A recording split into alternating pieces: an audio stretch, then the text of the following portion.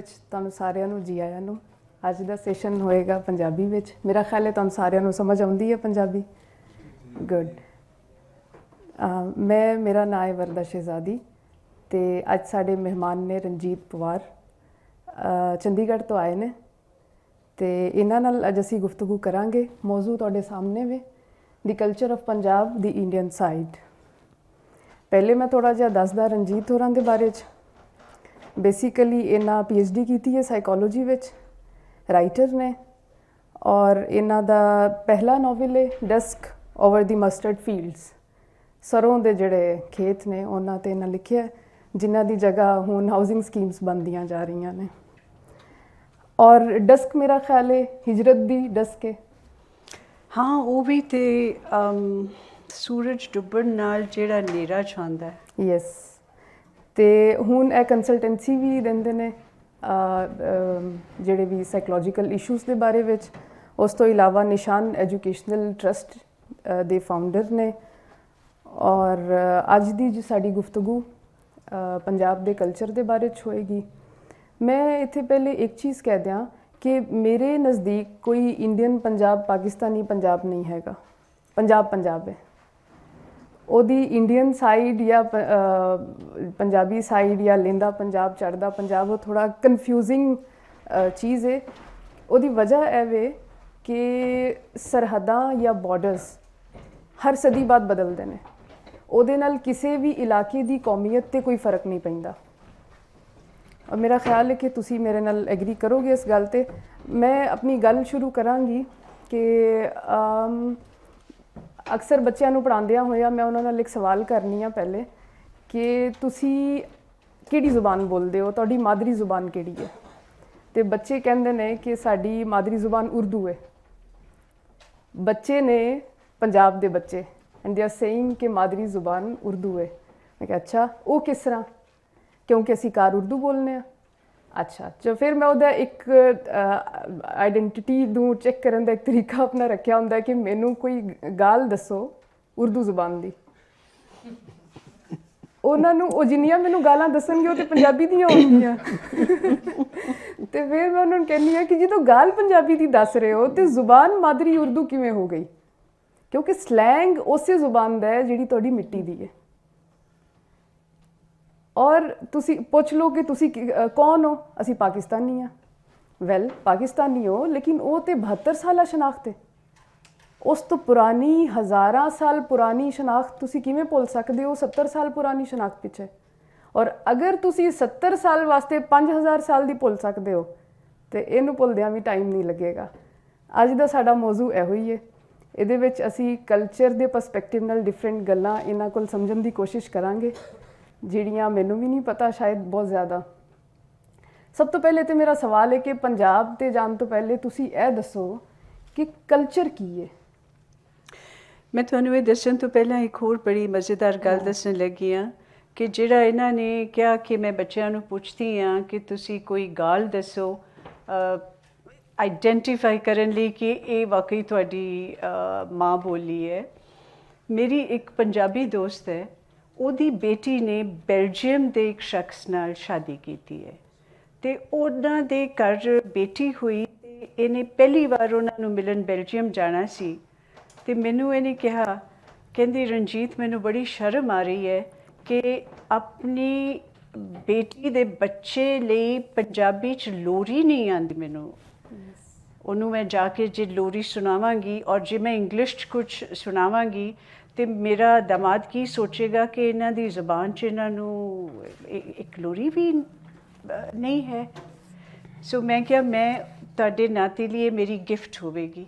ਫਿਰ ਮੈਂ ਉਹਦੇ ਲਈ ਪੰਜਾਬੀ 'ਚ ਲੋਰੀ ਲਿਖੀ ਔਰ ਉਹਨੂੰ ਮੈਂ ਥੋੜ੍ਹੀ ਇੱਕ ਤਰਜ਼ ਦਿੱਤੀ, ਬੜੀ ਸੌਖੀ ਜਿਹੀ, ਐਂਡ ਬੜੇ ਖੁਸ਼ ਹੋਏ ਉਸ ਤੋਂ।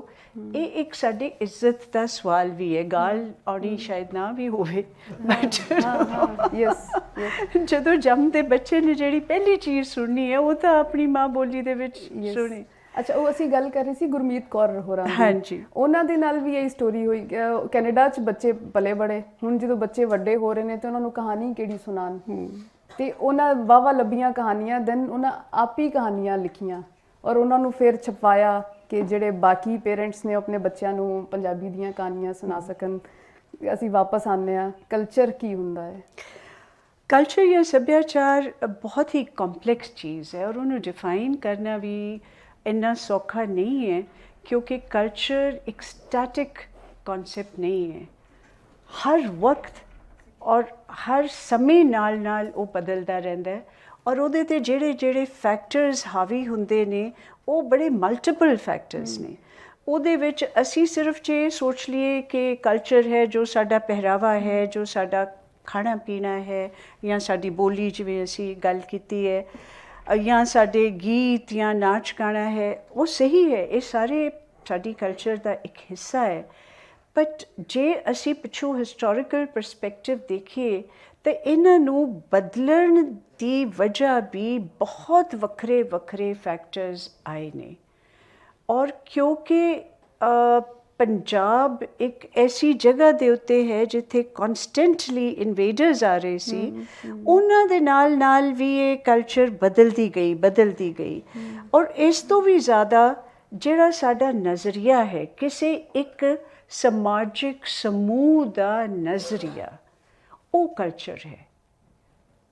ਉਹਦੇ ਵਿੱਚ ਮਜ਼ਹਬ ਵੀ ਬਹੁਤ ਵੱਡਾ ਇੱਕ ਰੋਲ ਅਦਾ ਕਰ ਸਕਦਾ ਹੈ, ਉਹਦੇ ਵਿੱਚ ਸਿੱਖਿਆ ਦਾ ਪੱਧਰ ਵੀ ਇੱਕ ਰੋਲ ਅਦਾ ਕਰ ਸਕਦਾ ਹੈ, ਉਹਦੇ ਵਿੱਚ ਜਿਹੜੇ ਉੱਥੇ ਦੇ ਹੁਕਮਰਾਨ ਹੈ ਉਹਨਾਂ ਦੀ ਕੀ ਸੋਚ ਹੈ ਉਹ ਬਹੁਤ ਵੱਡਾ ਰੋਲ ਅਦਾ ਕਰਦੇ ਨੇ।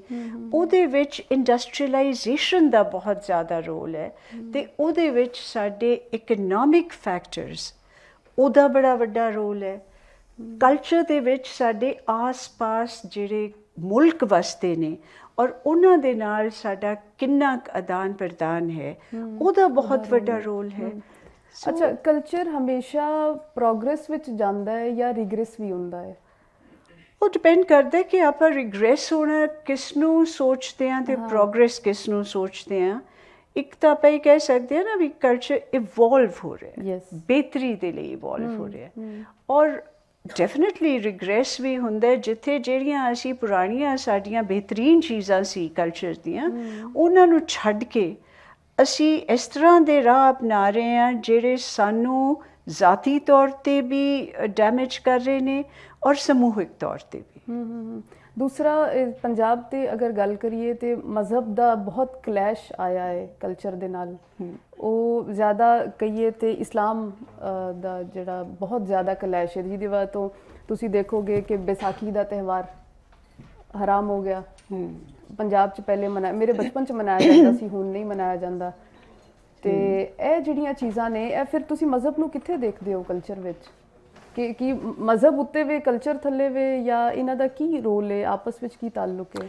ਬਹੁਤ ਜ਼ਾਤੀ ਹੈ ਇਹ ਸਾਡੀ ਜ਼ਾਤੀ ਚੋਇਸ ਹੈ ਕਿ ਅਸੀਂ ਕਿਸ ਚੀਜ਼ ਨੂੰ ਆਪਣੀ ਜ਼ਿੰਦਗੀ ਦੇ ਵਿੱਚ ਜ਼ਿਆਦਾ ਤਰਜੀਹ ਦੇਣਾ ਚਾਹੁੰਦੇ ਹਾਂ ਔਰ ਕੀ ਅਸੀਂ ਜਿਹੜੀ ਕਲਚਰ ਹੈ ਉਹਨੂੰ ਕਿੰਨਾ ਕੁ ਅਸੀਂ ਵਾਈਡਰ ਤੌਰ 'ਤੇ ਦੇਖਣਾ ਚਾਹ ਰਹੇ ਹਾਂ, ਜਾਂ ਅਸੀਂ ਉਹਨੂੰ ਹੁਣ ਇੱਕ ਇਹ ਵੀ ਇੱਕ ਸਮਝਣ ਵਾਲੀ ਗੱਲ ਹੈਗੀ ਹੈ ਕਿ ਜਿਹੜੇ ਮਜ਼ਹਬ ਨੇ ਕਿੰਨੇ 100 ਸਾਲ ਪੁਰਾਣੇ, ਕਿੰਨੇ ਸਦੀਆਂ ਪਹਿਲਾਂ ਇਹ ਸਾਹਮਣੇ ਆਏ ਸੀਗੇ। ਮੈਂ ਸਿੱਖੀਜ਼ਮ ਦੀ ਹੋਈ ਗੱਲ ਕਰਦੀ ਹਾਂ ਬਿਕੋਜ਼ ਮੈਂ ਇੱਕ ਸਿੱਖ ਫੈਮਿਲੀ ਦੇ ਵਿੱਚ ਜਨਮ ਲਿਆ।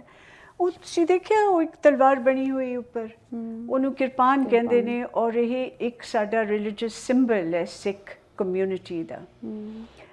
ਜਦੋਂ 500 ਸਾਲ ਪਹਿਲਾਂ ਸਿੱਖ ਇੱਕ ਵਾਰ ਲੜ ਰਹੇ ਸੀਗੇ ਔਰ ਗੁਰੀਲਾ ਵਾਰਫੇਅਰ ਦੇ ਵਿੱਚ ਸੀਗੇ, ਸੋ ਇਹਦਾ ਬੜਾ ਇਸਤੇਮਾਲ ਸੀਗਾ। ਇੰਨੀ 4-4 ਫੁੱਟ ਲੰਬੀ ਕਿਰਪਾਨ ਹੁੰਦੀ ਸੀਗੀ। ਸੋ ਹੁਣ ਇਹ ਇੱਕ ਸਿੰਬਲ ਬਣ ਕੇ ਰਹਿ ਗਈ ਹੈ। ਹੁਣ ਉਹ ਕਲਚਰ ਬਦਲ ਗਈ। ਸੋ ਬੜੀਆਂ ਚੀਜ਼ਾਂ ਨੇ ਮਜ਼ਹਬ ਦੀਆਂ ਵੀ ਜਿਹੜੀਆਂ ਸਮਾਜਿਕ ਚੀਜ਼ਾਂ ਨੇ ਜਿਹੜੀਆਂ ਬਦਲਦੀਆਂ ਰਹਿੰਦੀਆਂ ਨੇ, ਜਿਹੜੀਆਂ ਉਸ ਵਕਤ ਸ਼ਾਇਦ ਅਮਲ ਦੇ ਵਿੱਚ ਹੋਣੀਆਂ ਜ਼ਰੂਰੀ ਸੀ, ਫਿਰ ਹੌਲੀ ਹੌਲੀ ਉਹ ਚੇਂਜ ਹੁੰਦੀਆਂ ਜਾਂਦੀਆਂ ਨੇ। ਉਹਦਾ ਆਪਾਂ ਰੋਕ ਨਹੀਂ ਸਕਦੇ because again culture is such it's not static, it keeps on evolving, changing. ਲੇਕਿਨ ਤੁਸੀਂ ਜਿਹੜੀ ਗੱਲ ਕੀਤੀ ਕਿ ਇਹ ਤੇ ਸਾਨੂੰ ਡਿਸਾਈਡ ਕਰਨਾ ਹੈ ਕਿ ਸਾਨੂੰ ਕਲਚਰ ਦੀ ਵਾਸਟ ਵੇਰੀਏਸ਼ਨ ਵਿੱਚ ਜਾਣਾ ਹੈ ਜਾਂ ਸਾਨੂੰ ਮਜ਼ਹਬ ਵੱਲ ਜਾਣਾ ਹੈ। ਤੇ ਅੱਜ ਦੀ ਮਜ਼ੇਦਾਰ ਗੱਲ ਹੈ ਵੇ ਕਿ ਤੁਸੀਂ ਪੰਜਾਬ ਦੇ ਇੱਕ ਹਿੱਸੇ ਤੋਂ ਹੋ, ਮੈਂ ਪੰਜਾਬ ਦੇ ਦੂਸਰੇ ਹਿੱਸੇ ਤੋਂ ਹਾਂ। ਤੇ ਅਸੀਂ ਕੰਪੇਅਰ ਕਰ ਸਕਨੇ ਆ ਚੀਜ਼ਾਂ ਨੂੰ ਕਿ ਸਿੱਖੀਜ਼ਮ ਨੇ ਪੰਜਾਬ ਤੇ ਕੀ ਅਸਰ ਪਾਇਆ ਤੇ ਇਸਲਾਮ ਨੇ ਕੀ ਅਸਰ ਪਾਇਆ। ਤੇ ਅਗਰ ਮੈਂ ਆਪਣੀ ਗੱਲ ਕਰਾਂ ਤੇ ਮੈਨੂੰ ਤੇ ਆਪਣੀ ਆਖਰਤ ਚਾਹੀਦੀ ਹੈ ਨਾ। ਸਾਨੂੰ ਤੇ ਇਹੀ ਸਿਖਾਇਆ ਜਾਂਦਾ ਨਾ ਕਿ ਇਹ ਤਾਂ ਦੁਨੀਆ ਤੇ 2-4 ਦਿਨ ਦੀ ਹੈ ਤੇ ਇਹਦੇ ਵਿੱਚ ਮੈਂ ਕਲਚਰ ਨੂੰ ਫਿਰ ਕੀ ਕਰਨਾ ਹੈ, ਮੈਂ ਫਿਰ ਉਹਨੂੰ ਆਪਣੀ ਜ਼ਿੰਦਗੀ 'ਚ ਕਿੱਥੇ ਰੱਖਾਂ। मेरा ख्याल ਉਹਨੂੰ ਕਿਤੇ ਖਾਸ ਜਗ੍ਹਾ ਰੱਖਣ ਦੀ ਜ਼ਰੂਰਤ ਨਹੀਂ ਹੈ। ਹਾਂ। ਸ਼ਾਇਦ ਮੈਂ ਸਵੇਰ ਤੋਂ ਜਿਹੜਾ ਨਾਸ਼ਤਾ ਕਰਦੀ ਹਾਂ ਉਹਦੇ ਤੇ ਵੀ ਮੇਰੀ ਕਲਚਰ ਦਾ ਕਿਤੇ ਹੈ ਅਸਰ ਹੈ। ਬ੍ਰੈਡ ਵੀ ਖਾ ਲੈਂਦੀ ਹਾਂ ਪਰ ਮੈਨੂੰ ਮਿੱਸੀ ਰੋਟੀ ਬਹੁਤ ਪਸੰਦ ਹੈ। ਯੈਸ। ਅੱਛਾ, ਅਸੀਂ ਇਹ ਕਹਿ ਸਕਦੇ ਹਾਂ ਕਿ ਕਲਚਰ ਤੇ ਇੱਕ ਐਟੀਟਿਊਡ ਹੈ। ਹਾਂ, ਐਟੀਟਿਊਡ ਵੀ ਹੈ। ਯੈਸ, ਮਤਲਬ ਉਹ ਪਹਿਨਾਵੇ ਤੋਂ ਜ਼ਿਆਦਾ ਜਾਂ ਰਹਿਣ ਸਹਿਣ ਤੋਂ ਜ਼ਿਆਦਾ ਵੀ ਇੱਕ ਐਟੀਟਿਊਡ ਦੇ ਤੌਰ ਤੇ ਜਾਂ ਵੈਲਿਊਜ਼ ਜਾਂ ਨੋਰਮਸ ਦੇ ਤੌਰ ਤੇ ਉਹਨੂੰ ਲੈ ਸਕਦੇ ਹਾਂ। ਤੇ ਅੱਛਾ, ਹੁਣ ਅਸੀਂ ਆ ਜਾਂਦੇ ਹਾਂ ਪੰਜਾਬ ਦਾ ਜਿਹੜਾ ਹਿਸਟੋਰੀਕਲ ਪਰਸਪੈਕਟਿਵ ਹੈ ਉਹਦੇ ਤੇ ਥੋੜਾ ਦੱਸੋ ਕਿ ਇਹਦੀ ਐਵੋਲੂਸ਼ਨ ਕਲਚਰ ਦੀ ਉਹ ਕਿਧਰੋਂ ਹੋਈ ਹੈ, ਹੜੱਪਾ ਦੀ ਸਿਵਲਾਈਜੇਸ਼ਨ, ਮੋਹਿੰਜੋਦਾੜੋ, ਔਰ ਥੋੜਾ ਉਹਦੇ ਤੇ ਗੱਲ ਕਰੋ। ਸੋ ਆਈ ਥਿੰਕ ਇਹ ਬੜੀ ਇੰਟਰਸਟਿੰਗ ਟੈਪੈਸਟਰੀ ਹੈ ਸਾਰੀ ਪੰਜਾਬ ਦੀ, ਖਾਸ ਤੌਰ ਤੇ ਜਿੱਥੇ ਇੰਨੇ ਬਦਲਾਵ ਆਏ, ਇੰਨੇ ਇਨਵੇਡਰਸ ਆਏ, ਇੰਨੇ ਵੱਖਰੇ ਵੱਖਰੇ ਲੋਕ ਆਏ ਜਿਨ੍ਹਾਂ ਦਾ ਪਹਿਲੀਆਂ ਕਲਚਰਸ ਦੇ ਉੱਤੇ ਹੋਰ ਅਸਰ ਹੋਇਆ। ਹੜੱਪਾ ਤੋਂ ਜ਼ਿਆਦਾ ਸ਼ੁਰੂ ਹੁੰਦਾ 1500 2000 BC ਤੋਂ 1500 ਤੱਕ, ਫਿਰ ਉਹ ਟੋਟਲੀ ਉਹਦਾ ਸਫਾਇਆ ਹੋ ਗਿਆ ਉਸ ਕਲਚਰ ਦਾ। ਉਸ ਤੋਂ ਬਾਅਦ ਫਿਰ ਇੰਡੋ ਆਰੀਅਨਸ ਆਏ, ਉਹਨਾਂ ਨੇ ਵੈਦਿਕ ਕਲਚਰ ਨਾਲ ਲਿਆਂਦੀ। ਉਹਨਾਂ ਨੇ ਜਿਹੜੇ ਉੱਥੇ ਦੇ ਅਸਲ ਲੋਕ ਸੀ ਉਹਨਾਂ ਨੂੰ ਵੀ ਪਿੱਛੇ ਤੱਕਿਆ ਔਰ ਉਹਨਾਂ ਨੇ 4 ਵਰਣ ਲਿਆਂਦੇ ਜਿਨ੍ਹਾਂ ਦੇ ਵਿੱਚ ਉਹਨਾਂ ਨੇ ਸਮਾਜ ਨੂੰ ਵੰਡਿਆ। ਬ੍ਰਾਹਮਣ ਹੈਗਾ ਜਾਂ ਸ਼ੂਦਰ ਹੈਗਾ, ਖੱਤਰੀ ਹੈਗਾ, ਸੋ ਔਨ। ਉਹ ਕਿੰਨਾ ਵੱਡਾ ਅਸਰ ਸੀ ਇੱਕ ਕਲਚਰ ਦੇ ਉੱਤੇ। ਔਰ ਫਿਰ ਉਸ ਤੋਂ ਬਾਅਦ ਸਾਇਥੀਅਨਸ ਆਏ, ਉਹਨਾਂ ਦੇ ਬਾਰੇ ਅਸੀਂ ਖਾਸ ਗੱਲ ਨਹੀਂ ਕਰਦੇ but that was very important too. ਕੋਈ ਮੇਰਾ ਖਿਆਲ ਹੈ 2nd BC ਦੇ ਵਿੱਚ ਉਹ ਆਏ ਅਤੇ ਉਹਨਾਂ ਨੇ ਸੈਂਟਰਲ ਏਸ਼ੀਆ ਤੋਂ ਆਏ, ਉਹਨਾਂ ਨੇ ਉੱਥੋਂ ਆਪਣੀ ਕਲਚਰ ਲਿਆਂਦੀ ਅਤੇ ਉਹ ਬੜੇ ਗਜ਼ਬ ਦੇ ਘੁੜਸਵਾਰ ਸੀਗੇ, ਤੀਰ ਅੰਦਾਜ਼ ਸੀਗੇ ਬੜੇ ਚੰਗੇ। ਉਸ ਤੋਂ ਬਾਅਦ ਤਾਂ ਫਿਰ ਕਿੰਨੇ ਹੀ ਲੋਕ ਆਏ ਨਾ, ਟਰਕਸ ਆਏ, ਪਰਸ਼ੀਅਨਸ ਆਏ, ਅਰਬਸ ਆਏ, ਗ੍ਰੀਕਸ ਵੀ ਆਏ ਅਤੇ ਉਹਨਾਂ ਦੇ ਨਾਲ ਨਾਲ ਕਲਚਰ ਸਾਡੀ ਬਹੁਤ ਅਸਰ ਪਿਆ ਉਹਨਾਂ ਦਾ। ਔਰ ਜਿਹੜਾ ਆਪਣਾ ਸਿਲਕ ਰੂਟ ਸੀ ਉਹ ਵੀ ਗੁਜ਼ਰਦਾ ਸੀ ਪੰਜਾਬ ਦੇ ਵਿੱਚੋਂ, ਵਪਾਰ ਸ਼ੁਰੂ ਹੋਇਆ ਅਤੇ ਇੱਕ ਹੋਰ ਐਕਸਪੋਜ਼ਰ ਹੋਇਆ ਦੂਸਰੀਆਂ ਕਲਚਰਸ ਨੂੰ, ਉਹਨਾਂ ਦੇ ਨਾਲ ਬੜਾ ਅਸਰ ਪਿਆ। ਉਸ ਤੋਂ ਬਾਅਦ ਫਿਰ ਮੁਗਲਸ ਆਏ, ਉਹਨਾਂ ਨੇ 2.25 ਸਾਲ ਇੱਥੇ ਰਾਜ ਕੀਤਾ ਔਰ ਉਹਨਾਂ ਨੇ ਬਹੁਤ ਜ਼ਿਆਦਾ ਬਦਲਾਵ ਲਿਆਂਦਾ ਜਿਹੜੀ ਵੈਦਿਕ ਕਲਚਰ ਸੀ ਉਹਦੇ ਵਿੱਚੋਂ। ਇੱਕ ਤਾਂ ਇਹ ਹੈ ਕਿ ਜਿਹੜੇ ਵੀ ਹੁਕਮਰਾਨ ਹੁੰਦੇ ਨੇ ਉਹ ਉਸ ਵੇਲੇ ਡਿਸਾਈਸਿਵ ਫੈਕਟਰ ਹੁੰਦੇ ਨੇ ਕਿ ਕਿਸ ਤਰ੍ਹਾਂ ਦਾ ਲੋਕਾਂ ਦਾ ਪਹਿਰਾਵਾ ਹੋਏਗਾ, ਕਿਸ ਤਰ੍ਹਾਂ ਦੇ ਤੌਰ ਤਰੀਕੇ ਹੋਣਗੇ ਔਰ ਬੜੀ ਹੱਦ ਤੱਕ ਲੋਕ ਉਹਨਾਂ ਨੂੰ ਫੋਲੋ ਕਰਦੇ ਨੇ। ਔਰ ਫਿਰ ਉਸ ਵਕਤ ਬਹੁਤ ਸਾਰੇ ਲੋਕਾਂ ਨੇ ਆਪਣਾ ਇਸਲਾਮ ਨੂੰ ਅਪਣਾਇਆ, ਉਹਦੇ ਨਾਲ ਕਲਚਰ 'ਤੇ ਬੜਾ ਫਰਕ ਪਿਆ। ਸੋ ਇਹ ਬੜੀ ਇੱਕ ਇੰਟਰਸਟਿੰਗ ਚੀਜ਼ ਹੈ ਕਿ ਜਿਹੜਾ ਪੰਜਾਬ ਸੀਗਾ ਇਹ ਮੈਲਟਿੰਗ ਪੌਟ ਸੀ ਕਲਚਰਸ ਦਾ। ਔਰ ਉਹਦੇ ਕਰਕੇ ਮੇਰਾ ਖਿਆਲ ਹੈ ਕਿ ਐਨਰਿਚ ਵੀ ਬਹੁਤ ਹੋਈ ਇੱਥੇ ਦੀ ਕਲਚਰ। ਉਹਦੇ ਵਿੱਚ ਆਰਕੀਟੈਕਚਰ ਆਈ ਬਹੁਤ ਅੱਛੀ, ਉਹਦੇ ਵਿੱਚ ਉਰਦੂ ਜ਼ਬਾਨ ਆਪਣੀ, ਫਾਰਸੀ, ਅਰਬਿਕ ਇਹਦੇ ਤੋਂ ਸ਼ੁਰੂ ਹੋਈ। ਫਿਰ ਜਿਹੜਾ ਆਪਾਂ ਲੈਂਡ ਰਿਕਾਰਡਸ ਨੇ ਉਹ ਸਾਡੇ ਪਰਸ਼ੀਆ ਤੋਂ ਆਏ, ਕਾਨੂੰਨੀ ਨਿਜ਼ਾਮ ਸਾਡੇ ਆਏ ਉੱਥੋਂ, ਕਿਉਂਕਿ ਲੈਂਡ ਓਨਰਸ਼ਿਪ ਇੱਥੋਂ ਸ਼ੁਰੂ ਹੋਈ ਸੀ ਇੱਕ ਤਰ੍ਹਾਂ। ਐਬਸੋਲੂਟਲੀ ਐਗਰੀਕਲਚਰ ਦੀ ਵਜ੍ਹਾ ਤੋਂ। ਔਰ ਕਾਸਟ ਸਿਸਟਮ ਵੀ ਤੇ ਉੱਥੋਂ ਹੀ ਬਣਿਆ ਨਾ, ਜਿਹਦੇ ਕੋਲ ਜ਼ਮੀਨ ਹੈ ਉਹ ਹਾਇਰ ਮੋਨਾਰਕੀ ਤੇ ਵੇ ਕਾਸਟ ਦੀ, ਔਰ ਜਿਹਦੇ ਕੋਲ ਜ਼ਮੀਨ ਨਹੀਂ ਹੈ ਉਹ ਗਰੀਬ ਹੈ, ਉਹ ਸ਼ੂਦਰ ਹੈ ਤੇ ਉਹ ਉਹਦੇ ਜ਼ਮੀਨਾਂ ਤੇ ਕੰਮ ਕਰੇਗਾ। ਤੇ ਉਹ ਜਿਹੜਾ ਇੱਕ ਸੋਸ਼ਲ ਸਿਸਟਮ ਸੈੱਟ ਹੋਇਆ ਉਹ ਪੰਜਾਬ ਦਾ ਜ਼ਮੀਨ ਤੋਂ ਹੋਇਆ। ਔਰ ਅਗਰ ਮੈਂ ਇਹਨੂੰ ਕਹਾਂ ਪਿਛਲੇ 200 ਸਾਲਾਂ ਵਿੱਚ ਰਣਜੀਤ ਸਿੰਘ ਦੀ ਹਕੂਮਤ ਆਈ, ਜਿਹੜਾ ਸਾਡਾ ਆਪਣਾ ਲੋਕਲ ਵਾਹਿਦ ਹੁਕਮਰਾਨ ਹੈ, ਨਹਿਰਾਂ ਬਣੀਆਂ। ਉਸ ਤੋਂ ਬਾਅਦ ਅੰਗਰੇਜ਼ਾਂ ਦੇ ਦੌਰ ਵਿੱਚ ਤੁਸੀਂ ਇਹਦੇ ਤੇ ਨੋਵਲ ਵੀ ਲਿਖਿਆ ਆਪਣਾ ਕਲੋਨੀਅਲ ਪਰਸਪੈਕਟਿਵ ਵਿੱਚ, ਤੇ ਉਹਨਾਂ ਨਹਿਰਾਂ ਦੀ ਵਜ੍ਹਾ ਤੋਂ ਕਾਸ਼ਤਕਾਰੀ ਪੂਰੇ ਪੰਜਾਬ ਵਿੱਚ ਫੈਲ ਗਈ ਔਰ ਲੈਂਡ ਓਨਰਸ਼ਿਪ ਦਾ ਜਾਂ ਕਾਨੂੰਨ ਦਾ ਕਨਸੈਪਟ ਹੋਰ ਸਟਰੋਂਗ ਹੋ ਗਿਆ। ਠੀਕ ਹੈ, ਤੇ ਬੇਸਿਕਲੀ ਅਗਰ ਮੈਂ ਪੰਜਾਬ ਨੂੰ ਓਵਰਆਲ ਗੱਲ ਕਰਾਂ ਤੇ ਮੈਂ ਉਹਨੂੰ 3 ਚੀਜ਼ਾਂ ਨਾਲ ਡਿਫਾਈਨ ਕਰ ਸਕਦੀ ਹਾਂ। ਇੱਕ ਤੇ ਐਗਰੀਕਲਚਰ, ਇੱਕ ਟ੍ਰੇਡ ਔਰ ਤੀਸਰਾ ਇਨਵੇਜਨ। ਇਹ ਤਿੰਨ ਚੀਜ਼ਾਂ ਨੇ ਜਿਹੜੀਆਂ ਪੰਜਾਬ ਨੂੰ ਮਿਲ ਕੇ ਬਣਾਉਂਦੀਆਂ ਨੇ। ਟ੍ਰੇਡ ਦਾ, ਟੈਕਸਲਾ ਦਾ ਰਾਸਤਾ, ਉਹ ਇੰਟਰਨੈਸ਼ਨਲ ਟ੍ਰੇਡ ਦਾ ਰਾਸਤਾ ਹੈ ਜਿਹੜਾ ਸਿਲਕ ਰੂਟ ਇਹਨਾਂ ਕਿਹਾ। ਔਰ ਇਨਵੇਜਨ ਤੁਹਾਨੂੰ ਪਤਾ ਹੈ ਕੌਣ ਆਇਆ, ਕਿਵੇਂ ਕਿਵੇਂ ਆਇਆ। ਤੇ ਸ਼ਾਇਦ ਪਰਦਾ ਵੀ ਇਸ ਦਾ ਹੀ ਇੱਕ ਇਹਦੀ ਦੇਣ ਸੀਗੀ, ਕਿਉਂਕਿ ਆਪਾਂ ਨੂੰ ਸਭ ਨੂੰ ਪਤਾ ਹੈ ਕਿ ਕਿਸ ਤਰੀਕੇ ਨਾਲ ਅਫਗਾਨੀ ਬਾਰ-ਬਾਰ ਰੇਡ ਕਰਦੇ ਸੀ। ਰੂਟ ਇਹੋ ਹੀ ਸੀ ਉਹਨਾਂ ਦਾ। ਔਰ ਉਹਦੇ ਵਿੱਚ ਉਹ ਜੋ ਸਮਾਨ ਲੁੱਟਦੇ ਸੀ ਉਹ ਤੇ ਸੀ ਨਾਲ ਉਹ ਔਰਤਾਂ ਨੂੰ ਵੀ ਚੁੱਕ ਕੇ ਲੈ ਜਾਂਦੇ ਸੀ। ਔਰ ਇੱਕ ਉਦੋਂ ਬੋਲੀ ਬਣੀ ਸੀਗੀ, ਖਾਧਾ ਪੀਤਾ ਲਾਹੇ ਦਾ, ਬਾਕੀ ਨਾਦਰ ਸ਼ਾਹੇ ਦਾ। ਸੋ ਉਹਦੇ ਕਰਕੇ ਸ਼ਾਇਦ ਪੰਜਾਬੀ ਤਾਂ ਹੀ ਹੁਣ ਵੀ ਕਹਿੰਦੇ ਨੇ ਕਿ ਖਾਣ ਪੀਣ ਦੇ ਤੇ ਕੱਪੜਾ ਪਾਉਣ ਦੇ ਤੇ ਸਪੈਂਡ ਕਰਨ ਦੇ ਬੜੇ ਸ਼ੌਕੀਨ ਹੈ। ਸੋ ਸ਼ਾਇਦ ਉਹ ਇੱਕ ਉਹਨਾਂ ਦੀ ਨੇਚਰ ਬਣ ਗਈ ਕਿ ਜੋ ਅੱਜ ਦਾ ਦਿਨ ਹੈ ਜੀ ਲੋ, ਕੱਲ ਕਿਨੇ ਦੇਖਿਆ। हाँ, और नेचर बहुत रिसेप्टिव हो गई ना, ਜਿਹੋ ਜਿਹੇ ਵੀ ਹਾਲਾਤ ਨੇ ਉਹਨਾਂ ਦੇ ਮੁਤਾਬਿਕ ਢਲ ਜਾਓ। ਕਿਉਂਕਿ ਆਏ ਦਿਨ ਕੋਈ ਨਾ ਕੋਈ ਹਮਲਾਵਰ ਆ ਰਿਹਾ ਹੈ। ਉਹਦੇ ਬਾਰੇ 'ਚ ਅਸੀਂ ਪੰਜਾਬੀ 'ਚ ਕਹਿੰਦੇ ਹੁੰਦੇ ਆ ਕਿ ਪੰਜਾਬੀ ਦੀ ਜਿਹੜੀ ਨੇਚਰ ਹੈ ਉਹ ਧੋਤੀ ਵਾਂਗ ਹੁੰਦੀ ਹੈ ਕਿ ਉਹ ਹਵਾ ਦੇ ਮੁਖਾਲਿਫ ਸਿਮਤ ਜਾ ਨਹੀਂ ਸਕਦਾ। ਅੱਛਾ ਤੇ ਅੱਛਾ ਫਿਰ ਈਵਨ ਐਗਰੀਕਲਚਰ ਦਾ ਪਰਸਪੈਕਟਿਵ ਨਾਲ ਵੀ 1960s 70s ਤੱਕ ਜਿਹੜਾ ਪੰਜਾਬ ਹੈ ਉਹ ਬ੍ਰੈਡ ਬਾਸਕਟ ਹੁੰਦਾ ਸੀ ਇੰਡੀਆ ਤੇ ਪਾਕਿਸਤਾਨ ਦੋਵਾਂ ਦੀ। ਹੁਣ ਆ ਕੇ ਉਹ ਜ਼ਮੀਨ ਦੇ ਮਸਲੇ ਹੋਰ ਵੱਧ ਗਏ ਨੇ। ਪਹਿਲੇ ਵੀ ਮੈਂ ਗੱਲ ਕੀਤੀ ਕਿ ਉਹ ਸਰੋਂ ਦੀ ਜਗ੍ਹਾ ਹੁਣ ਕਾਰਪੇਟਿਡ ਰੋਡਸ ਨੇ ਤੇ ਉਹ ਚੀਜ਼ਾਂ ਤੇ ਇਫੈਕਟ ਹੋ ਰਹੀਆਂ ਨੇ। ਮਗਰ ਤੁਸੀਂ ਦੱਸੋ ਕਿ ਪੰਜਾਬ ਦਾ ਜਿਹੜਾ ਇੱਕ ਇਹਦੇ ਫੈਸਟੀਵਲਸ, ਇਹਦੀਆਂ ਮਿਊਜ਼ਿਕ, ਡਾਂਸ, ਜਿਹੜਾ ਅਸੀਂ ਪਹਿਲੇ ਵੀ ਗੱਲ ਕਰ ਰਹੇ ਸੀ ਕਿ ਭੰਗੜਾ ਹੋ ਗਿਆ, ਗਿੱਧਾ ਹੋ ਗਿਆ, ਉਹ ਸਭ ਚੀਜ਼ਾਂ ਕਿੱਥੇ ਗਈਆਂ? ਉਹਦੇ 'ਚੋਂ ਅਸੀਂ ਇੱਕ ਲਿੰਕ ਛੱਡ ਗਏ ਹਾਂ ਅੰਗਰੇਜ਼ਾਂ ਦਾ ਰਾਜ, ਕਲੋਨੀਅਲ ਪੰਜਾਬ ਦਾ। ਕਲੋਨੀਅਲ ਪੰਜਾਬ ਦਾ। ਜ਼ਬਾਨ ਸਾਡੀ it's the key to culture. ਔਰ ਜੇ ਤੁਸੀਂ ਕਿਸੇ ਦੇ ਸੱਭਿਆਚਾਰ ਨੂੰ ਸੱਟ ਪਹੁੰਚਾਉਣੀ ਹੈ ਜਾਂ ਉਹਨੂੰ ਕੰਟਰੋਲ ਕਰਨਾ ਹੈ, ਉਹਦੀ ਜ਼ਬਾਨ ਖੋਲ੍ਹੋ। ਅੰਗਰੇਜ਼ਾਂ ਨੇ ਇਹ ਕਰਨ ਦੀ ਕੋਸ਼ਿਸ਼ ਕੀਤੀ। ਇੱਕ ਤਾਂ ਉਹਨਾਂ ਨੂੰ ਵੈਸੇ ਵੀ ਆਪਣੇ ਲਈ ਕਲਰਕ ਲੈਵਲ ਦੇ ਲੋਕ ਚਾਹੀਦੇ ਸੀ। ਫਿਰ ਬਾਅਦ ਦੇ ਵਿੱਚ ਉਹਨਾਂ ਨੂੰ ਫੌਜ ਦੇ ਵਿੱਚ ਫੋਡਰ ਵੀ ਚਾਹੀਦਾ ਸੀਗਾ ਸੈਕੰਡ ਵਰਲਡ ਵਾਰ ਲਈ। ਸੋ ਉਹਨਾਂ ਨੇ ਆਪਣੀ ਜ਼ਬਾਨ ਪੜ੍ਹਾਉਣੀ ਸ਼ੁਰੂ ਕੀਤੀ।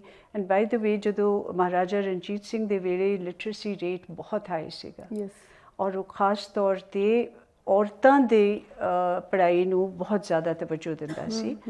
ਔਰ ਉਹਨਾਂ ਨੇ ਕਾਇਦੇ ਜ਼ਬਤ ਕਰ ਲਏ ਸੀ ਅੰਗਰੇਜ਼ਾਂ ਨੇ। ਉਸ ਤੋਂ ਬਾਅਦ ਲਿਟਰੇਸੀ ਰੇਟ ਮਾਡਰਨ ਟਾਈਮਸ ਬੜੀਆਂ ਥਾਵਾਂ 'ਤੇ ਘੱਟ ਹੈ ਤੇ ਉਸ ਵੇਲੇ ਉਹ ਜ਼ਿਆਦਾ ਸੀ। ਈਵਨ ਜਿੱਥੇ ਜਿੱਥੇ ਮੈਂ ਦੇਖਿਆ ਉਹਨਾਂ ਦਾ ਦਰਬਾਰ ਲੱਗਦਾ ਹੁੰਦਾ ਸੀ ਨਾ, ਨਾਲ ਇੱਕ ਲਾਇਬ੍ਰੇਰੀ ਹੁੰਦੀ ਸੀ।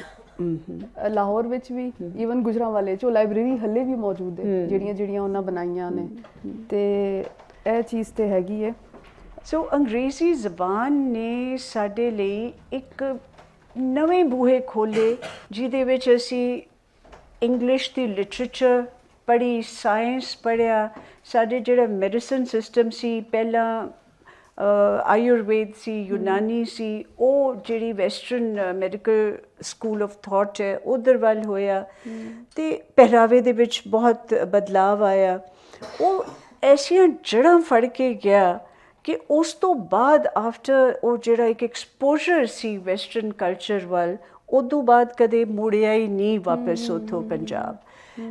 ਉਸ ਤੋਂ ਅੱਗੇ ਤੁਸੀਂ ਕਹਿ ਰਹੇ ਸੀ ਕਿ ਹੁਣ ਦੀ ਜਿਹੜੀ ਬ੍ਰੈਡ ਬਾਸਕਟ ਦੀ ਗੱਲ ਹੈ, ਹੁਣ ਉਹਦੇ ਨਾਲ ਜਦੋਂ ਗ੍ਰੀਨ ਰੈਵੋਲਿਊਸ਼ਨ ਆਈ ਇੱਕ ਵਾਰੀ, ਉਸ ਤੋਂ ਬਾਅਦ ਜ਼ਮੀਨਾਂ ਤਾਂ ਨਹੀਂ ਨਾ ਵਧਣੀਆਂ, ਪਰ ਜਿਹੜੀ ਨਫਰੀ ਹੈ ਲੋਕਾਂ ਦੀ ਉਹ ਵਧੀ ਜਾਣੀ ਹੈ ਔਰ ਲੈਂਡ ਹੋਲਡਿੰਗਸ ਘਟੀ ਗਈਆਂ।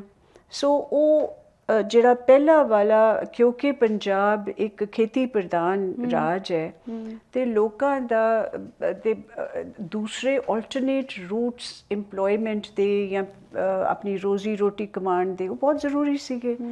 ਸੋ ਇੰਡਸਟਰੀਅਲਾਈਜੇਸ਼ਨ ਬਹੁਤ ਘੱਟ ਸੀ, ਉਹ ਉਨੀ ਹੋਈ ਨਹੀਂ। ਉਹਦੇ ਨਾਲ ਫਿਰ ਹਿਜਰਤ ਹੋਣੀ ਸ਼ੁਰੂ ਹੋ ਗਈ। ਪਹਿਲਾਂ ਆਰਮੀ 'ਚ ਬਹੁਤ ਲੋਕ ਜਾਂਦੇ ਸੀਗੇ, ਹੁਣ ਥੋੜ੍ਹਾ ਜਿਹਾ ਰੁਝਾਨ ਉਹ ਘਟਿਆ ਹੋਇਆ ਹੈ। ਬਟ ਅੱਛਾ, ਦੂਸਰੀ ਜੰਗ ਅਜ਼ੀਮ ਵਿੱਚ ਵੀ ਜ਼ਮੀਨਾਂ ਲੱਭੀਆਂ, ਬਹੁਤ ਸਾਰੇ ਜਿਹੜੇ ਫੌਜੀ ਗਏ ਸਨ ਜਾਂ ਉੱਥੇ ਮਾਰੇ ਗਏ, ਉਹਨਾਂ ਨੂੰ ਬਹੁਤ ਜ਼ਮੀਨਾਂ ਅਲਾਟ ਹੋਈਆਂ।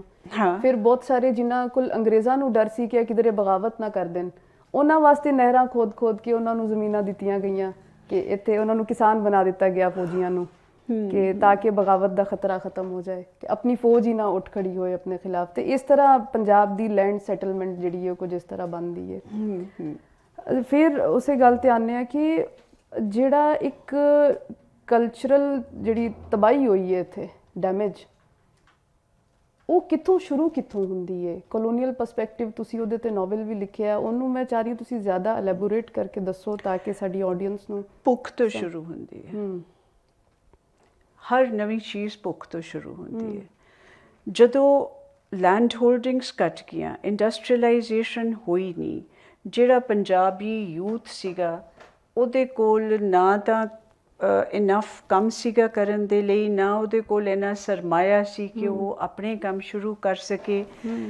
ਔਰ ਇੱਕ ਮੇਰਾ ਖਿਆਲ ਇੱਕ ਜੈਨੇਟਿਕ ਵੀ ਫੈਕਟਰ ਹੈ ਕਿ ਪੰਜਾਬ 'ਚ ਕਿਉਂਕਿ ਲੋਕ ਜਗ੍ਹਾ ਤੋਂ ਆਏ ਹੋਏ ਨੇ, ਜਗ੍ਹਾ ਤੋਂ। ਹੁਣ ਆਪਾਂ ਜਿੰਨੇ ਇੱਥੇ ਬੈਠੇ ਹਾਂ ਨਾ, ਆਪਾਂ ਸੋਚ ਰਹੇ ਹਾਂ ਕਿ ਮੈਂ ਹਿੰਦੁਸਤਾਨੀ ਹਾਂ, ਮੈਂ ਪਾਕਿਸਤਾਨੀ ਹਾਂ ਜਾਂ ਮੈਂ ਪੰਜਾਬੀ ਹਾਂ। ਫਰੈਂਕਲੀ ਆਪਾਂ ਨੂੰ ਨਹੀਂ ਪਤਾ ਕਿ ਆਪਣੇ ਵਿੱਚ ਕਿੰਨੇ ਪਰਸੈਂਟੇਜ ਟਰਕਿਸ਼ ਬਲੱਡ ਹੈ, ਕਿੰਨੇ ਪਰਸੈਂਟੇਜ ਪਰਸ਼ੀਅਨ ਬਲੱਡ ਹੈ, ਕਿੰਨੇ ਪਰਸੈਂਟੇਜ ਸਾਡੇ ਦੇ ਵਿੱਚ ਜਿਹੜੇ ਪਹਿਲਾਂ ਆਏ ਸੀਗੇ ਗ੍ਰੀਕਸ, ਉਹਨਾਂ ਦੇ ਫੱਟੜ ਸਿਪਾਹੀ ਇੱਥੇ ਵਸ ਗਏ ਸੀ, ਉਹਨਾਂ ਦਾ ਸਾਡੇ ਵਿੱਚ ਬਲੱਡ ਹੈ। ਸਾਈਥੀਅਨਸ ਕਿੰਨੀ ਪਰਸੈਂਟੇਜ ਹੈ। ਸੋ ਇਹਨਾਂ 'ਚੋਂ ਜੀਨਸ ਵੀ ਹੈਗੀਆਂ of ਮਾਈਗ੍ਰੇਟਿੰਗ, of finding greener pastures. ਤਾਂ ਸ਼ਾਇਦ ਉਹ ਵੀ ਕੰਮ ਕਰ ਰਹੀਆਂ ਨੇ ਕਿ ਇਹਨਾਂ ਨੂੰ ਜਿੱਥੇ ਮਰਜ਼ੀ ਭੇਜ ਦਿਓ, ਇਹ ਜਾ ਕੇ ਉੱਥੇ ਆਪਣਾ ਕੋਈ ਨਾ ਕੋਈ ਰੋਜ਼ਗਾਰ ਲੱਭਣ ਨੂੰ ਤਿਆਰ ਨਹੀਂ। ਇਹ ਇਸ ਤਰ੍ਹਾਂ ਦਾ ਐਟੀਟਿਊਡ ਗੁਜਰਾਤੀਆਂ 'ਚ ਨਹੀਂ ਹੈ। और होर भी कई लोग है, मैं अंडमान आइलैंड में गई, कोई बाहर नहीं जाना चाहता। सो ये भी कल्चरल फैक्टर है कि पंजाबियों के विच रिस्क टेकिंग ते एडवेंचर इहदा मादा ज़्यादा हैगा। या सोचते घट ने, बस कर लेंदे ने, ਇਹ ਵੀ ਹੋ ਸਕਦਾ। ਅੱਜ ਵੀ ਤੁਸੀਂ ਦੇਖੋ, ਅਸੀਂ ਪਹਿਲੇ ਇਹੋ ਹੀ ਗੱਲ ਕਰ ਰਹੇ ਸੀ ਕਿ ਹਰ ਤੀਸਰਾ ਜਿਹੜਾ ਲੜਕਾ ਹੈ ਨਾ ਪੰਜਾਬ ਦਾ, ਉਹ ਬਾਹਰ ਜਾਣਾ ਚਾਹੁੰਦਾ ਹੈ। ਉਹ ਇੰਡੀਅਨ ਪੰਜਾਬ ਵੱਲ ਵੀ ਇਸੇ ਤਰ੍ਹਾਂ ਹੈ, ਉਹ ਪਾਕਿਸਤਾਨੀ ਪੰਜਾਬ ਵੱਲ ਵੀ ਇਸੇ ਤਰ੍ਹਾਂ ਹੈ। ਤੇ ਉਹ ਰਿਸਕ ਟੇਕਿੰਗ ਫੈਕਟਰ ਉਹਨੂੰ ਤੁਸੀਂ ਮਤਲਬ ਐਸਾ ਤਾਂ ਨਹੀਂ ਹੈ ਕਿ ਬਾਹਰ ਕੋਈ ਬਹੁਤ ਲਗਜ਼ਰੀ ਜ਼ਿੰਦਗੀ ਉਹਦਾ ਇੰਤਜ਼ਾਰ ਕਰ ਰਹੀ ਹੈ।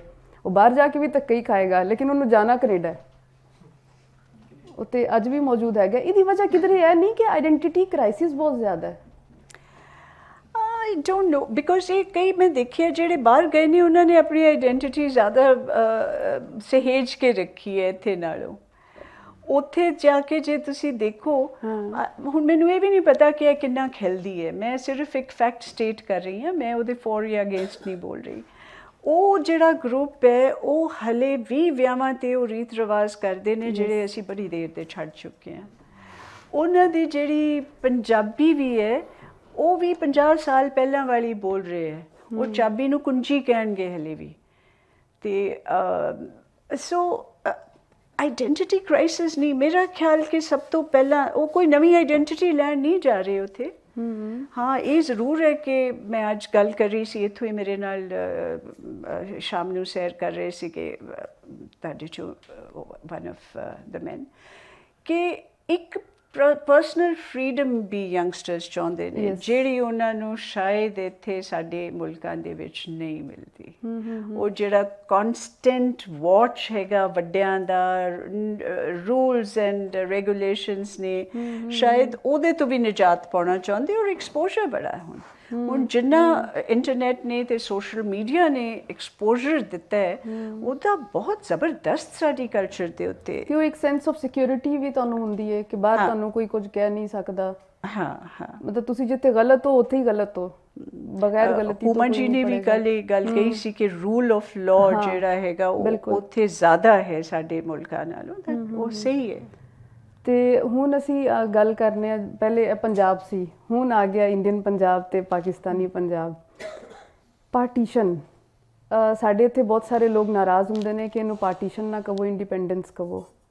ਲੇਕਿਨ ਸਾਨੂੰ ਤੇ ਇੰਡੀਪੈਂਡੈਂਸ ਨਹੀਂ ਮਿਲੀ, ਅਸੀਂ ਤੇ ਵੰਡੇ ਹੀ ਗਏ ਆ ਨਾ। ਔਰ ਇਹਦੇ ਵਾਸਤੇ ਇੱਕ ਬਹੁਤ ਅੱਛੀ ਟਰਮੀਨੋਲੋਜੀ ਪੰਜਾਬੀ ਜ਼ੁਬਾਨ 'ਚ ਯੂਜ਼ ਹੁੰਦੀ ਹੈ ਕਿ ਵੰਡ ਦਾ ਉਜਾੜ। ਤੇ ਅਸੀਂ ਤੇ ਵੰਡ ਦੇ ਜੋ ਵੀ ਉਜਾੜ ਵਿੱਚ ਜੋ ਹੱਥ ਆਇਆ ਹੈ, ਹਾਲੇ ਤੱਕ ਉਹ ਹੀ ਫੋਲ ਰਹੇ ਹਾਂ। ਗੁਜਰਾਂਵਾਲੇ 'ਚ ਬਹੁਤ ਜ਼ਿਆਦਾ ਐਸੀ ਜਗ੍ਹਾ ਨੇ, ਮੰਦਿਰ ਨੇ, ਗੁਰਦੁਆਰੇ ਨੇ, ਤੁਹਾਨੂੰ ਜਗ੍ਹਾ ਜਗ੍ਹਾ ਮਿਲਣਗੇ, ਉਹਨਾਂ ਦੇ ਘਰ ਮਿਲਣਗੇ, ਹਵੇਲੀਆਂ ਮਿਲਣਗੀਆਂ, ਹਿੰਦੂ ਦੀਵਾਨਾਂ ਦੇ ਖੂਬਸੂਰਤ ਘਰ ਨੇ। ਉਹ ਸਾਰੇ ਉਹਨਾਂ ਕੋਈ ਢਾਹ ਦਿੱਤੇ ਨੇ, ਕਿਧਰੇ ਇੱਕ ਇੱਕ ਘਰ ਵਿੱਚ ਪਤਾ ਨਹੀਂ ਕਿੰਨੀ ਕਿੰਨੀ ਫੈਮਲੀਜ਼ ਰਹਿ ਰਹੀਆਂ ਨੇ। ਉਹਨਾਂ ਨੂੰ ਪੁੱਛੋ ਇਹ ਕਿਹਦਾ ਘਰ ਹੈ? ਹਰੀ ਸਿੰਘ ਨਲਵਾ ਦੇ ਘਰ ਵਿੱਚ ਗੁਜਰਾਂਵਾਲੇ ਮਸਜਿਦ ਬਣੀ ਹੋਈ ਹੈ, ਠੀਕ ਹੈ। ਉਹਨਾਂ ਨੂੰ ਕਹੋ ਕਿ ਯਾਰ ਇਹ ਕਿਹਦਾ ਘਰ ਸੀ, ਤਖਤੀ ਵੀ ਲੱਗੀ ਹੈ, ਲੇਕਿਨ ਉਹਨੂੰ ਨਹੀਂ ਪਤਾ। ਔਰ ਫਿਰ ਸਾਡੇ ਇੱਕ ਦੋਸਤ ਕਹਿੰਦੇ ਨੇ ਕਿ ਸਾਨੂੰ ਆਪਣੇ ਬੱਚਿਆਂ ਨੂੰ ਦੱਸਣਾ ਚਾਹੀਦਾ ਹੈ ਕਿ ਇਹ ਹੈਰੀਟੇਜ ਸਾਡਾ ਆਪਣਾ ਹੈ, ਇਹ ਕੀ ਹੈ ਜਿਹੜਾ ਅਸੀਂ ਕੈਰੀ ਕਰ ਰਹੇ ਹਾਂ। ਤੇ ਮੈਂ ਉਹਨਾਂ ਨੂੰ ਕਿਹਾ ਕਿ ਮਸਲਾ ਇਹ ਨਹੀਂ ਕਿ ਅਸੀਂ ਉਹਨਾਂ ਨੂੰ ਆਪਣੇ ਹੈਰੀਟੇਜ ਦਾ ਨਹੀਂ ਦੱਸਦੇ, ਮਸਲਾ ਹੈ ਵੀ ਕਿ ਸਾਡਾ ਹੈ ਨਹੀਂ, ਅਸੀਂ ਕਿਸੇ ਕੋਲ ਖੋਇਆ ਹੋਇਆ ਤੇ ਅਸੀਂ ਉਹਨੂੰ ਕਦੀ ਵੀ ਔਨ ਨਹੀਂ ਕਰ ਸਕਦੇ, ਕਿਉਂਕਿ ਅਸੀਂ ਉਹਨਾਂ ਨੂੰ ਮਾਰ ਕੇ ਕੱਢਿਆ ਨਾ, ਉਹਨਾਂ ਦੀ ਜਗ੍ਹਾ ਤੇ ਕਬਜ਼ਾ ਕੀਤਾ ਹੈ। ਲਾਹੌਰ 'ਚ ਤੁਸੀਂ ਦੇਖ ਲਓ ਕਿੰਨੇ ਹਿੰਦੂ ਸਨ, ਕਿੰਨੇ ਮੁਸਲਮਾਨ ਸਨ। ਅੱਜ 100% ਉੱਥੇ ਮੁਸਲਮਾਨ ਨੇ, ਗੁਜਰਾਂਵਾਲੇ 'ਚ 100% ਮੁਸਲਮਾਨ ਨੇ। ਤੇ ਉਹ ਜਿਹੜਾ ਕਲਚਰਲ ਸ਼ਿਫਟ ਇੱਕ ਬਹੁਤ ਵੱਡਾ ਆਇਆ ਕਿ ਇੱਕ ਕਾਸਟ ਹੈ, ਕੌਮ ਇੱਕੋ ਹੀ ਹੈ, ਪੰਜਾਬੀ ਹੈ, ਇੱਕ ਹਿੰਦੂ ਹੈ, ਇੱਕ ਸਿੱਖ ਹੈ, ਇੱਕ ਮੁਸਲਮਾਨ ਹੈ, ਔਰ ਉਹ ਆਪਸ 'ਚ ਇੱਕੋ ਹੀ ਖੂਨ ਇੱਕ ਦੂਜੇ ਨੂੰ ਮਾਰ ਰਿਹਾ। ਬਿਲਕੁਲ। ਉਹਦੇ ਤੇ ਤੁਸੀਂ ਗੱਲ ਕਰੋ। ਇਹ ਪੁਰਾਣੀ ਗੱਲ ਜੇ ਆਪਾਂ ਪਿੱਛੇ ਜਾਈਏ, ਉਹਦਾ ਨਾ ਮੈਂ ਬਹੁਤ ਉਹ ਇੱਕ ਸ਼ਾਇਦ ਇਸ ਤਰ੍ਹਾਂ ਦਾ ਉਦੋਂ ਹਾਦਸਾ ਹੋਇਆ ਜਿਹਨੂੰ ਇੰਨਾ ਜ਼ਿਆਦਾ ਨਹੀਂ ਸਾਈਕੋਲੋਜਿਕਲੀ ਉਹਦੇ ਬਾਰੇ ਅਧਿਐਨ ਕੀਤਾ ਗਿਆ ਜਿੰਨਾ ਕੀਤਾ ਜਾਣਾ ਚਾਹੀਦਾ ਸੀ, ਕਿਉਂਕਿ ਇਟ ਵਾਜ਼ ਮਾਸ ਹਿਸਟੀਰੀਆ। ਉਦੋਂ ਜੋ ਵੀ ਲੋਕ ਇਹ ਸਭ ਕੁਝ ਕਰ ਰਹੇ ਸੀ, ਮਾਰ ਕਾਟ ਤੇ ਵਾਇਲੈਂਸ, ਉਹ ਬਿਲਕੁਲ ਕਿਸੇ ਤਰੀਕੇ ਨਾਲ ਵੀ ਅਸੀਂ ਉਹਨਾਂ ਨੂੰ ਨਾਰਮਲ ਨਹੀਂ ਕਹਿ ਸਕਦੇ। ਔਰ ਉਹ ਕਿਸ ਤਰ੍ਹਾਂ ਸੀ ਕਿ ਉਹ ਮੌਬ ਵਾਇਲੈਂਸ ਹੋਈ, ਉਹਦੇ ਵਿੱਚ ਮਜ਼ਹਬ ਦਾ ਵੀ ਕੋਈ ਹੱਥ ਨਹੀਂ ਸੀ। ਮਜ਼ਹਬ ਨੂੰ ਇੱਕ ਟੂਲ ਬਣਾ ਕੇ ਇਸਤੇਮਾਲ ਕੀਤਾ ਜਾਂਦਾ ਜਦੋਂ ਵੀ ਕੋਈ ਲੀਡਰ ਚਾਹੁੰਦੇ ਹੈ ਕਿ ਅਸੀਂ ਇਹਨਾਂ ਨੂੰ ਵਰਤੀਏ। ਸੋ ਅਦਰਵਾਈਜ਼ ਮਜ਼ਹਬ ਤਾਂ ਇਹ ਨਹੀਂ ਕੋਈ, ਲੇਕਿਨ ਅਸੀਂ ਤੇ ਸਾਡੇ ਜਿਹੜੇ ਮਾਫ ਕਰਦਾ। ਹਾਂ, ਸਾਡੇ ਜਿਹੜੇ ਨੋਰਮਸ ਨੇ ਉਹਦੇ ਵਿੱਚ ਤੇ ਅਸੀਂ ਜਿਹੜੇ ਘਰ ਦਾ ਲੂਣ ਖਾ ਲਈਏ ਜਾਂ ਪਾਣੀ ਪੀ ਲਈਏ, ਅਸੀਂ ਤੇ ਉਹਦੇ ਵੱਲ ਅੱਖ ਚੁੱਕ ਕੇ ਵੀ ਨਹੀਂ ਵਹਿੰਦੇ। ਔਰ ਅਗਰ ਹੁਣ ਕਜ਼ਨ ਮੈਰਿਜ ਦਾ ਰਿਵਾਜ ਤੇ ਹੁਣ ਆਇਆ, ਵਰਨਾ ਪੂਰੇ ਪਿੰਡ ਦੀ ਜਿੰਨੀਆਂ ਕੁੜੀਆਂ ਸਨ ਉਹ ਭੈਣਾਂ ਹੁੰਦੀਆਂ ਸਨ। ਤੇ ਇਹ ਫਿਰ ਕਿਸ ਤਰ੍ਹਾਂ ਹੋ ਗਿਆ? ਉਹੀ ਹਾਲਾਤ ਜਿਹੜੇ ਬਦਲਦੇ ਗਏ। ਔਰ ਜਿਸ ਤਰ੍ਹਾਂ ਆਪਾਂ ਕਹਿ ਰਹੇ ਸੀ ਕਿ ਜਿਹੜੇ ਹੁਕਮਰਾਨ ਹੁੰਦੇ ਨੇ ਕਿਸੇ ਵੀ ਵੇਲੇ ਦੇ, ਜਾਂ ਜਿਹੜਾ ਪਾਵਰ ਸੈਂਟਰ ਹੁੰਦਾ ਹੈ, ਉਹਦਾ ਬਹੁਤ ਵੱਡਾ ਹੱਥ ਹੁੰਦਾ ਹੈ ਕਿ ਉਹ ਸਾਡੀ ਡੈਸਟੀਨੀ ਨੂੰ ਕਿਸ ਤਰਫ ਨੂੰ ਲੈ ਜਾਂਦਾ ਹੈ। ਸੋ ਇਹਦਾ ਇੱਕ ਤਾਂ ਉੱਥੇ ਦੋ ਸੈੱਟ ਸੀ ਹੁਕਮਰਾਨਾਂ ਦੇ। ਇੱਕ ਤਾਂ ਅੰਗਰੇਜ਼ ਸੀਗੇ, ਉਹ ਆਪਣਾ ਆਏ ਤੇ ਉਸ ਵੇਲੇ ਜੋ ਉਹਨਾਂ ਨੂੰ ਸੂਟੇਬਲ, ਉਹਨਾਂ ਲਈ ਬਿਹਤਰ ਸੀ, ਉਹਨਾਂ ਨੇ ਉਹ ਕੀਤਾ, ਉਹਨਾਂ ਨੇ ਦੋ ਟੁਕੜੇ ਕਰ ਦਿੱਤੇ। ਔਰ ਜਿਹੜੇ ਸਾਡੇ ਲੀਡਰ ਸੀਗੇ, ਉਹਨਾਂ ਦੇ ਕੋਈ ਆਪਣੇ ਏਜੰਡੇ ਹੋਣੇ ਹੈ। ਸੋ ਉਹਦੇ ਬਾਰੇ ਪਤਾ ਨਹੀਂ ਹੁਣ ਅਸੀਂ ਉਹਨੂੰ ਕਿਸ ਤਰੀਕੇ ਨਾਲ ਜਸਟੀਫਾਈ ਤੇ ਕਰ ਹੀ ਨਹੀਂ ਸਕਦੇ। ਇਹ ਸਮਝਣਾ ਵੀ ਮੁਸ਼ਕਿਲ ਹੈ ਉਸ ਵੇਲੇ। ਲੇਕਿਨ ਅਸੀਂ ਉਹਨੂੰ ਕਮ ਸੇ ਕਮ ਐਕਸੈਪਟ ਤੇ ਕਰ ਸਕਨੇ ਆ ਨਾ ਕਿ ਹਰ ਦਫਾ ਜਦੋਂ ਅਸੀਂ 14 ਅਗਸਤ ਤੇ ਨਾਰੇ ਮਾਰਨੇ ਆ ਕਿ ਅਸੀਂ ਸਾਨੂੰ ਆਜ਼ਾਦੀ ਮਿਲੀ ਹੈ, ਅਸੀਂ ਉੱਥੇ ਇਹ ਵੀ ਮੰਨੀਏ ਕਿ ਉਹ ਆਜ਼ਾਦੀ ਕਿਸ ਤਰ੍ਹਾਂ ਮਿਲੀ ਹੈ ਔਰ ਆਪਣੀ ਗਲਤੀਆਂ ਨੂੰ ਤਸਲੀਮ ਕਰੀਏ। ਬਿਲਕੁਲ। ਕੌਮਾਂ ਇੰਝ ਹੀ ਅੱਗੇ ਵੱਧਦੀਆਂ ਨੇ ਨਾ। ਵਰਲਡ ਵਾਰ 2 ਤੋਂ ਬਾਅਦ ਤੁਸੀਂ ਯੂਰਪ ਜਾ ਕੇ ਦੇਖ ਲਵੋ, ਉਹਨਾਂ ਅੱਜ ਵੀ ਉਹ ਜਿਹੜੀ ਫੈਮਲੀਜ਼ ਜਿਹੜੀਆਂ ਉੱਥੇ ਜਿਨ੍ਹਾਂ ਸਫ਼ਰ ਕੀਤਾ ਸੀ, ਜਿਨ੍ਹਾਂ ਦੇ ਘਰ ਵਾਲੇ ਦਾਦਾ ਨੇ ਹਿੱਸਾ ਲਿਆ ਜੰਗ ਵਿੱਚ ਜਾਂ ਕਿਸੇ ਵੀ ਹੋਰ ਨੇ, ਉਹਨਾਂ ਦੀ ਤੀਸਰੀ ਜਨਰੇਸ਼ਨ ਦੀ ਵੀ ਸਾਈਕੋਲੋਜੀਕਲ ਥੈਰੇਪੀ ਹੁੰਦੀ ਹੈ ਕਿ ਕਿਧਰੇ ਜੀਨਸ ਵਿੱਚ ਜਾਂ ਦਿਮਾਗ 'ਚ ਕੋਈ ਗੱਲ ਇਹਨਾਂ ਦੇ ਰਹਿ ਨਾ ਜਾਏ, ਕੋਈ ਟਰਾਮਾ ਰਹਿ ਨਾ ਜਾਏ।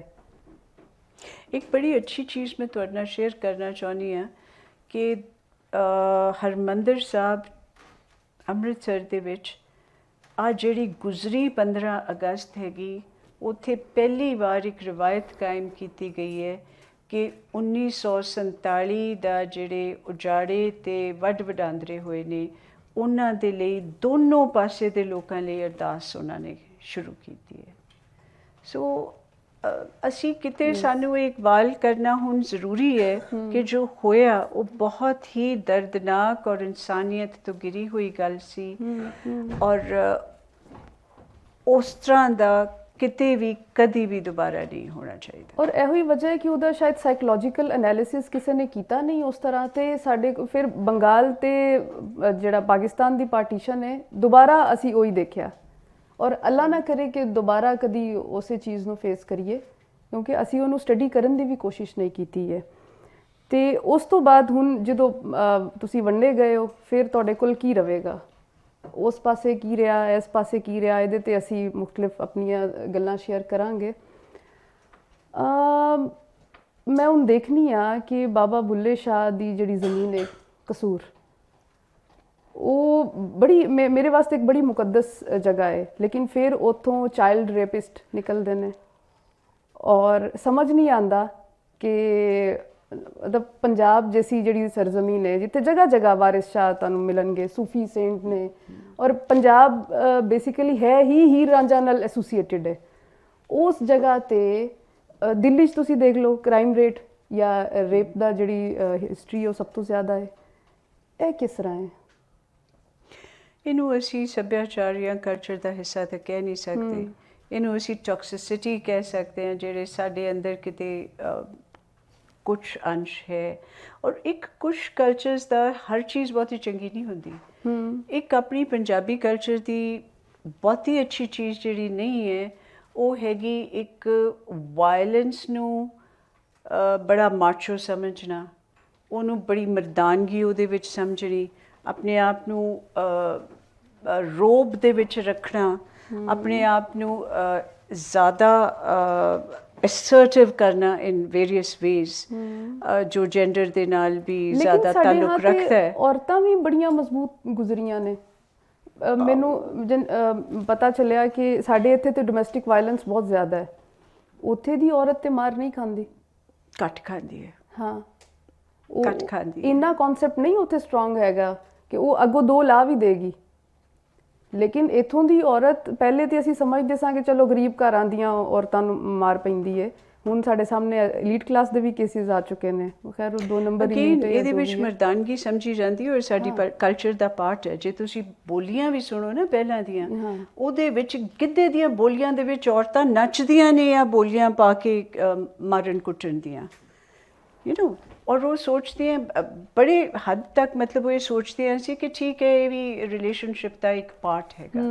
ਔਰ ਜਿਹੜਾ ਲੇਕਿਨ ਅੱਜ ਵੀ ਐਸਾ ਹੀ ਹੈ ਕਿ ਉੱਥੇ ਬਹੁਤ ਘੱਟ। ਔਰ ਜਿਹੜਾ ਰੇਪ ਹੈ ਇਹ ਵੀ this is a toxic assertiveness in some way of pseudo masculinity to one aspect is ਅੱਛਾ, this। ਮੈਂ ਹਿੰਦੂਆਂ ਵਿੱਚ ਵੀ ਦੇਖਿਆ ਤੇ ਸਿੱਖਾਂ ਵਿੱਚ ਵੀ ਦੇਖਿਆ ਕਿ ਫੈਮਿਲੀ 'ਚ ਸ਼ਾਦੀ ਨਹੀਂ ਕਰਦੇ, ਈਵਨ ਕਾਸਟ ਵਿੱਚ ਵੀ, ਆਪਣੀ ਗੋਤ ਵਿੱਚ ਵੀ ਸ਼ਾਦੀ ਨਹੀਂ ਕਰਦੇ। ਤੇ ਉਹ ਮੈਂ ਪਹਿਲੇ ਵੀ ਗੱਲ ਕੀਤੀ ਕਿ ਉਹ ਜਿਹੜਾ ਕਨਸੈਪਟ ਇੰਨਾ ਸਟਰੋਂਗ ਹੈ ਭੈਣ ਦਾ ਕਨਸੈਪਟ, ਉਹ ਸਾਡੇ ਹਾਂ ਜਦੋਂ ਵਿਆਹ ਹੁੰਦਾ ਤੇ ਉਸ ਪਿੰਡ ਵਿੱਚ ਜਿੰਨੀਆਂ ਆਪਣੇ ਪਿੰਡ ਦੀਆਂ ਲੜਕੀਆਂ ਵਿਆਹੀਆਂ ਹੁੰਦੀਆਂ ਨੇ ਉਹਨਾਂ ਵਾਸਤੇ ਉਹ ਪੂਰਾ ਇੱਕ ਗਿਫਟਸ ਜਾਂਦੇ ਨੇ, ਤੇ ਉਹਦੇ ਵਿੱਚ ਉਹ ਰੇਪ ਦਾ ਕਨਸੈਪਟ ਕਿਵੇਂ ਸੈੱਟ ਹੁੰਦਾ ਹੈ? ਕਨਸੈਪਟ ਹੈ ਹੀ ਨਹੀਂ ਕੋਈ ਇਹ।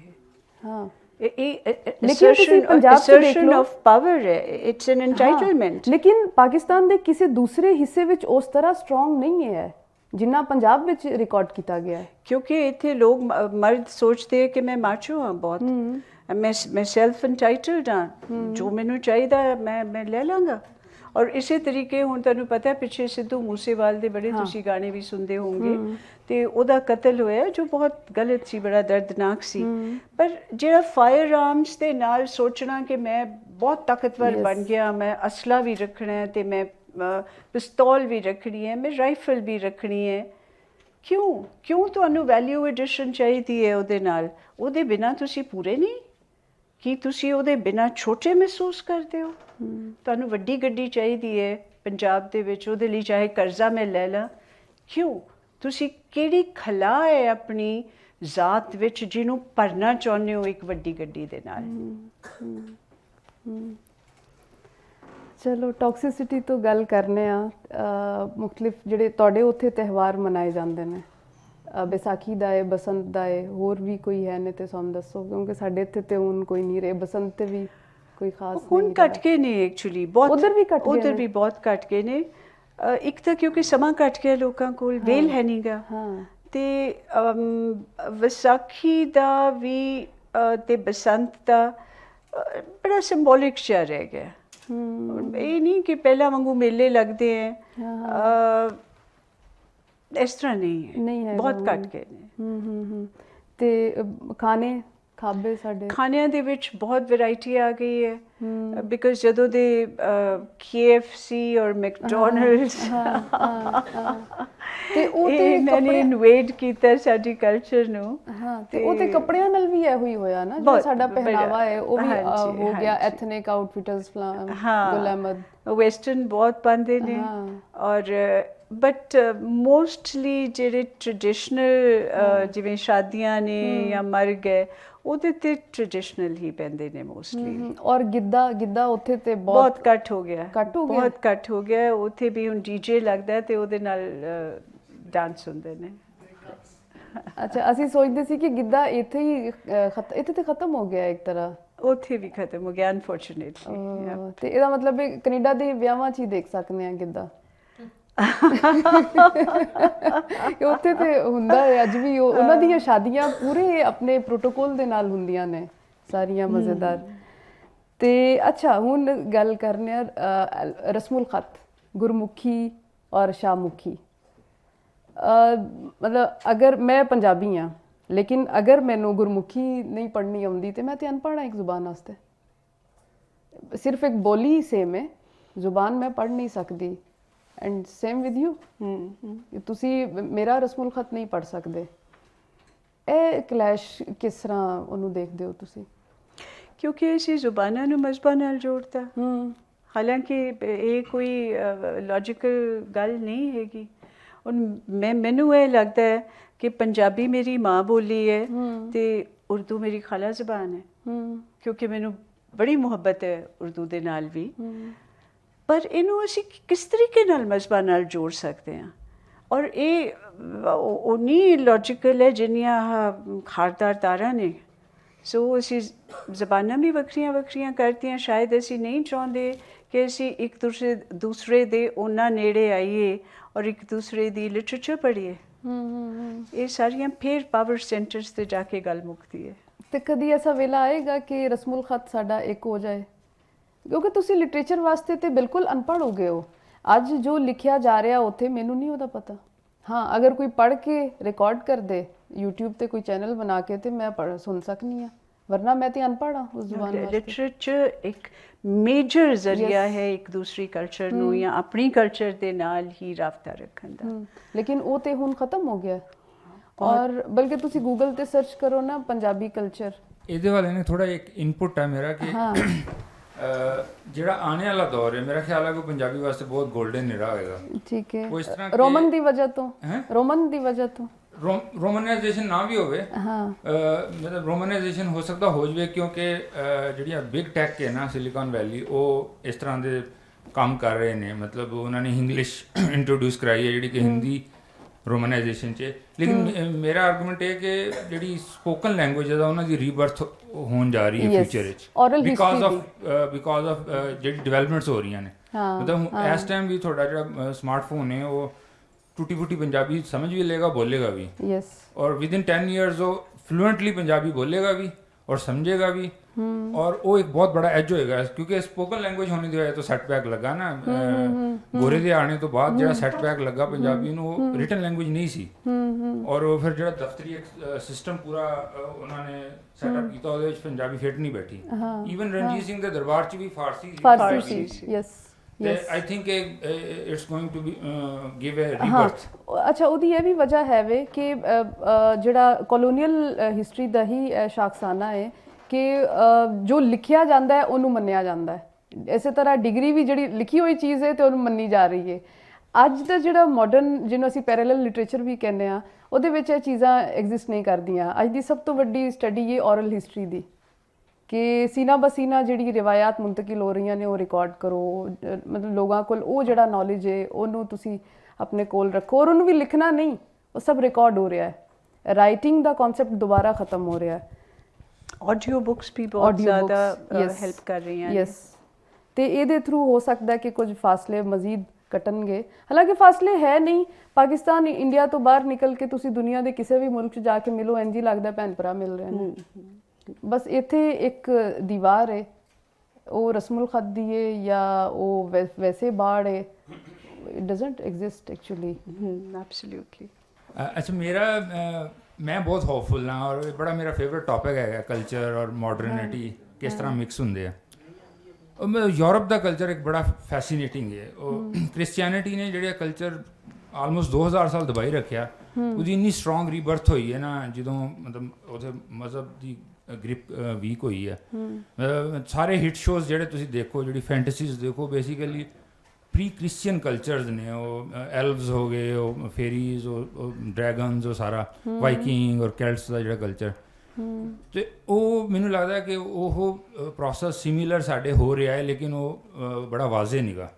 ਮਤਲਬ ਪੌਪ ਕਲਚਰ ਨੂੰ ਅਗਰ ਤੁਸੀਂ ਦੇਖੋ ਨਾ, ਸ਼ਾਇਦ ਤੁਸੀਂ ਲਾਈਕ ਨਹੀਂ ਕਰੋਗੇ ਮਤਲਬ, ਲੇਕਿਨ ਮੈਂ ਜਿਹੜਾ ਵਾ ਮੂਸੇਵਾਲਾ ਔਰ ਲੈਜੈਂਡ ਆਫ ਮੌਲਾ ਜੱਟ ਦੀ ਜਿਹੜੀ ਪੋਪੂਲੈਰਿਟੀ ਹੈ, ਮੈਂ ਇਹਨੂੰ ਪੋਜ਼ੀਟਿਵ ਦੇਖਦਾ। ਜੇ ਉਹ ਵਾਇਲੈਂਸ ਉਹ ਇੱਕ ਅਲੱਗ ਬਹਿਸ ਹੈ, ਲੇਕਿਨ ਕਲਚਰਸ ਇਸੇ ਤਰ੍ਹਾਂ ਹੀ ਮਤਲਬ ਮੈਨੀਫੈਸਟ ਹੁੰਦੇ ਆ ਜਦੋਂ ਉਹ ਰੀਬਰਥ ਹੁੰਦੇ ਆ। ਔਰ ਇੱਕ ਥਿਊਰੀ ਇਹ ਵੀ ਹੈ ਕਿ ਸਾਡੀ ਰਿਆਸਤ ਵੀ ਸ਼ਾਇਦ ਤੰਗ ਆ ਗਈ ਹੈ, ਉਹ 40 ਸਾਲ ਦੇ ਪ੍ਰੋਜੈਕਟ ਨੂੰ ਰੈਪ ਅਪ ਕੀਤਾ ਜਾ ਰਿਹਾ। ਸਰਗੋਸ਼ੀਆਂ ਇਹ ਹੈ ਕਿ ਲੈਜੈਂਡ ਆਫ ਮੌਲਾ ਜੱਟ ਬੈਕਡ ਬਾਈ ਦ ਪਾਵਰਸ ਨਾ, ਕਿ ਪੰਜਾਬੀ ਆਈਡੈਂਟਿਟੀ ਔਰ ਕਲਚਰ ਨੂੰ ਸਾਹਮਣੇ ਲੈ ਕੇ ਆਈ ਹੈ। ਜਿਹੜਾ ਜ਼ਿਆ ਨੇ ਪ੍ਰੋਜੈਕਟ ਸ਼ੁਰੂ ਕੀਤਾ ਸੀ, ਉਹਨੂੰ ਬੰਦ ਕੀਤਾ ਜਾ ਰਿਹਾ ਵਾ। ਮੇਰੇ ਨਜ਼ਦੀਕ ਬੜੀ ਅੱਛੀ ਗੱਲ ਹੈ ਅਗਰ ਐਸਾ ਹੋ ਰਿਹਾ ਤੇ ਤੁਸੀਂ ਕਿਸ ਤਰ੍ਹਾਂ ਦੇਖਦੇ ਹੋ ਜਿਹੜਾ ਪੌਪ ਕਲਚਰ ਦੇ ਵਿੱਚ? ਮਤਲਬ ਮੈਂ ਹਮੇਸ਼ਾ ਗੱਲ ਕਰਦਾ ਕਿ ਛੋਟਾ ਜਿਹਾ ਪੰਜਾਬ ਹੈ, ਲੇਕਿਨ ਬਾਲੀਵੁੱਡ ਦੀ ਹਿੱਟ ਫਿਲਮ ਪੰਜਾਬੀ ਗਾਣੇ ਤੋਂ ਬਗੈਰ ਕੰਪਲੀਟ ਨਹੀਂ ਹੁੰਦੀ। ਔਰ ਇਹਦੀ ਇੱਕ ਇਹ ਵੀ ਥਿਊਰੀ ਹੈ ਕਿ ਪੰਜਾਬੀ ਬਜ਼ਾਤ ਖੁਦ ਇੰਨੀ ਸਟਰੋਂਗ ਹੈ ਕਿ ਟੋਨਲ ਲੈਂਗੁਏਜ ਹੋਣੀ ਦੀ ਵਜ੍ਹਾ ਤੋਂ ਕਿ ਮਿਊਜ਼ੀਕਲ ਲੈਂਗੁਏਜ ਹੈ, ਅਤੇ ਇਸ ਵਾਸਤੇ ਇਹਦਾ ਇੰਨਾ ਸਟਰੋਂਗ ਇਨਫਲੂਐਂਸ ਹੈ ਨਾ।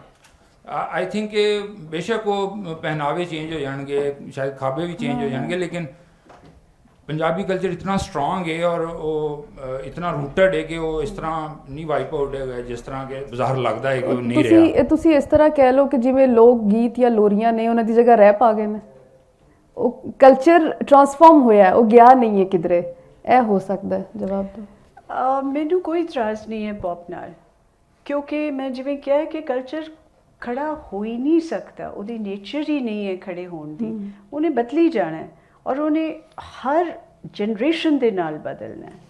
ਜੋ ਮੇਰੇ ਨਾਨੀ ਜੀ ਗਾਉਂਦੇ ਸੀ, ਗੀਤ ਗਾਉਂਦੇ ਸੀ, ਉਹ ਅਸੀਂ ਨਹੀਂ ਗਾਏ, ਔਰ ਜੋ ਅਸੀਂ ਗਾਉਂਦੇ ਉਹ ਤੁਸੀਂ ਨਹੀਂ ਗਾਉਣੇ। ਸੋ ਉਹ ਠੀਕ ਹੈ, ਪੌਪ ਆ ਜਾਏ ਔਰ ਉਹਦੇ ਵਿੱਚ ਕਿਉਂਕਿ ਉਹਦੀ ਬੀਟ ਫਾਸਟਰ ਹੈ, ਸਾਰੀ ਜ਼ਿੰਦਗੀ ਫਾਸਟਰ ਹੈ ਹੁਣ, ਅਤੇ ਸਲੋ ਪੇਸ 'ਤੇ ਕਿਸੇ ਵੀ ਤਰਜ਼ ਦੀ ਵੀ ਜਗ੍ਹਾ ਨਹੀਂ ਅੱਜ ਦੀ ਜ਼ਿੰਦਗੀ ਦੇ ਵਿੱਚ। ਸੋ ਉਹਦੇ 'ਚ ਕੋਈ ਹਰਜ਼ ਨਹੀਂ ਹੈ। ਬਸ ਉਹੀ ਹੈ ਕਿ ਮੈਂ ਉਹੀ ਕਹਿ ਰਹੀ ਸੀ ਕਿ ਇੱਕ ਦਰਖਤ ਜਿਹੜਾ ਹੈ, ਉਹ ਜਿਹੜੀ ਜ਼ਮੀਨ ਦੇ ਵਿੱਚ ਪਨਪਦਾ ਹੈ, ਉਹਦੀਆਂ ਟਹਿਣੀਆਂ ਜਿੰਨੀਆਂ ਮਰਜ਼ੀ ਫੈਲ ਜਾਣ, ਉਹਦੀਆਂ ਜੜ੍ਹਾਂ ਉਸੇ ਮਿੱਟੀ ਦੇ ਵਿੱਚ ਹੋਣੀਆਂ ਚਾਹੀਦੀਆਂ ਨੇ ਕਿਤੇ। ਸੋ ਸਾਡੇ ਦਿਮਾਗ ਦੇ ਵਿੱਚ ਸਾਡੀ ਕਲਚਰ ਦੀ ਜਿਹਦੇ ਬੇਸਿਸ ਜਿਹੜਾ ਉਹ ਕੈਰੀ ਕਰਨਾ ਚਾਹੀਦਾ, ਚਾਹੇ ਅਸੀਂ ਕੈਨੇਡਾ ਚਲੇ ਜਾਈਏ ਜਾਂ ਕਿਤੇ ਵੀ ਐਲਡੋਰਾਡੋ ਚਲੇ ਜਾਈਏ। ਦੋ ਸਵਾਲ ਨੇ ਮੇਰੇ ਕੋਲ, ਅਤੇ ਪਹਿਲਾ ਸਵਾਲ ਹੈ ਕਿ ਪੰਜਾਬੀ ਖੇਡਾਂ ਜਿਹੜੀਆਂ ਨੇ ਉਹ ਕਿਉਂਕਿ ਘੱਟ ਹੋ ਗਈਆਂ ਨੇ, ਅਤੇ ਦੂਜਾ ਸਵਾਲ ਮੇਰਾ ਇਹ ਵਾ ਕਿ ਪੰਜਾਬੀ ਕਲਚਰ ਵਿੱਚ ਕਤਲੇਆਮ ਜ਼ਿਆਦਾ ਕਿਉਂ ਹੈ, ਮਰਡਰ ਜ਼ਿਆਦਾ ਕਿਉਂ ਹੁੰਦੇ ਨੇ, ਇਹਦੀ ਕੀ ਵਜ੍ਹਾ ਹੈ? ਇਹ ਦੋ ਸਵਾਲ ਨੇ ਅਗਰ ਇਹਨਾਂ 'ਤੇ। ਖੇਡਾਂ ਤਾਂ ਜ਼ਰੂਰ ਹੋਣੀਆਂ ਚਾਹੀਦੀਆਂ ਨੇ, ਜ਼ਿਆਦਾ ਹੋਣੀਆਂ ਚਾਹੀਦੀਆਂ ਨੇ। ਘੱਟ ਇਸ ਕਰਕੇ ਹੋ ਰਹੀਆਂ ਨੇ ਕਿਉਂਕਿ ਸਾਡੇ ਫੰਡਸ ਐਜੂਕੇਸ਼ਨ ਦੇ ਲਈ ਉਨੇ ਮੁਹੱਈਆ ਨਹੀਂ ਹੈਗੇ ਸ਼ਾਇਦ ਦੋਨਾਂ ਮੁਲਕਾਂ ਲਈ ਜਿੰਨੇ ਹੋਣੇ ਚਾਹੀਦੇ ਹੈ, ਜਿਹਦੇ ਨਾਲ ਸਪੋਰਟਸ ਫੈਸਿਲਿਟੀਜ਼ ਮੁਹੱਈਆ ਕਰਵਾਈਆਂ ਜਾ ਸਕਣ। ਦੂਸਰਾ ਹੈ ਕਿ ਤੁਸੀਂ ਸੋਚੋ ਕਿ ਤੁਸੀਂ ਕਿੰਨੇ ਘੰਟੇ ਆਪਣੇ ਮੋਬਾਈਲ ਫੋਨ 'ਤੇ ਗੁਜ਼ਾਰਦੇ ਹੋ। ਸੋ ਸੋਸ਼ਲ ਮੀਡੀਆ ਨੇ ਸਾਡੇ ਯੰਗਸਟਰਸ ਨੂੰ ਕੈਪਚਰ ਕਰ ਲਿਆ ਲਿਟਰਲੀ। I'm very happy. ਇੱਕ ਤੁਹਾਡੇ ਕੋਲ ਨੇ 33 ਦਾ ਸਿੱਖ ਸਰਕਲ ਹੈ, ਹੋਰ ਕਿਸੇ ਕੋਲ ਨਹੀਂ ਹੈਗਾ। ਤੁਹਾਡੇ ਕੋਲ ਵੀ ਹੈਗਾ ਤੇ ਇਹਦੇ ਤੇ ਸੱਪ ਵਾਲੀ ਗੇਮ ਖੇਡਦੇ ਹੋ?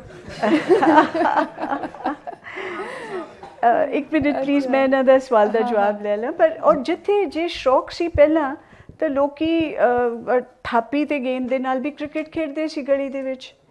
ਸੋ ਉਹ ਨਾ ਵੀ ਬਹੁਤੀਆਂ ਫੈਸਿਲਿਟੀਜ਼ ਹੋਣ, ਜੇ ਸਾਨੂੰ ਇਹ ਜਿਹੜਾ ਇੱਕ ਨਵੀਂ ਐਡਿਕਸ਼ਨ ਸਾਨੂੰ ਲੱਗ ਗਈ ਹੈ ਵਰਸ ਦੈਨ ਐਨੀ ਡਰੱਗ, ਇਹ ਵੀ ਬਹੁਤ ਸਾਰਾ ਸਾਡਾ ਸਮਾਂ ਖਾਂਦੀ ਹੈ। ਅਤੇ ਤੁਹਾਡਾ ਦੂਸਰਾ ਸਵਾਲ ਸੀਗਾ ਕਤਲੇਆਮ। ਅਗੇਨ ਜਿਹੜੀ ਮਾਚੋ ਸਾਡੇ ਸਪਿਰਿਟ ਹੈ ਕਿ ਮੈਂ ਪੰਜਾਬੀ ਤਾਂ ਹਾਂ ਨਾ, ਮੈਂ ਬੰਦਾ ਤਾਂ ਜੇ ਮੇਰੇ ਕੋਲ ਰਫਲ ਹੋਵੇ।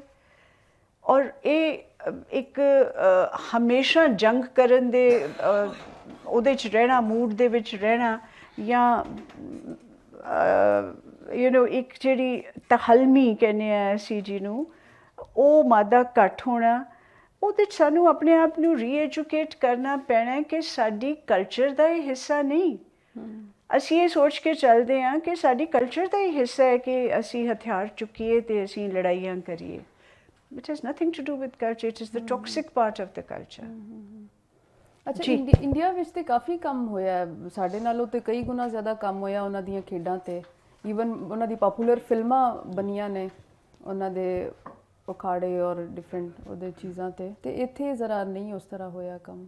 ਜੀ, ਗਲੋਬਲਾਈਜੇਸ਼ਨ ਦਾ ਜਿਹੜਾ ਅਸਰ ਹੋਇਆ ਸਾਡੇ ਖਾਣੇ ਤੇ ਪਹਿਨਾਵਿਆਂ ਤੇ ਉਹਦਾ ਤੁਸੀਂ ਜ਼ਿਕਰ ਕੀਤਾ, ਹਾਂਜੀ। ਉਹ ਬੜਾ ਪ੍ਰੋਮੀਨੈਂਟ ਨਜ਼ਰ ਆਉਂਦਾ ਇਸ ਪੰਜਾਬ ਵਿੱਚ। ਉਸ ਦੇ ਨਾਲ ਨਾਲ ਮੌਲਾ ਜੱਟ ਫਿਲਮ ਦਾ ਬਾਈਓਰੀ ਜ਼ਿਕਰ ਕੀਤਾ, ਉਹ ਵੇਖੀਏ ਤੇ ਉਹ ਜ਼ਿਆਦਾ ਹੀ ਲੱਗਦਾ ਜਿਵੇਂ ਹਾਲੀਵੁੱਡ ਜਾਂ ਰੋਮਨ ਜਿਹੜੀ ਸੁਸਾਇਟੀ ਉਸ ਤੋਂ ਨਾ ਇੰਸਪੀਰੇਸ਼ਨ ਲੈ ਕੇ ਫਿਲਮ ਬਣਾਈ, ਜਿਹੜੀ ਇੱਕ ਪਿਓਰ ਮਤਲਬ ਪੰਜਾਬੀ ਫਿਲਮ ਹੈ। ਕਿਹੜੀ ਫਿਲਮ ਕਹਿ ਰਹੇ ਹੋ? ਮੌਲਾ ਜੱਟ ਇੱਕ ਅੱਛਾ। ਸਾਡੀ ਲੋਕ ਇੱਥੋਂ ਦੀ ਰੀਮੇਕ ਹੋਇਆ। ਅੱਛਾ। ਤੇ ਜਿਸ ਟਾਈਮ ਇਹ ਸਾਰੇ ਇਨਫਲੂਐਂਸ ਵੇਖਦੇ ਹਾਂ ਅਸੀਂ ਕਿਸੇ ਵੀ ਕਲਚਰ ਤੇ ਜਾਂ ਸੁਸਾਇਟੀ ਦੇ, ਤਾਂ ਨਹੀਂ ਲੱਗਦਾ ਕਿ ਉਹ ਸੁਸਾਇਟੀ ਜਾਂ ਉਹ ਕਲਚਰ ਆਪਣਾ ਐਸੈਂਸ ਜਿਹੜਾ ਉਹ ਲੂਜ਼ ਕਰ ਜਾਂਦੇ ਨੇ ਗ੍ਰੈਜੂਅਲੀ? ਯੈਸ, ਕਰਦੇ ਨੇ, ਪਰ ਉਹਨੂੰ ਰੋਕਿਆ ਨਹੀਂ ਜਾ ਸਕਦਾ। ਜੇ ਹਰ ਪਿੰਡ ਦੇ ਵਿੱਚੋਂ ਅੱਧੇ ਮੁੰਡੇ ਬੈਠੇ ਨੇ ਕੈਨੇਡਾ, ਅੱਧੇ ਬੈਠੇ ਨੇ ਅਮਰੀਕਾ, ਤੇ ਅਸੀਂ ਕਿਵੇਂ ਰੋਕਾਂਗੇ ਉਹਨਾਂ ਨੂੰ? ਉਹ ਹੁਣ ਇੱਕ ਵੈਸੇ ਵੀ ਦੁਨੀਆ ਸਾਰੀ ਇਟਸ ਅ ਗਲੋਬਲ ਵਿਲੇਜ, ਔਰ ਇਹ ਸਿਰਫ ਪੰਜਾਬ 'ਤੇ ਲਾਗੂ ਨਹੀਂ ਹੁੰਦਾ, ਤੁਸੀਂ ਕਿਤੇ ਵੀ ਚਲੇ ਜਾਓ। ਹੁਣ ਜਿਹੜੇ ਅਮਰੀਕਾ ਨੇ ਉਹ ਜਾਪਨੀਜ਼ ਕੁਜ਼ੀਨ ਖਾ ਰਹੇ ਨੇ, ਉਹ ਚਾਈਨੀਜ਼ ਕੁਜ਼ੀਨ ਖਾ ਰਹੇ, ਅਸੀਂ ਵੀ ਖਾ ਰਹੇ ਹਾਂ। ਤੇ ਉਹ ਚੀਜ਼ ਨੂੰ ਹੁਣ ਰੋਕਣਾ ਇੰਪੋਸੀਬਲ। ਪਰ ਉਹ ਸ਼ਾਇਦ ਉਹ ਤੁਸੀਂ ਵੇਖੀ ਨਹੀਂ ਫਿਲਮ, ਇਸ ਵਾਸਤੇ ਤੁਹਾਡੇ ਤੋਂ ਇੰਨਾ ਰੈਲੀਵੈਂਟ ਨਹੀਂ ਕੁਐਸਚਨ। ਠੀਕ ਹੈ। ਦੇਖੋ, ਤੁਹਾਡੀ ਜਿੰਨੀਆਂ ਵੀ ਤੁਸੀਂ ਗੱਲਾਂ ਕਰੋ, ਨਾਰਮਲੀ ਨਾਰਮਲ ਜਿਹੜੀ ਗੱਲਾਂ ਹੁੰਦੀਆਂ ਨੇ ਪੰਜਾਬ ਵਿੱਚ ਹੁੰਦੀਆਂ ਸਨ, ਜਾਂ ਵੱਡੇ ਜਿਵੇਂ ਗੱਲ ਕਰਦੇ ਸਨ, ਉਹਦੇ 'ਚ ਇੱਕ ਮਾਚੋਇਜ਼ਮ ਹੁੰਦਾ ਸੀ, ਪ੍ਰੈਕਟੀਕੈਲਿਟੀ ਕੋਈ ਨਹੀਂ ਸੀ। It was always loud.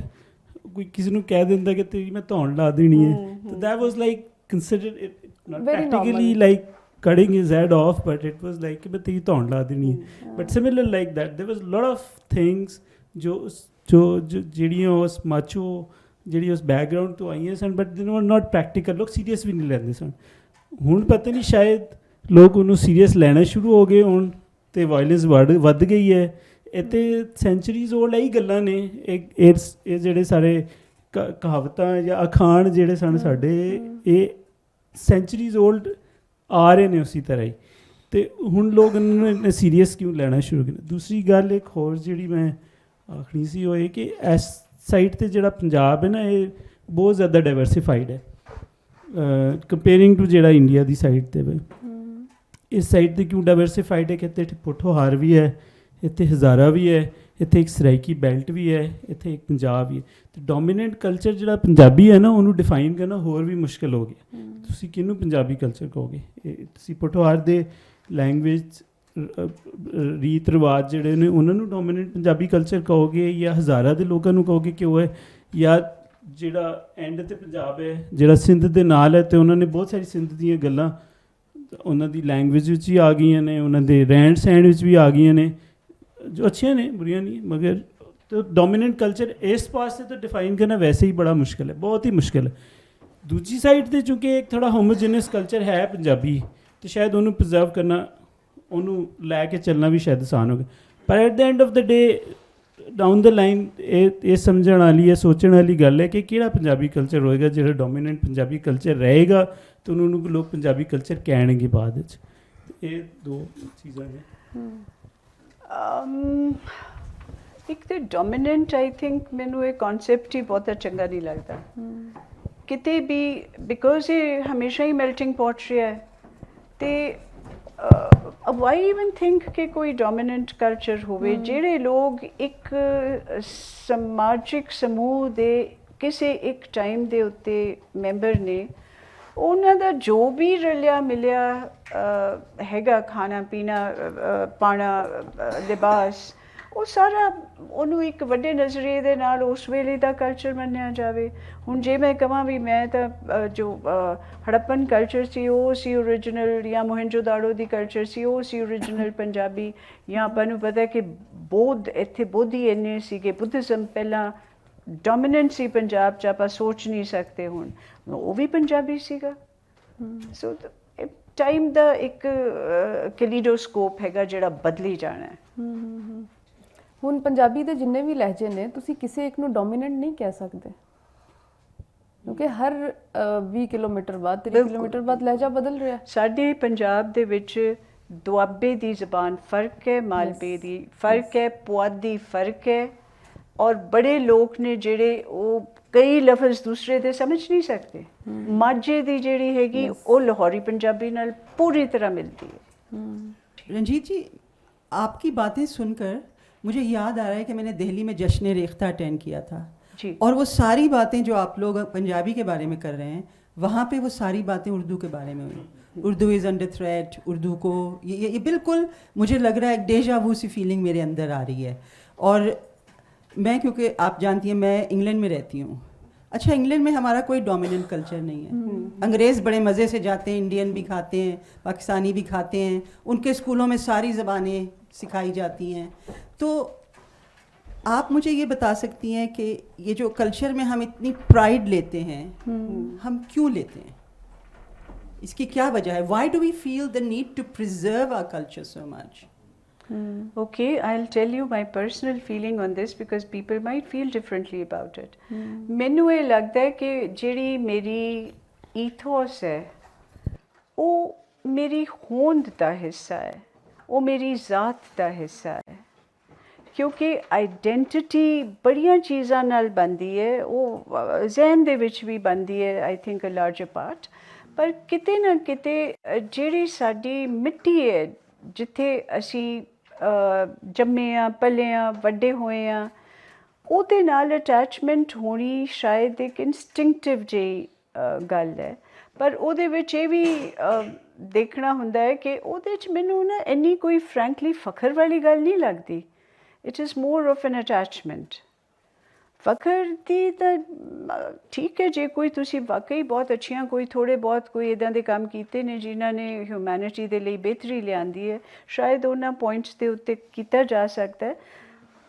ਫਖਰ ਵਾਲੀ ਗੱਲ ਤਾਂ ਨਹੀਂ ਹੈ। ਆਈ ਨੋ ਆਈ ਜੇ ਮੈਂ ਜਲੰਧਰ ਵਿੱਚ ਪੈਦਾ ਹੋਈ ਔਰ ਇੱਕ ਸਰਟਨ ਘਰਾਣੇ ਦੇ ਵਿੱਚ ਪੈਦਾ ਹੋਈ ਤਾਂ ਜ਼ਾਹਿਰ ਹੈ ਕਿ ਉਹ ਮੇਰੀ ਸ਼ਖਸੀਅਤ ਦਾ ਹਿੱਸਾ ਹੈ।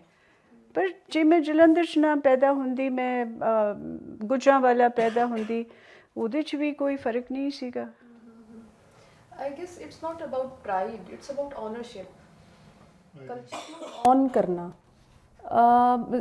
ਬਤੌਰ ਪੰਜਾਬੀ ਸਾਨੂੰ ਨਹੀਂ ਸਿਖਾਇਆ ਜਾਂਦਾ। ਅਸੀਂ ਆਪਣੇ ਘਰ ਜੂੰ ਦੇ ਜੰਮਨੇ ਆ, ਅਸੀਂ ਸੁਣਨੇ ਆ ਬੇਟਾ ਉਰਦੂ ਬੋਲਣੀ ਹੈ, ਅਭੀ ਮਹਿਮਾਨ ਆएंगे ना तो उनके साथ उर्दू में बात करनी है। ਤੇ ਉਹ ਜਿਹੜੀ ਓਨਰਸ਼ਿਪ ਉਹਦਾ ਸਾਨੂੰ ਪਤਾ ਹੀ ਨਹੀਂ, ਅਸੀਂ ਉਹਦੇ ਬਾਰੇ 'ਚ ਗੱਲ ਕਰ ਰਹੇ ਹਾਂ। ਪ੍ਰਾਈਡ ਤੇ ਬਹੁਤ ਬਾਅਦ ਵਿੱਚ ਆਉਂਦਾ ਹੈ ਕਿ ਹੋ ਸਕਦਾ ਅਸੀਂ ਜਰਮਨਸ ਵਾਂਗੂ ਹੁੰਦੇ ਤੇ ਅਸੀਂ ਕਹਿੰਦੇ ਯਾਰ ਸਾਨੂੰ ਬਹੁਤ ਫਖਰ ਹੈ ਜਰਮਨਸ ਹੋਣ ਤੇ ਸਾਡੇ ਕੋਲ ਤੇ ਓਨਰਸ਼ਿਪ ਦੀ ਬੇਸਿਕ ਚੀਜ਼ਾਂ ਨਹੀਂ ਹੈਗੀਆਂ। ਮਤਲਬ ਖਾਣਾ ਇਜ਼ ਨਾਟ ਅਬਾਊਟ ਕਲਚਰ, ਪਹਿਨਣਾ ਕਲਚਰ ਨਹੀਂ ਹੈ। ਦੀ ਵੇ ਆਈ ਬਿਹੇਵ ਅਬਾਊਟ ਮਾਈ ਥਿੰਗਸ, ਕਿ ਅਗਰ ਮੇਰੇ ਘਰ ਤੋਂ ਕੋਈ ਚੀਜ਼ ਪੁੱਟ ਕੇ ਲੈ ਕੇ ਜਾ ਰਿਹਾ ਤੇ ਮੈਂ ਕਹਾਂ ਠੀਕ ਹੈ ਲੈ ਜਾਏ, ਉਹ ਫਿਰ ਚੀਜ਼ਾਂ ਅਸੀਂ এনवायरमेंट ਤੇ ਪਹਿਲੇ ਗੱਲ ਕਰ ਰਹੇ ਸੀ ਨਾ, এনवायरमेंट ਦੀ ਓਨਰਸ਼ਿਪ ਨਹੀਂ ਹੈਗੀ ਨਾ। ਜਿੰਨੇ ਮਰਜ਼ੀ ਦਰਖਤ ਉਤਾਰੀ ਜਾਓ, ਸਾਨੂੰ ਕੀ। ਸਾਡੇ ਘਰਾਂ ਤੇ ਤੁਸੀਂ ਬਹੁਤ ਸਾਰੀ ਇੱਥੇ ਜਗ੍ਹਾ ਦੇਖੋਗੇ ਇੱਟਾਂ ਲੋਕ ਖੋਦ ਕੇ ਲੈ ਜਾਂਦੇ ਨੇ, ਕਿਉਂਕਿ ਓਨਰਸ਼ਿਪ ਦਾ ਕਨਸੈਪਟ ਹੀ ਨਹੀਂ ਹੈਗਾ। ਤੁਸੀਂ ਉੱਥੇ ਇਸ ਤਰ੍ਹਾਂ ਨਹੀਂ ਯੂਕੇ 'ਚ ਦੇਖ ਸਕਦੇ ਕਿ ਕੋਈ ਕਿਧਰੋਂ ਵੀ ਇੱਟ ਖੋਦੀ ਔਰ ਲੈ ਗਿਆ। Yes, yes. ਔਰ ਉਹ ਚੀਜ਼ ਜੋ ਕਿ ਉਹ ਸਿਪਾਹੀ ਨੂੰ ਕੀ ਲੱਗਦਾ ਹੈ, ਪੁਲਿਸ ਵਾਲੇ ਨੂੰ ਕੀ ਉਹਦੇ ਨਾਲ ਫਰਕ ਪੈਂਦਾ ਹੈ ਕਿ ਇੱਟ ਕੋਈ ਉਹ ਕਹੇਗਾ ਹੋਰ ਏਡੀਆਂ ਚੀਜ਼ਾਂ ਨੇ ਇਹਦੇ 'ਤੇ ਮੈਂ ਕਿਉਂ ਗੌਰ ਕਰਾਂ। ਅਤੇ ਉਹ ਰੂਲ ਆਫ ਲਾਅ ਵਾਸਤੇ ਵੀ ਬੇਸਿਕ ਤਰਬੀਅਤ ਚਾਹੀਦੀ ਹੈ। ਉਹ ਹਲੇ ਅਸੀਂ ਉੱਥੇ ਤੱਕ ਵੀ ਨਹੀਂ ਪਹੁੰਚੇ। I would just like to ਮੈਂ ਥੋੜ੍ਹਾ ਜਿਹਾ ਇਹਦੇ 'ਚ ਐਡ ਕਰਨਾ ਚਾਹੁੰਦੀ ਹਾਂ। ਬੜੀ ਨਾ ਕਈ ਚੀਜ਼ਾਂ ਬੜੀਆਂ ਨਾਜ਼ੁਕ ਜਿਹੀਆਂ ਕਿਤੇ ਤੁਹਾਡੇ ਕਰ ਜਾਂਦੀਆਂ ਨੇ, ਤੁਹਾਨੂੰ ਟ੍ਰਿਗਰ ਕਰ ਜਾਂਦੀਆਂ।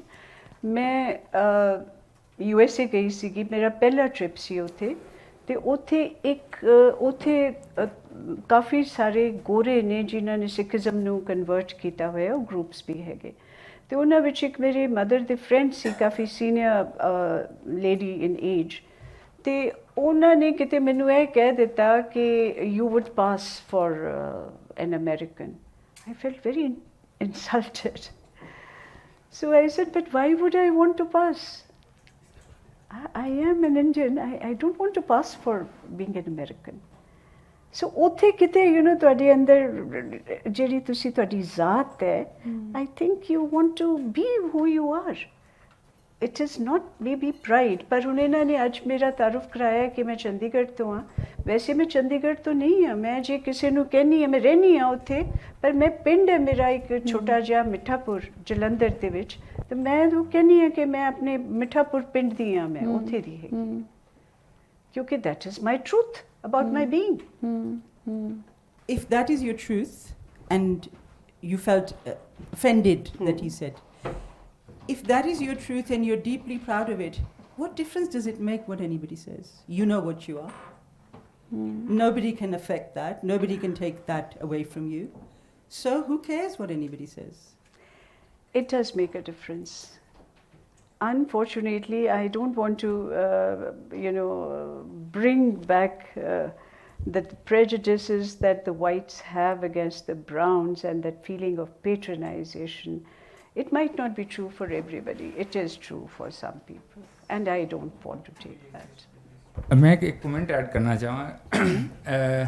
आई थिंक कि ਜਿਹੜਾ ਵੈਸਟ ਦੇ ਵਿੱਚ ਜਾਂ USA ਜਾਂ UK ਦੇ ਵਿੱਚ ਸਾਨੂੰ ਕਲਚਰ ਨਜ਼ਰ ਆਉਂਦਾ ਨਾ, ਉਹ ਬੜਾ ਈਜ਼ੀ ਆ ਕਹਿਣਾ ਕਿ ਕੋਈ ਕਲਚਰ ਨਹੀਂ ਹੈ ਜਾਂ ਉਹ ਕੋਈ ਯੂਨੀਵਰਸਲ ਕਲਚਰ ਹੈ। ਉਹ ਐਂਗਲੋ ਸੈਕਸਨ ਕਲਚਰ ਹੈ। ਹਾਲੀਵੁੱਡ ਦੇ ਮੂਵੀ ਸਟੂਡੀਓਜ਼ $200 ਮਿਲੀਅਨ ਦੇ ਨਾਲ ਜਦੋਂ ਡਿਜ਼ਨੀ ਪ੍ਰਿੰਸੈਸ ਦੀ ਮੂਵੀ ਬਣਾਉਂਦੇ, ਬੇਸਿਕਲੀ ਉਹ ਐਂਗਲੋ ਸੈਕਸਨ ਪ੍ਰਿੰਸ ਹੀ ਦਿਖਾਉਂਦੇ ਆ। ਉਹ ਤੁਹਾਨੂੰ ਬਰਾਊਨ ਵਿੱਚ ਇੱਕ ਅੱਧੀ ਉਹ ਅਰਬ ਦੀ ਕੋਈ ਸਟੋਰੀ ਵੀ ਹੋਏਗੀ, ਲੇਕਿਨ ਉਹ ਕਲਚਰ ਡੋਮੀਨੈਂਟ ਕਲਚਰ ਜਿਹੜਾ ਤੁਸੀਂ HBO ਦੀ ਸੀਰੀਜ਼ ਜਿਹੜੀ ਗਲੋਬਲ ਹਿੱਟ ਹੈ ਉਹ ਦੇਖੋ ਕੀ ਹੈ। ਬੇਸਿਕਲੀ ਉਹ ਯੂਰਪੀਅਨ ਮੈਡੀਵਲ ਜਿਹੜੀ ਰਾਇਲ ਫੈਮਿਲੀਜ਼ ਦੀ ਹਿਸਟਰੀ ਹੈ, ਔਰ ਉਹਦੇ ਵਿੱਚ ਜਿਹੜੇ ਬਰਾਊਨ ਨੇ ਜਾਂ ਬਲੈਕਸ ਨੇ ਉਹ ਬਾਰਬੇਰੀਅਨਸ ਦੇ ਤੌਰ 'ਤੇ ਆਉਂਦੇ ਨੇ, ਜਿਹੜੇ ਉਹ ਖਾਲ ਡਰੋਗੋ। ਔਰ ਮੈਂ ਪੌਪ ਕਲਚਰ ਦੇ ਬੜੇ ਰੈਫਰੈਂਸ ਦੇ ਰਿਹਾ, ਲੇਕਿਨ I think it's very important ਕਿ ਉਹ ਜਿਹੜੀਆਂ ਅੰਡਰ ਜਿਹੜੀਆਂ ਚੀਜ਼ਾਂ ਬੜੀਆਂ ਵਾਜ਼ਿਹ ਨਹੀਂ ਹੈ, ਉਹਨਾਂ ਨੂੰ ਅਗਰ ਦੇਖੋ ਤਾਂ ਦੇਰ R things that are going on there. ਔਰ ਉਹ ਬੜਾ ਵਾਜ਼ਿਹ ਹੈ ਉਹ ਕਲਚਰ। ਮਤਲਬ TV ਔਰ ਸਿਨੇਮਾ ਦੇ ਇਨਵੈਂਟ ਹੋਣੇ ਦੀ ਇੰਟਾਇਰ ਹਿਸਟਰੀ ਦੇ ਵਿੱਚ ਪਹਿਲੀ ਵਾਰੀ barbarians as a hero against Romans Germans ਨੇ ਬਣਾਇਆ ਉਹ show. German producer, German actors, German director, Netflix ਨੇ ਬਾਰਬੇਰੀਅਨਸ ਬਣਾਇਆ। ਜਦੋਂ ਵੀ ਉਹ ਬਣਾਇਆ ਗਿਆ ਐਂਗਲੋ ਸੈਕਸਨ, ਕਿਉਂਕਿ ਜਿਹੜਾ ਕਲਚਰ ਹੈ, ਜਿਹੜਾ UK ਔਰ USA ਦੇ ਵਿੱਚ ਜਿਹੜਾ ਕਲਚਰ ਹੈ, ਉਹ ਰੋਮਨ ਦਾ ਇੱਕ ਐਕਸਟੈਂਸ਼ਨ ਸੀਗੀ। ਔਰ ਉਹਨਾਂ ਨੇ ਕਦੇ ਵੀ ਬਾਰਬੇਰੀਅਨਸ ਦੀ ਸਟੋਰੀ ਨਹੀਂ ਦੱਸੀ। ਹਮੇਸ਼ਾ ਉਹਦੇ ਜੂਲੀਅਸ ਸੀਜ਼ਰ ਹੀਰੋ ਹੁੰਦਾ ਔਰ ਬਾਰਬੇਰੀਅਨਸ ਵਿਲਨ ਹੁੰਦੇ ਆ। ਫਸਟ ਟਾਈਮ ਹਿਸਟਰੀ ਵਿੱਚ ਅਗਰ ਬਾਰਬੇਰੀਅਨਸ ਹੀਰੋ ਔਰ ਰੋਮਨਸ ਵਿਲਨ ਸੀਗੇ ਤੇ ਉਹ ਇੱਕ ਜਰਮਨ ਪ੍ਰੋਡਿਊਸਰ ਔਰ ਜਰਮਨ ਸਟੂਡੀਓ ਨੇ ਬਣਾਇਆ। ਆਈ ਥਿੰਕ ਇਹ ਚੀਜ਼ਾਂ ਇਤਨੀਆਂ ਨਹੀਂ ਆ ਕਿ there is no universal culture, there are still boundaries ਜਿਹੜੀਆਂ ਲੈਂਗੁਏਜ ਔਰ ਕਲਚਰਸ ਔਰ ਨੈਸ਼ਨੈਲਿਟੀਜ਼ ਦੇ ਵਰਕ ਕਰ ਰਹੀਆਂ। ਔਰ ਉਹ ਜ਼ਰੂਰੀ ਹੈ। ਇੱਕ 8-10 ਸਾਲ ਦਾ ਜਿਹੜਾ ਬੱਚਾ ਹੁੰਦਾ ਉਹਦੇ ਵਾਸਤੇ ਤਾਂ ਬਹੁਤ ਜ਼ਰੂਰੀ ਆ ਕਿ ਮੈਂ ਕੌਣ ਹਾਂ ਔਰ ਕਿਉਂ ਨਹੀਂ ਹਾਂ। ਮੇਰਾ ਬੇਟਾ ਸਿਰਫ 6 ਸਾਲ ਦਾ ਸੀ ਅਤੇ ਮੈਂ ਜੋਬ ਦੇ ਸਿਲਸਿਲੇ ਸਿੰਗਾਪੁਰ ਗਿਆ। ਮੈਂ ਉਹਨੂੰ ਇਸ ਤਰ੍ਹਾਂ ਹੀ ਮਤਲਬ ਕਿਹਾ ਸੀ ਜਿੱਦਾਂ ਯੂਨੀਵਰਸਲ ਕੋਈ ਹਿਊਮਨਿਜ਼ਮ ਉਹਨੂੰ ਦੇ ਨਾਲ ਰੇਜ਼ ਕਰਨਾ ਚਾਹ ਰਿਹਾ ਸੀ। ਉੱਥੇ ਗਿਆ ਅਤੇ ਉਹ ਇੱਕ ਇੰਡੀਅਨ ਸਕੂਲ ਦੇ ਵਿੱਚ ਪੜ੍ਹਦਾ ਸੀ। ਉੱਥੇ ਉਹ ਸ਼ਦੀਦ ਉਹ ਕਿ ਮੈਂ ਕੌਣ ਆ, ਮਤਲਬ ਉਹ ਬੱਚੇ ਜਿਹੜੇ ਉਹਨੂੰ ਟਰੀਟ ਕਰਦੇ ਸੀ ਕਿ ਮਤਲਬ ਅਸੀਂ ਇੰਡੀਅਨ ਹਾਂ, ਤੂੰ ਕੌਣ ਆ। ਅਤੇ ਉਹ ਸ਼ਦੀਦ ਕਿਸਮ ਦੀ ਉਹ ਕ੍ਰਾਈਸਿਸ ਦਾ ਸ਼ਿਕਾਰ ਹੋ ਗਿਆ। ਮਤਲਬ ਮੈਨੂੰ ਇੰਟਰਵੀਨ ਕਰਨਾ ਪਿਆ, ਮੈਨੂੰ ਉਹਨੂੰ ਸਾਰਾ ਜਿਹੜਾ ਮਤਲਬ ਉਹਦੀ ਪਾਕਿਸਤਾਨੀ ਹਿਸਟਰੀ ਦੱਸਣੀ ਪਈ, ਵਟ ਐਵਰ ਉਹ ਹਿਸਟਰੀ ਸੀਗੀ। ਲੇਕਿਨ ਆਈ ਥਿੰਕ ਕਿ these things are very important. ਅੱਛਾ, ਤੇ ਜਦੋਂ ਕੋਈ ਕਹਾਣੀ ਸੁਣਾਏਗਾ ਤੇ ਉਹ ਆਪਣੇ ਘਰ ਦੀ ਸੁਣਾਏਗਾ ਨਾ, ਉਹ ਦੂਸਰੇ ਦੇ ਘਰ ਦੀ ਤਾਂ ਨਹੀਂ ਸੁਣਾਏਗਾ। And this is what about culture. Can I just say one thing? The Black Panther. I just wanted to say, because we're talking about Hollywood culture, I don't know how many people have seen one of the biggest hits of Hollywood, which is The Black Panther. I don't know how many people have seen it, but I think it's entirely incorrect to say that only white culture is promoted in Hollywood or in England. There are lots and lots of films that have been made where other cultures, and particularly The Black Panther, broke all records. And it was made by the Americans. I think what we actually tend to forget and we need to remember is that it's not about culture, it's about money. whatever makes money for the big companies, they're going to promote it. America invests very heavily in Bollywood now. A lot of Bollywood films where all the Bollywood heroes are promoted are produced by American companies. So we need to update our information all Yes. the time and move on in these 75 years. ਅਸਲ ਵਿੱਚ ਗੱਲ ਹੈ ਵੇ ਕਿ ਭੁੱਖੇ ਦਾ ਕੋਈ culture ਨਹੀਂ ਹੁੰਦਾ ਤੇ ਜਿਹਦੇ ਕੋਲ ਪੈਸਾ ਉਹਦਾ ਕਲਚਰ ਹੈ। ਮੈਂ ਦੋ ਗੱਲਾਂ ਕਰਨਾ ਚਾਹ ਰਿਹਾ। ਇੱਕ ਸਵਾਲ ਹੈ ਤੇ ਇੱਕ ਕਮੈਂਟ ਹੈ। ਕਮੈਂਟ ਹੈ ਕਿ ਸਾਡਾ ਜਿਹੜਾ ਪੰਜਾਬੀ ਕਲਚਰ ਉਹ ਬੜਾ ਪੀਸਫੁਲ ਹੈ ਬੇਸਿਕਲੀ। ਅਗਰ ਮੈਂ ਇੱਕ ਵਰਲਡ 'ਚ ਆਖਾਂ ਮਲੰਗੀ ਕਲਚਰ ਹੈ ਇਹ ਸਿੱਧੂ ਮੂਸੇਵਾਲਾ ਜਾਂ ਫਿਰ ਜੀ ਸਿੱਧੂ ਮੂਸੇਵਾਲਾ ਜਾਂ ਫਿਰ ਇਹ ਸਾਡਾ ਕਲਚਰ ਨਹੀਂ ਬੇਸਿਕਲੀ। ਹਾਂ ਜ਼ੁਬਾਨ ਉਹ ਪੰਜਾਬੀ ਯੂਜ਼ ਕਰ ਰਿਹਾ ਲੇਕਿਨ ਉਹ ਸਾਡਾ ਕਲਚਰ ਨਹੀਂ ਕਿਉਂਕਿ ਉਹਦੇ ਬੰਦੂਕਾਂ ਔਰ ਸਾਰਾ ਕੁਝ ਜੋ ਵੀ ਯੂਜ਼ ਕਰ ਰਿਹਾ ਉਹ ਸਾਡਾ ਕਲਚਰ ਨਹੀਂ। ਅਸੀਂ ਨਾਰਮਲੀ ਪੰਜਾਬੀ ਸਾਡੇ ਇਲਾਕੇ 'ਚ ਇੱਕ ਕਹਾਵਤ ਬੋਲੀ ਜਾਂਦੀ ਹੈ ਕਿ ਅਸੀਂ ਸਾਲ ਦੇ ਦਾਣੇ ਇਕੱਠੇ ਕਰਕੇ ਨਾ ਅਤੇ ਸਕੂਨ ਨਾਲ ਬਹਿ ਜਾਂਦੇ ਹਾਂ ਕਿ ਹੁਣ ਸਾਨੂੰ ਸਾਲ ਕੁਝ ਨਹੀਂ ਕਰਨਾ ਪਾਉਣਾ ਅਤੇ ਅਸੀਂ ਫਿਰ ਜਿਹੜਾ ਉਹ ਕਦੀ ਪਤੰਗ ਉਡਾ ਰਹੇ ਹਾਂ ਕਦੀ ਜਿਹੜਾ ਹੁੱਕਾ ਪੀ ਰਹੇ ਹਾਂ ਬਹਿ ਕੇ। ਇਹ ਸਾਡਾ ਪੀਸਫੁਲ ਕਲਚਰ ਹੈ ਬੜਾ ਨਾ ਜਿਹੜਾ ਬੇਸਿਕਲੀ ਬੁੱਲੇ ਸ਼ਾਹ ਜਾਂ ਵਾਰਿਸ ਸ਼ਾਹ ਦਾ ਆਈ ਜਿਹੜਾ ਹੀਰ ਰਾਂਝਾ ਅਤੇ ਸੋਨੀ ਮਾਹੀਵਾਲ 'ਚ ਵਿਖਾਇਆ ਗਿਆ ਇਹ ਸਾਰਾ ਸਾਡਾ ਕਲਚਰ ਹੈ। ਅਤੇ ਦੂਜਾ ਇੱਕ ਸਵਾਲ ਹੈ ਕਿ ਪਾਕਿਸਤਾਨ ਸਾਈਡ 'ਤੇ ਜਿਹੜੀ ਪੰਜਾਬੀ ਜ਼ੁਬਾਨ ਹੈ ਉਹ ਉਰਦੂ 'ਚ ਲਿਖੀ ਜਾਂਦੀ ਮਤਲਬ ਉਸ ਅਸੀਂ ਜਿਹੜਾ ਲਿਖਦੇ ਹਾਂ ਅਤੇ ਉਸ ਸਾਈਡ 'ਤੇ ਮੈਂ ਰਾਈਟਿੰਗ ਵੇਖੀ ਹੈ ਕਿ ਇੱਕ ਉਹ ਜਿਹੜੀ ਹਿੰਦੀ ਟਾਈਪ ਦੀ ਹੈ ਜੀ ਜੀ। ਅਸਲ ਬੇਸਿਕਲੀ ਮੇਰਾ ਸਵਾਲ ਹੈ ਕਿ ਉਹ ਓਰੀਜਨਲ ਉਹ ਕਿਹੜੀ ਜਿਹੜੀ ਹੈ ਉਹ ਰਾਈਟਿੰਗ ਹੈ ਕਿਉਂਕਿ ਸਾਨੂੰ ਇਸ ਚੀਜ਼ ਦਾ ਨਹੀਂ ਪਤਾ। ਉਹ ਜ਼ਬਾਨ ਗੁਰਮੁਖੀ ਦੀ ਲਿਪੀ ਜਿਹੜੀ ਬਣੀ ਸੀ ਉਹ ਦੂਸਰੇ ਸਿੱਖ ਗੁਰੂ ਅੰਗਦ ਦੇਵ ਜੀ ਨੇ ਸ਼ੁਰੂ ਕੀਤੀ ਸੀ ਔਰ ਇਸ ਕਰਕੇ ਉਹਨੂੰ ਗੁਰਮੁਖੀ ਕਿਹਾ ਜਾਂਦਾ ਹੈ ਜਿਹੜੀ ਗੁਰੂ ਦੇ ਮੂੰਹ ਦੇ ਵਿੱਚੋਂ ਨਿਕਲੀ ਹੋਈ। ਲੇਕਿਨ ਇਸ ਤੋਂ ਪਹਿਲੇ ਕਿਹੜੇ ਰਸਮੁਲ ਖਤ 'ਚ ਲਿਖੀ ਜਾਂਦੀ ਸੀ? ਇਸ ਤੋਂ ਪਹਿਲਾਂ ਸ਼ਾਹਮੁਖੀ 'ਚ ਲਿਖੀ ਜਾਂਦੀ ਸੀ। ਮੈਂ ਨਹੀਂ ਦੱਸ ਸਕਦੀ ਮੈਨੂੰ ਇਹਦੇ ਬਾਰੇ ਪੱਕਾ ਨਹੀਂ ਪਤਾ। ਜਿਹੜੀ ਪੰਜਾਬੀ ਬੋਲੀ ਦਾ ਅਦਬ ਸ਼ੁਰੂ ਹੋਇਆ ਪੰਜਾਬ ਦੇ ਵਿੱਚ ਉਹ ਹੋਇਆ ਜਿਹੜੇ ਮਜ਼ਹਬੀ ਲੀਡਰ ਸੀਗੇ ਉਹਨਾਂ ਦੇ ਵੱਲੋਂ ਜਿਵੇਂ ਹਜ਼ਰਤ ਸ਼ੇਖ ਫਰੀਦ ਉਹਨਾਂ ਨੇ ਲਿਖੀ। ਉਸ ਤੋਂ ਬਾਅਦ ਗੁਰੂ ਨਾਨਕ ਦੇਵ ਜੀ ਦੇ ਵੇਲੇ ਸ਼ੁਰੂ ਹੋਈ ਜ਼ਿਆਦਾ ਉਹਦੇ ਵਿੱਚ ਕੰਪੋਜੀਸ਼ਨਸ ਜੋ ਹੋਈਆਂ ਅਤੇ ਉਸ ਤੋਂ ਬਾਅਦ ਫਿਰ ਜਿਹੜੇ ਸੂਫੀ ਪੋਇਟ ਸੀਗੇ ਬਾਬਾ ਬੁੱਲੇ ਸ਼ਾਹ ਸ਼ਾਹ ਹੁਸੈਨ ਸੁਲਤਾਨ ਬਾਹੂ ਫਿਰ ਵਾਰਿਸ ਸ਼ਾਹ ਇਹਨਾਂ ਦੇ ਨਾਲ ਅੱਗੇ ਆਈ। ਮੇਰਾ ਨਾਮ ਤਾਰਿਕ ਭੱਟੀ ਹੈ। ਸੌਰੀ ਮੈਂ ਅਗਰ ਕੋਈ ਗੱਲ ਅਜਿਹੀ ਕਰਾਂ ਜਿਹੜੀ ਸ਼ੁਰੂ 'ਚ ਹੋ ਚੁੱਕੀ ਹੈ ਚੂँकि ਮੈਂ ਥੋੜ੍ਹਾ ਲੇਟ ਆਇਆ ਅਤੇ ਉਹਦੇ ਲਈ ਮੈਨੂੰ ਮਾਫੀ ਦੇ ਦੇਣਾ। ਜਿਹੜੀ ਛੋਟੇ ਭਾਈ ਨੇ ਗੱਲ ਕੀਤੀ ਹੈ ਬਰਖੁਰਦਾਰ ਬੱਚੇ ਨੇ ਇਹਨੂੰ ਮੈਂ ਥੋੜ੍ਹਾ ਜਿਹਾ ਰਿਸਪੌਂਡ ਕਰਨਾ ਚਾਹੁੰਦਾ ਹਾਂ। ਹਿਸਟੋਰੀਕਲੀ ਜਿਹੜਾ ਹੈ ਜਿਸ ਤਰ੍ਹਾਂ ਤੁਸੀਂ ਫਰਮਾਇਆ ਹੈ ਕਿ ਜਿਹੜਾ ਯਾਨੀ ਗੁਰਮੁਖੀ ਹੈ ਉਹ ਨੈਚੁਰਲੀ ਕਰੋਨੋਲੋਜੀਕਲ ਆਰਡਰ ਦੇ ਵਿੱਚ ਲੇਟਰ ਇਨ ਟਾਈਮ ਹੈ ਚੂँकि ਪੰਜਾਬੀ ਦੀ ਤਾਰੀਖ ਜਿਹੜੀ ਹੈ ਉਹ ਲੰਬੀ ਹੈ ਅਤੇ ਅਗਰ ਅਸੀਂ ਯਾਨੀ ਬੋਲੀ ਦੀ ਜਿਹੜੀ ਓਰਲ ਹਿਸਟਰੀ ਹੈ ਉਹ ਤਾਂ it goes back to 5000 years ਲੇਕਿਨ ਅਗਰ ਅਸੀਂ ਬਾਬੇ ਫਰੀਦ ਨੂੰ ਆਪਣਾ ਰੈਫਰੈਂਸ ਪੁਆਇੰਟ ਲਵੀਏ ਤਾਂ ਉਹ 712 ਵਿੱਚ ਪੈਦਾ ਹੋਏ ਸਨ ਵਿਚ ਮੀਨਸ 8ਵੀਂ ਸਦੀ ਅਤੇ ਗੁਰੂ ਨਾਨਕ ਜਿਹੜੇ ਨੇ ਉਹ 15ਵੀਂ ਸਦੀ 'ਚ ਪੈਦਾ ਹੋਏ ਨੇ ਸ਼ਾਇਦ ਇਫ ਆਈ ਐਮ ਰੋਂਗ ਤਾਂ ਪਲੀਜ਼ ਕਰੈਕਟ ਮੀ ਅਤੇ ਦੂਜੇ ਗੁਰੂ ਫਿਰ ਉਹਨਾਂ ਤੋਂ ਵੀ ਬਾਅਦ ਸਨ। ਇਹਦਾ ਮਤਲਬ ਇਹ ਵੇ ਕਿ ਜਦੋਂ ਬਾਬਾ ਫਰੀਦ ਸ਼ਾਇਰੀ ਕਰ ਰਿਹਾ ਸੀ 8ਵੀਂ ਸਦੀ ਦੇ ਵਿੱਚ ਉਦੋਂ ਫਾਰਸੀ ਰਸਮੁਲ ਖਤ 'ਚ ਹੀ ਲਿਖ ਰਹੇ ਸਨ ਜਿਹਨੂੰ ਅੱਜ ਅਸੀਂ ਸ਼ਾਹਮੁਖੀ ਕਹਿੰਦੇ ਹਾਂ। ਅਤੇ ਸਾਡੇ ਹਿੰਦੁਸਤਾਨ ਦਾ ਜਿਹੜਾ ਸਕ੍ਰਿਪਟ ਦੀ ਹਿਸਟਰੀ ਹੈ ਉਹਦੇ ਵਿੱਚ ਜਿਹੜਾ ਸਾਡਾ ਤੁਹਾਡੇ ਦੀ ਮੈਂ ਗੱਲ ਨਹੀਂ ਕਰ ਰਿਹਾ ਲੇਕਿਨ ਮੈਂ ਹਿਸਟਰੀ ਦੀ ਗੱਲ ਕਰ ਰਿਹਾ ਕਿ ਸ਼ਾਹਮੁਖੀ ਜਿਹੜੀ ਫਾਰਸੀ ਰਸਮੁਲ ਖਤ ਹੈ ਇਹ ਪੁਰਾਣੀ ਹੈ ਅਤੇ 15ਵੀਂ 16ਵੀਂ ਸਦੀ ਦੇ ਵਿੱਚ ਜਿਹੜੀ ਗੁਰਮੁਖੀ ਹੈ ਉਹਦੇ ਵਿੱਚ ਫਿਰ ਮਜ਼ਹਬ ਦੀ ਉਹ ਹੋ ਗਈ। ਅੱਛਾ ਦੂਜੀ ਮਜ਼ੇ ਦੀ ਗੱਲ ਇਹ ਵੇ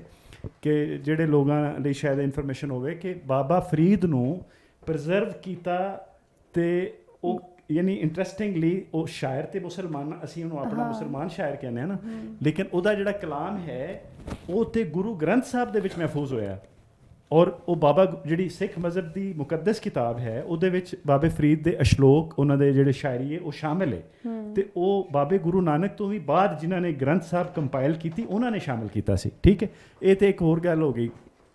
ਇੱਕ ਤਾਂ ਮੈਂ ਤੁਹਾਡਾ ਸ਼ੁਕਰੀਆ ਅਦਾ ਕਰਨਾ ਚਾਹੁੰਦਾ ਔਰ ਤੁਹਾਨੂੰ ਜੀ ਆਇਆਂ ਨੂੰ ਕਹਿਣਾ ਚਾਹੁੰਦਾ ਵਾਂ ਅਤੇ ਬੜਾ ਚੰਗਾ ਲੱਗਦਾ ਹੈ। ਜ਼ਾਹਿਰ ਅਸੀਂ ਜਿਹੜੇ ਪੰਜਾਬੀ ਹਾਂ ਇਹ ਬਜਕ ਵਕਤ ਸ਼ਾਇਦ ਅਸੀਂ ਸਾਡਾ ਜਿਹੜਾ ਐਗਜ਼ਿਸਟੈਂਸ਼ੀਅਲ ਤਜਰਬਾ ਹੈ ਉਹ ਬੜਾ ਯੂਨੀਕ ਹੈ ਔਰ ਪ੍ਰੋਬੇਬਲੀ ਪਤਾ ਨਹੀਂ ਕੋਈ ਇੱਕ ਅੱਧਾ ਹੋਰ ਬੰਗਾਲੀਆਂ ਨੂੰ ਅਸੀਂ ਆਪਣੇ ਨਾਲ ਜੋੜਦੇ ਹਾਂ ਜਾਂ ਫਿਰ ਕੁਝ ਹੋਰ ਜਿਹੜੇ ਲੋਕ ਜਿਨ੍ਹਾਂ ਦੇ ਦੇਸ਼ਾਂ ਦੀਆਂ ਬੜੀਆਂ ਖੂਨੀ ਵੰਡਾਂ ਹੋਈਆਂ ਤਾਰੀਖ ਦੇ ਵਿੱਚ ਮਤਲਬ ਕੁਰਦ ਵੀ ਨੇ ਵਿਚਾਰੇ, ਮਤਲਬ ਅਗਰ ਮੈਂ ਸਿੱਖ ਕੰਟੈਕਸਟ 'ਚ ਵੇਖਾਂ ਤੇ ਉਹਨਾਂ ਕੋਲ ਵੱਡੀ ਸਾਰੀ ਕਮਿਊਨਿਟੀ ਹੈ, ਰਿਆਸਤ ਕੋਈ ਨਹੀਂ ਉਸ ਸੈਂਸ 'ਚ। ਤੇ ਇਸੇ ਤਰ੍ਹਾਂ ਸ਼ਾਇਦ ਕੁਰਦ ਵੀ 3-4 ਮੁਲਕਾਂ ਦੇ ਬਾਰਡਰਾਂ ਤੇ ਖਿਲਰੇ ਹੋਏ ਨੇ ਵਿਚਾਰੇ।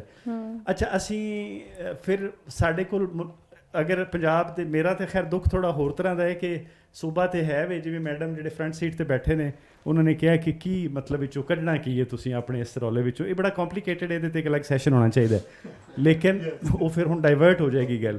ਮੇਰਾ ਤੇ ਇਹ ਦੁੱਖ ਹੈ ਕਿ ਮੇਰੇ ਕੋਲ ਸੂਬਾ ਤੇ ਹੈ ਵੇ, ਯਾਨੀ ਮੇਰਾ ਦੇਸ਼ ਤੇ ਹੈ ਵੇ, ਔਰ ਮਜ਼ੇ ਦੀ ਗੱਲ ਹੈ ਕਿ ਸਾਡੀ ਜਿਹੜੀ ਪੰਜਾਬੀ ਦੀ ਸ਼ਾਇਰੀ ਦੀ ਜਿਹੜੀ ਕਲਾਸੀਕੀ ਰਿਵਾਇਤ ਹੈ ਉਹਦੇ ਵਿੱਚ ਦੇਸ਼ ਦਾ ਲਫ਼ਜ਼ ਬੜਾ ਹੀ ਡਿਫਰੈਂਟ ਮਾਨਿਆਂ ਵਿੱਚ ਵਰਤਿਆ ਜਾਂਦਾ ਹੈ।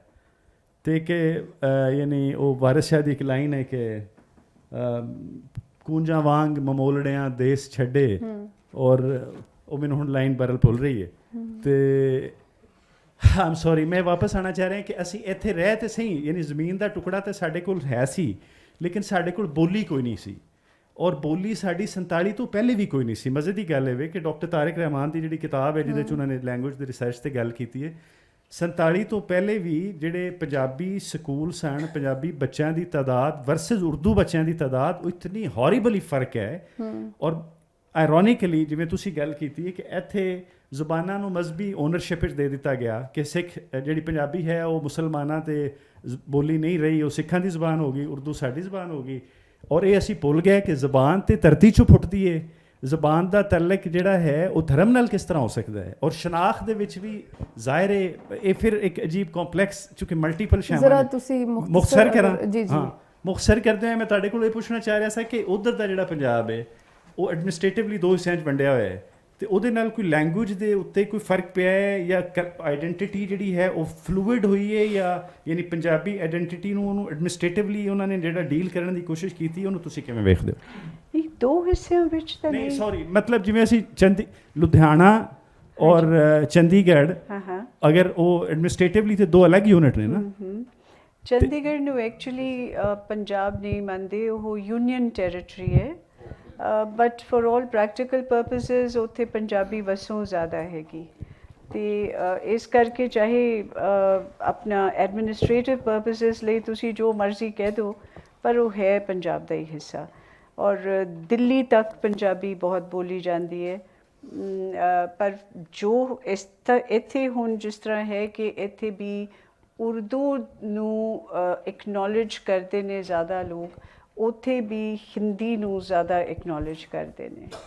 ਔਰ ਪੰਜਾਬੀ ਪੰਜਾਬ ਦੇ ਵਿੱਚ ਵੀ ਘਟਦੀ ਜਾਂਦੀ ਹੈ, ਬਿਲਕੁਲ ਆਹੀ ਵਾਲਾ ਉੱਥੇ ਹਾਲ ਹੈਗਾ ਕਿ ਲੋਕ ਹਿੰਦੀ ਬੋਲਦੇ ਨੇ ਜ਼ਿਆਦਾ, ਅੰਗਰੇਜ਼ੀ ਬੋਲਦੇ ਨੇ ਜ਼ਿਆਦਾ। ਹਿੰਦੀ ਵੀ ਕੋਈ ਐਸਾ ਜ਼ਿਆਦਾ ਨਹੀਂ ਬੋਲਦੇ, ਅੰਗਰੇਜ਼ੀ ਜ਼ਿਆਦਾ, ਕਿਉਂਕਿ ਇੰਨੀ ਮੁਸ਼ਕਿਲ ਹੁੰਦੀ ਜਾ ਰਹੀ ਹੈ ਹੁਣ ਕਿ ਉਹ ਵੀ ਥੋੜਾ ਬੋਲਣੀ ਤੇ ਸਮਝਣੀ ਮੇਰੇ ਵਰਗਿਆਂ ਲਈ ਥੋੜੀ ਔਖੀ ਹੋ ਜਾਂਦੀ ਹੈ ਕਈ ਵਾਰ। ਤੇ ਪੰਜਾਬੀ ਕਲਚਰ ਜਿਹੜਾ ਆਰਕੀਟੈਕਚਰ ਹੈਗਾ ਪੰਜਾਬ ਦਾ, ਸਮ ਟਾਈਮ ਇਸ ਤਰ੍ਹਾਂ ਹੁੰਦਾ ਕਿ ਪੰਜਾਬ ਦਾ ਜਿਹੜਾ ਆਰਕੀਟੈਕਚਰ ਹੈਗਾ ਉਹ ਪੰਜਾਬੀਆਂ ਨੂੰ ਡਿਫਾਈਨ ਕਰ ਰਿਹਾ ਹੁੰਦਾ, ਉਹਦੀ ਆਇਡੈਂਟੀਟੀ ਸ਼ੋਅ ਕਰ ਰਿਹਾ ਹੁੰਦਾ। ਜੇ ਅਸੀਂ ਬਾਅਦ ਟਾਈਮ ਕਿਸੇ ਪਿੰਡ ਚਲੇ ਜਾਈਏ, ਪਿੰਡ ਦਾ ਜਿਹੜਾ ਹੁੰਦਾ ਮਾਹੌਲ, ਗਲੀਆਂ ਮੁਹੱਲੇ ਚੁਬਾਰੇ, ਉਹ ਇਸ ਤਰ੍ਹਾਂ ਦੇ ਹੁੰਦੇ ਨੇ ਕਿ ਹਰ ਬੰਦਾ ਇੱਕ ਦੂਸਰੇ ਨਾਲ ਇੰਟਰੈਕਟ ਕਰ ਰਿਹਾ ਹੁੰਦਾ, ਬੋਲ ਚਾਲ ਹੁੰਦਾ ਹਰ ਕਿਸੇ ਦਾ ਇੱਕ ਦੂਸਰੇ ਦੇ ਨਾਲ। ਅੱਜ ਕੱਲ੍ਹ ਜਿਹੜਾ ਹੈਗਾ ਕਿ ਤੁਸੀਂ ਕਿਸੇ ਸ਼ਹਿਰ ਵੱਲ ਚਲੇ ਜਾਓ ਤੇ ਉੱਥੇ ਲੋਕੀ ਤੁਹਾਨੂੰ ਪਹਿਚਾਣਦੇ ਨੇ ਘਰ ਨੰਬਰ ਤੋਂ, ਪਿੰਡ ਚਲੇ ਜਾਓ ਤਾਂ ਤੁਹਾਨੂੰ ਪਹਿਚਾਣਦੇ ਨੇ ਤੁਹਾਡੇ ਵੱਡਿਆਂ ਵਡੇਰਿਆਂ ਤੋਂ।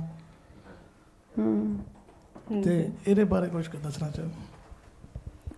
ਉਹ ਪਹਿਲੇ ਪਿੰਡ ਵਿੱਚ ਇੱਕ ਘਰ ਚੜੀਦਾ ਹੁੰਦਾ ਸੀ, ਹਾਂਜੀ ਹਾਂਜੀ, ਤੇ ਕਿਸੇ ਵੀ ਘਰ ਲੱਤ ਜਾਈਦਾ ਹੁੰਦਾ ਸੀ। ਦੇਖੋ ਉਹ ਤਾਂ ਉਸ ਤਰ੍ਹਾਂ ਦਾ ਰਹਿ ਹੀ ਨਹੀਂ ਸਕਦਾ। ਆਰਕੀਟੈਕਚਰ ਈਵਨ ਅਦਰਵਾਈਜ਼ ਜਿਹੜੀ ਅਰਬਨ ਹੈ ਉਹ ਵੀ ਬਦਲਦੀ ਗਈ ਹੈ ਹਾਲਾਤਾਂ ਦੇ ਨਾਲ, ਮੌਸਮ ਬਦਲ ਗਏ ਨੇ।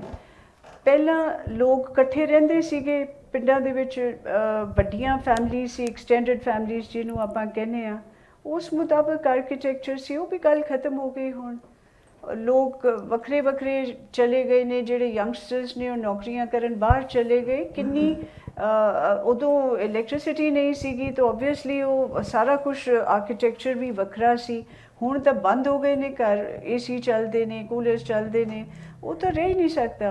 ਨਹੀਂ, ਲੇਕਿਨ ਜੋ ਪਹਿਲੇ ਆਰਕੀਟੈਕਚਰ ਸੀ, ਜਰੋਕੇ ਸਨ ਹਾਂਜੀ, ਹਰ ਘਰ ਦੇ ਬਾਹਰ, ਹਾਂ, ਉਸ ਤੋਂ ਬਾਅਦ ਬਾਲਕਨੀਆਂ ਸਨ, ਕਿਸੇ ਨਾ ਕਿਸੇ ਤਰੀਕੇ ਕੋਈ ਵਿਜ਼ੂਅਲ ਇੰਟਰੈਕਸ਼ਨ ਹੋ ਜਾਂਦੀ ਹੁੰਦੀ ਹੈ। ਅੱਜ ਕੱਲ੍ਹ ਤੇ ਹੈ ਕਿ ਹਰ ਕਿਸੇ ਨੇ ਆਪਣੀ ਇੱਕ ਬਾਉਂਡਰੀ ਸੈੱਟ ਕੀਤੀ ਹੋਈ ਹੈ। ਉਹਨਾਂ ਆਪਣੇ ਹਮਸਾਏ ਨੂੰ ਨਹੀਂ ਜਾਣਦਾ ਹੁੰਦਾ ਕੌਣ ਹੈ, ਕੀ ਕਰਦਾ ਹੈ, ਪਤਾ ਹੀ ਕੋਈ ਨਹੀਂ ਹੈਗਾ। ਲੇਕਿਨ ਉਹ ਤੁਸੀਂ ਦੇਖੋ ਨਾ ਠੀਕ ਕਿ ਹੈ। ਤੁਸੀਂ ਇਜਤਮਾਹੀਅਤ ਦੇ ਦੌਰ ਤੋਂ ਨਿਕਲ ਕੇ ਇੰਡੀਵਿਜੂਅਲਿਜ਼ਮ ਵਿੱਚ ਆ ਗਏ ਹੋ ਨਾ। ਹੁਣ ਸਟੂਡੀਓ ਫਲੈਟਸ ਦਾ ਜ਼ਮਾਨਾ ਹੈ, ਜ਼ਮਾਨਾ ਵੀ ਤੇ ਚੇਂਜ ਹੋਇਆ ਨਾ। ਟਾਈਮ ਇੰਡਸਟਰੀਅਲ ਰੈਵੋਲੂਸ਼ਨ ਤੋਂ ਬਾਅਦ ਹੋ ਰਿਹਾ ਕੀ ਹੋ ਗਿਆ ਹੈ, ਤੁਸੀਂ ਹੱਲੇ ਤੱਕ ਜਰੋਕੇ ਲੱਭ ਰਹੇ ਹੋ। ਤੇ ਤੁਹਾਡਾ ਕਲਚਰ ਵੀ ਤਾਂ ਖਤਮ ਹੋ ਗਿਆ ਨਾ ਇਸ ਤਰ੍ਹਾਂ। ਨਹੀਂ, ਕਲਚਰ ਅਗਰ ਇੱਕੋ ਹੀ ਜਗ੍ਹਾ ਸਟੈਟਿਕ ਰਹੇਗਾ ਤੇ ਉਹਦੇ 'ਚ ਪਾਣੀ ਵਾਂਗੂ ਸਮੈਲ ਪੈਦਾ ਹੋ ਜਾਏਗੀ। ਨਹੀਂ, ਸਮੈਲ ਤੇ ਪਤਾ ਨਹੀਂ ਹੁੰਦੀ, ਤੇ ਤੁਸੀਂ ਪ੍ਰੀਜ਼ਰਵ ਵੀ ਤਾਂ ਕਰਦੇ ਪਏ ਹੋ ਨਾ ਆਪਣੀ ਜ਼ੁਬਾਨ। ਚਲੋ ਕੋਈ 2-4 ਜਰੋਕੇ ਉੱਤੇ ਬਣਵਾਉਂਦੇ ਆ, ਫਿਕਰ ਨਾ ਪ੍ਰੀਜ਼ਰਵ ਕਰੋ। ਵੀ ਨਹੀਂ ਕਰੋਗੇ ਤੇ ਤੁਹਾਨੂੰ ਕੌਣ ਪਹਿਚਾਨੇ। ਨਹੀਂ ਨਹੀਂ ਨਹੀਂ, ਮੈਂ ਉੱਥੇ ਤਕਰੀਬਨ ਫੇਸਬੁੱਕ ਤੇ ਤੁਹਾਡੀ ਲਾਈਵ ਵੇਖਦਾ ਹੀ ਪਿਆ, ਤੇ ਮੈਂ ਬੁੱਕਲ ਮਾਰੀ ਹੈ, ਮੈਂ ਕਿਹਾ ਚਲੋ ਜਾ ਕੇ ਕੋਈ ਗੱਲ ਹੀ ਕਰਨੀ ਹੈ। Thank you. ਇੱਕ ਸਵਾਲ ਤੇ ਕੋਈ ਨਹੀਂ ਹੋਣ, ਇੱਕ ਦੋ ਗੱਲਾਂ ਨੇ ਉਹ ਕਰਨੀਆਂ ਨੇ। ਕੁਝ ਚੀਜ਼ਾਂ ਜਿਹੜੀਆਂ ਨਾ ਉਹ ਕਲਚਰ 'ਚ ਇਰਰੈਲੀਵੈਂਟ ਹੋ ਜਾਂਦੀਆਂ ਨੇ। ਜਿਵੇਂ ਪਹਿਲਾਂ ਤਾਮਤ ਪਾਉਂਦੇ ਹੁੰਦੇ ਹਨ, ਜਿਵੇਂ ਮੈਂ ਤਾਮਤ ਪਾ ਕੇ ਆ ਜਾਂਦਾ, ਸਾਰਿਆਂ ਮੇਰੇ ਵੱਲੋਂ ਵੇਖਣਾ ਆਪਣਾ ਹੀ ਬਾਹਰ ਜਾਣਾ, ਪਤਾ ਨਹੀਂ ਕਿਦੋਂ ਆ ਗਿਆ। ਤੇ ਚੀਜ਼ਾਂ ਮੈਨੂੰ ਲੱਗਦਾ ਵਾ ਕਲਚਰ ਕੋਈ ਵੀ ਹੈ ਨਾ ਹੌਲੀ ਹੌਲੀ ਚੇਂਜ ਹੁੰਦਾ ਜਾਂਦਾ, ਤੇ ਪੰਜਾਬੀ ਕਲਚਰ ਵੀ ਐਟ ਦਾ ਐਂਡ ਖਤਮ ਹੋ ਜਾਣਾ। ਪਹਿਲਾਂ ਪਤਾ ਨਹੀਂ ਕਿਹੜੇ ਕਲਚਰ, ਹੁਣ ਸਾਡੇ ਮੰਡੀ ਬਾਉਲਦੀਨ 'ਚ ਕੁਝ ਜਿਹੜੇ ਨਾ ਉਹ ਟਿੱਬੇ ਦਿਸਦੇ ਨੇ ਜਿਹੜੇ ਕਈ ਸਦੀਆਂ ਪੁਰਾਣੇ ਨੇ। ਉਹ ਟਿੱਬੇ ਜਿਹੜੇ ਨਾ ਉੱਥੇ ਵੀ ਕੋਈ ਕੌਮ ਵਸਦੀ ਹੈ, ਪਤਾ ਨਹੀਂ ਹੁਣ ਪੰਜਾਬੀ ਹੈ ਜਾਂ ਕਿਹੜੀ ਹੈ। ਜੇ ਬਾਬਿਆਂ ਕੋ ਬੈਗ ਪੁੱਛੀਏ ਨਾ ਤੇ ਉਹ ਆਉਂਦੇ ਨੇ ਵਾਏ ਕੋਈ 1500 ਸਾਲ ਨਹੀਂ, ਕੋਈ 15,000 ਸਾਲ ਪੁਰਾਣੇ ਟਿੱਬੇ ਨੇ ਜਿਹੜੀ ਇੱਥੇ ਕੌਮ ਵਸਦੀ ਹੈ। ਤੇ ਮੈਨੂੰ ਲੱਗਦਾ ਹੈ ਕਿ ਹੌਲੀ ਹੌਲੀ ਕੋਈ ਵੀ ਕਲਚਰ ਹੈ ਨਾ, ਜਿਵੇਂ ਮੈਂ ਕਾਮਸੈਟ ਯੂਨੀਵਰਸਿਟੀ 'ਚ ਪੜ੍ਹਦਾ ਸੀ, ਕਾਮਸੈਟ ਵਾਹ ਵਿੱਚ ਇੱਕ ਸਮੈਸਟਰ ਮੈਂ ਉੱਥੇ ਲਾਇਆ, ਤੇ ਉਹ ਉੱਥੇ ਪੰਜਾਬੀ ਇਵੈਂਟ ਹੁੰਦੇ ਹਨ, ਇੰਜ ਤਾਵੰਤ ਪਾ ਕੇ ਜਾਂ ਘੋੜੇ ਛੜੇ ਆਉਂਦੇ ਹਨ, ਨੱਚਦੇ ਹਨ, ਉਹ ਸਾਰਾ ਕੰਮ ਹੁੰਦਾ। ਇੱਥੇ ਜ਼ੈਬਿਸ਼ 'ਚ ਮੈਂ ਟ੍ਰਾਂਸਫਰ ਕਰਾਈਏ ਤੇ ਇੱਥੇ ਉਹ ਗੱਲਬਾਤ ਹੀ ਕੋਈ ਨਹੀਂ। ਈਵਨ ਸਲਵਾਰ ਕਮੀਜ਼ ਵੀ ਪਾ ਕੇ ਜਾਈਏ ਨਾ ਤੇ ਸਾਰੇ ਵੇਖਣ ਲੱਗ ਪੈਂਦੇ ਨੇ, ਬਾਹ ਜੀ ਪਤਾ ਨਹੀਂ ਕਿੱਥੋਂ ਆ ਗਿਆ। ਤੇ ਇਹ ਮੈਨੂੰ ਲੱਗਦਾ ਕਿ ਜਿਹੜੇ ਕਲਚਰ ਹੈ ਨਾ ਕੋਈ ਵੀ ਉਹ ਐਟ ਦਾ ਐਂਡ ਇੱਕ ਰਿਵਾਲਵ ਹੋ ਕੇ, ਜਿਵੇਂ ਹੁਣ ਇੱਥੇ ਇਸਲਾਮਾਬਾਦ ਦਾ ਇੱਕ ਆਪਣਾ ਕਲਚਰ ਹੈ, ਢਾਬਾ ਸਿਸਟਮ ਹੈ ਜਾਂ ਮੁਖਤਲਿਫ ਚੀਜ਼ਾਂ ਨੇ। ਜਿਵੇਂ ਹੁਣ ਪੈਂਟ ਸ਼ਰਟ ਪਾਈ ਹੈ ਜਿਹੜੀ ਕੋਈ ਈਜ਼ੀ ਇਨਸਾਨ ਨੂੰ ਲੱਗਦੀ ਹੈ ਨਾ ਹੁਮਨ ਚੀਜ਼, ਜਿਵੇਂ ਇੱਕ ਲੈਂਗੁਏਜ ਹੈ। ਹੁਣ ਪੰਜਾਬੀ ਜ਼ੁਬਾਨ 'ਚ ਕੋਈ ਸ਼ਾਇਦ ਲਿਖੀ ਹੋਵੇ ਨਾ ਤੇ ਉਹ ਸਾਡੇ ਕੋਲ ਪੜ੍ਹਨ ਵੀ ਨਹੀਂ ਆਉਣੀ। ਤੇ ਇੰਝ ਹੀ ਜਿਹੜੀ ਇੰਗਲਿਸ਼ ਜ਼ੁਬਾਨ ਹੈ ਨਾ ਉਹ ਥੋੜ੍ਹੀ ਜਿਹੀ ਘੱਟ ਵਰਡ ਨੇ, ਤੇ ਬੰਦਾ ਹੌਲੀ ਹੌਲੀ ਅਡਾਪਟ ਕਰਦਾ ਜਾਂਦਾ ਇਨਸਾਨ ਜਿਹੜਾ। ਤੇ ਇਸ ਤੋਂ ਜਿਹੜੀ ਹੈ ਨਾ ਸੌਖੀ ਚੀਜ਼ ਉਹਦੇ ਵੱਲ ਇਨਸਾਨ ਜਾਂਦਾ ਹੈ ਤੇ ਉਹ ਕਲਚਰ ਕੋਈ ਵੀ ਉਹ ਖਤਮ ਹੋ ਜਾਂਦਾ। ਉਰਦੂ ਮੀਡੀਅਮ ਵਾਲੇ, ਥੈਂਕ ਯੂ। ਉਰਦੂ ਮੀਡੀਅਮ ਵਾਲੇ ਅੰਗਰੇਜ਼ੀ ਉਹਨਾਂ ਨੂੰ ਔਖੀ ਲੱਗਦੀ ਹੈ, ਅੰਗਰੇਜ਼ੀ ਮੀਡੀਅਮ ਵਾਲਿਆਂ ਨੂੰ ਉਰਦੂ ਔਖੀ ਲੱਗਦੀ ਹੈ। ਹੌਲੀ ਹੌਲੀ ਅਡਾਪਟ ਕਰਨੀ ਪਊਣੀ ਹੋ ਜਾਂਦਾ ਹੈ। ਸਾਡੇ ਜ਼ਿਆਦਾ ਹੋਣਗੇ ਪੰਜਾਬੀ ਦੇ ਦੂਰ ਦੀ ਗੱਲ ਹੈ। ਬਿਲਕੁਲ ਸਹੀ ਹੈ। ਹੋਰ ਕੋਈ ਰੀਸੈਂਟ ਜੀ ਡਿਵੈਲਪਮੈਂਟ ਅਸੀਂ ਦੇਖੀ ਸੀ ਇੰਡੀਆ 'ਚ ਕੁਝ ਦੇਰ ਪਹਿਲੇ, ਕਿਸਾਨ ਮੂਵਮੈਂਟ ਜਿਹੜੀ ਸ਼ੁਰੂ ਹੋਈ ਸੀ, ਪੋਲੀਟੀਕਲ ਹੈ, ਤੇ ਉਹ ਮੀਡੀਆ 'ਤੇ ਅਸੀਂ ਦੇਖਦੇ ਰਹੇ ਹਾਂ ਕਿ ਕੀ ਪ੍ਰੋਬਲਮਸ ਨੇ ਤੇ ਕੀ ਉਹਦੇ ਲਈ ਡਿਮਾਂਡਸ ਨੇ। ਐਕਚੁਅਲ ਕੀ ਹੈ, ਫੈਕਟ ਕੀ ਉਹਨਾਂ ਲੋਕਾਂ ਦਾ ਕਹਿਣਾ ਸੀ ਕਿ ਪੰਜਾਬ ਕਿਸਾਨ ਜਿਹੜਾ ਉਹਨਾਂ ਕਰਸ਼ਡ ਹੈ ਹੁਣ ਉੱਥੇ, ਕਿ ਉਹਦੇ ਲਈ ਸਰਵਾਈਵਲ ਮੁਸ਼ਕਿਲ ਹੋ ਗਿਆ। ਤੇ that's why protest are coming up और अदर थिंग। तो ये आपका क्या ख्याल है इस बारे में? जिसे मैं तो ਤੁਹਾਨੂੰ ਕਲਚਰ ਦੇ ਐਸਪੈਕਟ ਤੋਂ ਇਹਦੇ ਬਾਰੇ ਗੱਲ ਮਤਲਬ ਕਰ ਸਕੂੰਗੀ। ਔਰ ਕਲਚਰਲੀ ਇਹ ਹੈਗਾ ਕਿ ਜਿਹੜੀ ਕਿਸਾਨ ਮੂਵਮੈਂਟ ਸੀ ਉਹਨੇ ਇਸ ਗੱਲ ਨੂੰ ਦੁਬਾਰਾ ਫੋਕਸ ਵਿੱਚ ਲਿਆਂਦਾ ਕਿ ਪੰਜਾਬ ਦੇ ਲੋਕ ਹਲੇ ਵੀ ਸੌਖੇ ਨਹੀਂ ਹੈ ਸਪਰੈਸ ਕਰਨੇ ਜਾਂ ਦਬਾਣਾ, ਔਰ ਉਹ ਹਲੇ ਵੀ ਆਵਾਜ਼ ਉਠਾਉਣਗੇ ਕਿਸੇ ਵੀ ਮੁੱਦੇ ਨੂੰ ਲੈ ਕੇ ਜਿਹਦੇ ਨਾਲ ਉਹਨਾਂ ਨੂੰ ਲੱਗੇ ਕਿ ਉਹਨਾਂ ਦੀ ਹਸਤੀ ਨੂੰ ਦਬਾਇਆ ਜਾ ਰਿਹਾ। ਨੰਬਰ 2, ਕਿਸਾਨ ਮੂਵਮੈਂਟ ਦੇ ਵਿੱਚ ਔਰਤਾਂ ਵੀ ਬਹੁਤ ਐਕਟਿਵ ਰਹੀਆਂ ਨੇ। ਸੋ ਇੱਕ ਉਹ ਵੀ ਵਧੀਆ ਗੱਲ ਸੀਗੀ ਕਿ ਘਰਾਂ ਦੇ ਵਿੱਚੋਂ ਨਿਕਲ ਕੇ ਔਰਤਾਂ ਸੜਕਾਂ 'ਤੇ ਆ ਕੇ ਬੈਠੀਆਂ ਰਹੀਆਂ ਨੇ ਪ੍ਰੋਟੈਸਟ ਕਰਨ ਦੇ ਲਈ। ਸੋ ਇਹ ਦੋ ਚੀਜ਼ਾਂ ਪੋਜ਼ੀਟਿਵ ਨੇ। ਇਹ ਇੱਕ ਤਰ੍ਹਾਂ ਦਾ ਰਿਵਾਈਵਲ ਸੀਗਾ ਜਿਹੜੀ ਕੁਝ ਪੋਜ਼ਿटिव चीज़ा पंजाबी कल्चर ਦੇ ਵਿੱਚ ਨੇ। मेरे दो सवाल हैं। एक तो रंजीत आपसे कि जिस तरह यहाँ पर पंजाब के बच्चे पंजाबी उनको नहीं सिखाई जाती घरों में, वहाँ हिंदुस्तान में किस तरह है? पहला सवाल। दूसरा, आप उसका जवाब नहीं दे सकेंगे लेकिन मेरे जहन में ये है सवाल कि यहाँ पठान घरानों में, पश्तून घरानों में हर बच्चा पश्तो बोलता है, उनके घरों में पश्तो बोली जाती है। ये फिर पंजाबियों में क्यों नहीं है? सिंधी हाँ, सिंधी भी, बोलता है, बलोची भी। तो ये सिर्फ बोली जाती यहाँ है। पंजाब में क्यों इस तरह है? और तीसरा ये कि गालियाँ औरतों पे क्यों दी जाती हैं? हाँ, मतलब मर्द को क्यों नहीं गाली दे लेकिन सकता? मेरा ख्याल है कि ਉਹ ਪੂਰਾ ਸਾਊਥ ਏਸ਼ੀਅਨ ਕਲਚਰ ਹੈ ਔਰਤਾਂ ਨੂੰ ਗਾਲਾਂ ਦੇਣ ਦਾ। मतलब मैं नेपाली गालां स्टडी कीतियां वो सेम ने। नहीं, उर्दू में तो उल्लू के पट्टे से बड़ी गाली नहीं मैं आपको सुना सकती हूँ बाद में। हाँ, लेकिन मतलब मशहूर है पंजाब में ये पंजाबी। खैर पहले दो से this was just by the way पहले दो सवाल।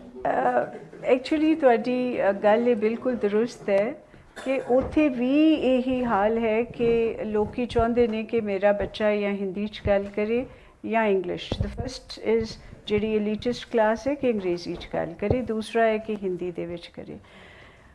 Again you know I feel ਕਿ ਜਿਹੜੀਆਂ ਪਾਵਰਸ ਹੁੰਦੀਆਂ ਨੇ ਉਹਨਾਂ ਦੇ ਨਾਲ ਬੜਾ ਕੁਛ ਅਟੈਚ ਹੋ ਜਾਂਦਾ ਹੈ ਕਿ ਜੋ ਇੱਕ ਉਸ ਵੇਲੇ ਪਾਵਰ ਹੈਗੀ ਹੈ ਉਹਨੂੰ ਇਮੀਟੇਟ ਕਰਦੇ ਨੇ ਲੋਕ। ਜਿਵੇਂ ਪਹਿਲਾਂ ਜਿਹੜੇ ਵੀ ਕੋਈ ਬਾਦਸ਼ਾਹ ਸੀਗੇ, ਜਿਹੜੀ ਨਸਲ ਦੇ ਉਹ ਸੀ ਜਾਂ ਜਿਸ ਤਰ੍ਹਾਂ ਦਾ ਉਹਨਾਂ ਦਾ ਬੋਲ ਬਾਣੀ ਪਹਿਰਾਵਾ ਸੀ, ਉਹਨੂੰ ਲੋਕ ਇਮੀਟੇਟ ਕਰਦੇ ਸੀਗੇ।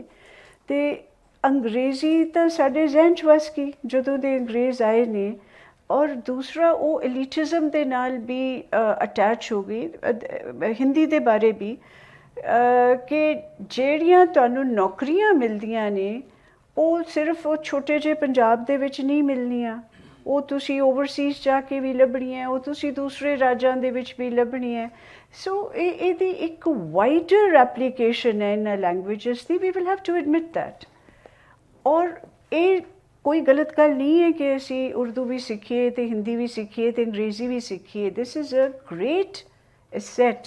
ਔਰ ਉਹਦੇ 'ਚ ਮੈਨੂੰ ਵੈਸੇ ਕੋਈ ਖਰਾਬੀ ਨਹੀਂ ਲੱਗਦੀ, ਪਰ ਮੈਨੂੰ ਇਹ ਜ਼ਰੂਰ ਲੱਗਦਾ ਕਿ ਆਪਣੀ ਬੋਲੀ ਛੱਡ ਕੇ ਸਿੱਖਣੀਆਂ ਜ਼ਰੂਰੀ ਨਹੀਂ ਹੈਗੀਆਂ। But you right, this is happening there too. ਔਰ ਸ਼ਾਇਦ ਜਿਹੜੇ ਮਿਸ਼ਨਰੀ ਸਕੂਲ ਸੀ ਦੇ ਵਰ ਦ ਬੈਸਟ। ਉਹਨਾਂ ਦੇ ਵਿੱਚ ਜਿਵੇਂ ਅੰਗਰੇਜ਼ੀ ਬੋਲਦੇ ਸੀ ਅਤੇ ਫਿਰ that became also attach to a status. ਔਰ ਜਿਹੜੇ ਖੈਰ ਪੜ੍ਹੇ ਉੱਥੇ ਉਹਨਾਂ ਦੇ ਕੋਲ ਤਾਂ ਹੋਰ ਕੋਈ ਚੋਇਸ ਨਹੀਂ ਸੀਗੀ। But again I think you know ਇਹਦੇ ਵਿੱਚ ਇਹਨਾਂ ਨੂੰ, ਕਿਉਂਕਿ ਅਸੀਂ ਪਿੰਡਾਂ 'ਚੋਂ ਆਏ ਹਾਂ ਔਰ ਅਸੀਂ ਉਸ ਗੱਲ ਨੂੰ ਝੁਠਲਾਉਣਾ ਚਾਹੁੰਦੇ ਹਾਂ ਕਿ ਅਸੀਂ ਪੇਂਡੂ ਹਾਂ ਜੇ ਅਸੀਂ ਪੰਜਾਬੀ ਬੋਲਦੇ ਹਾਂ। ਪਰ ਪੇਂਡੂ ਹਾਂ, ਸਾਰੀ ਸੱਭਿਅਤਾ ਹੀ ਪਿੰਡਾਂ ਦੇ ਵਿੱਚੋਂ ਉੱਠ ਕੇ ਆਈ ਹੈ। ਕਈ ਲੋਕ ਪਹਿਲਾਂ ਮਾਈਗ੍ਰੇਟ ਕਰਕੇ ਸ਼ਹਿਰਾਂ ਦੇ ਵਿੱਚ, ਅਤੇ ਕਈ ਮੇਰੇ ਵਰਗੇ ਕਿਤੇ ਹੀ ਨਹੀਂ ਮਾਈਗ੍ਰੇਟ। ਅਸਲ ਵਿੱਚ ਨਾ ਸਾਡੀ ਹਿਸਟਰੀ ਹੈ ਵੇ ਕਿ ਭੁੱਲ ਜਾਓ, ਜੋ ਹੋਇਆ ਭੁੱਲ ਜਾਓ। ਅਸੀਂ ਉਹਨੂੰ ਸਮਝ ਕੇ ਜਾਂ ਸੋਚ ਕੇ ਅੱਗੇ ਚੱਲਣ ਦੀ ਕੋਸ਼ਿਸ਼ ਨਹੀਂ ਕਰਦੇ ਕਿ ਜੋ ਹੋਇਆ ਉਹਨੂੰ ਉਹਦੇ ਕੋਲ ਕੁਝ ਸਿੱਖੀਏ ਨਾ। ਅਤੇ ਉਹ ਪੇਂਡੂ ਆ ਉਹਨੂੰ ਭੁੱਲ ਜਾਓ कि असी किसी पिंड तो नहीं आए, असी शहर तो हाँ। अस्सलाम वालेकुम, मेरा नाम मोहसिन है, मैं कराची से हूँ। बड़ा अच्छा लग रहा है पंजाबियों को पंजाबी बोलते हुए देखते हुए मुझे। और दूसरी चीज़ ये कि हमारे एशियन समाज के अंदर ओवरऑल मुझे ऐसा लगता है, पाकिस्तान हो या इंडिया हो या बांग्लादेश हो, उसके अंदर आइडेंटिटी क्राइसिस का बहुत बड़ा वो हाथ है।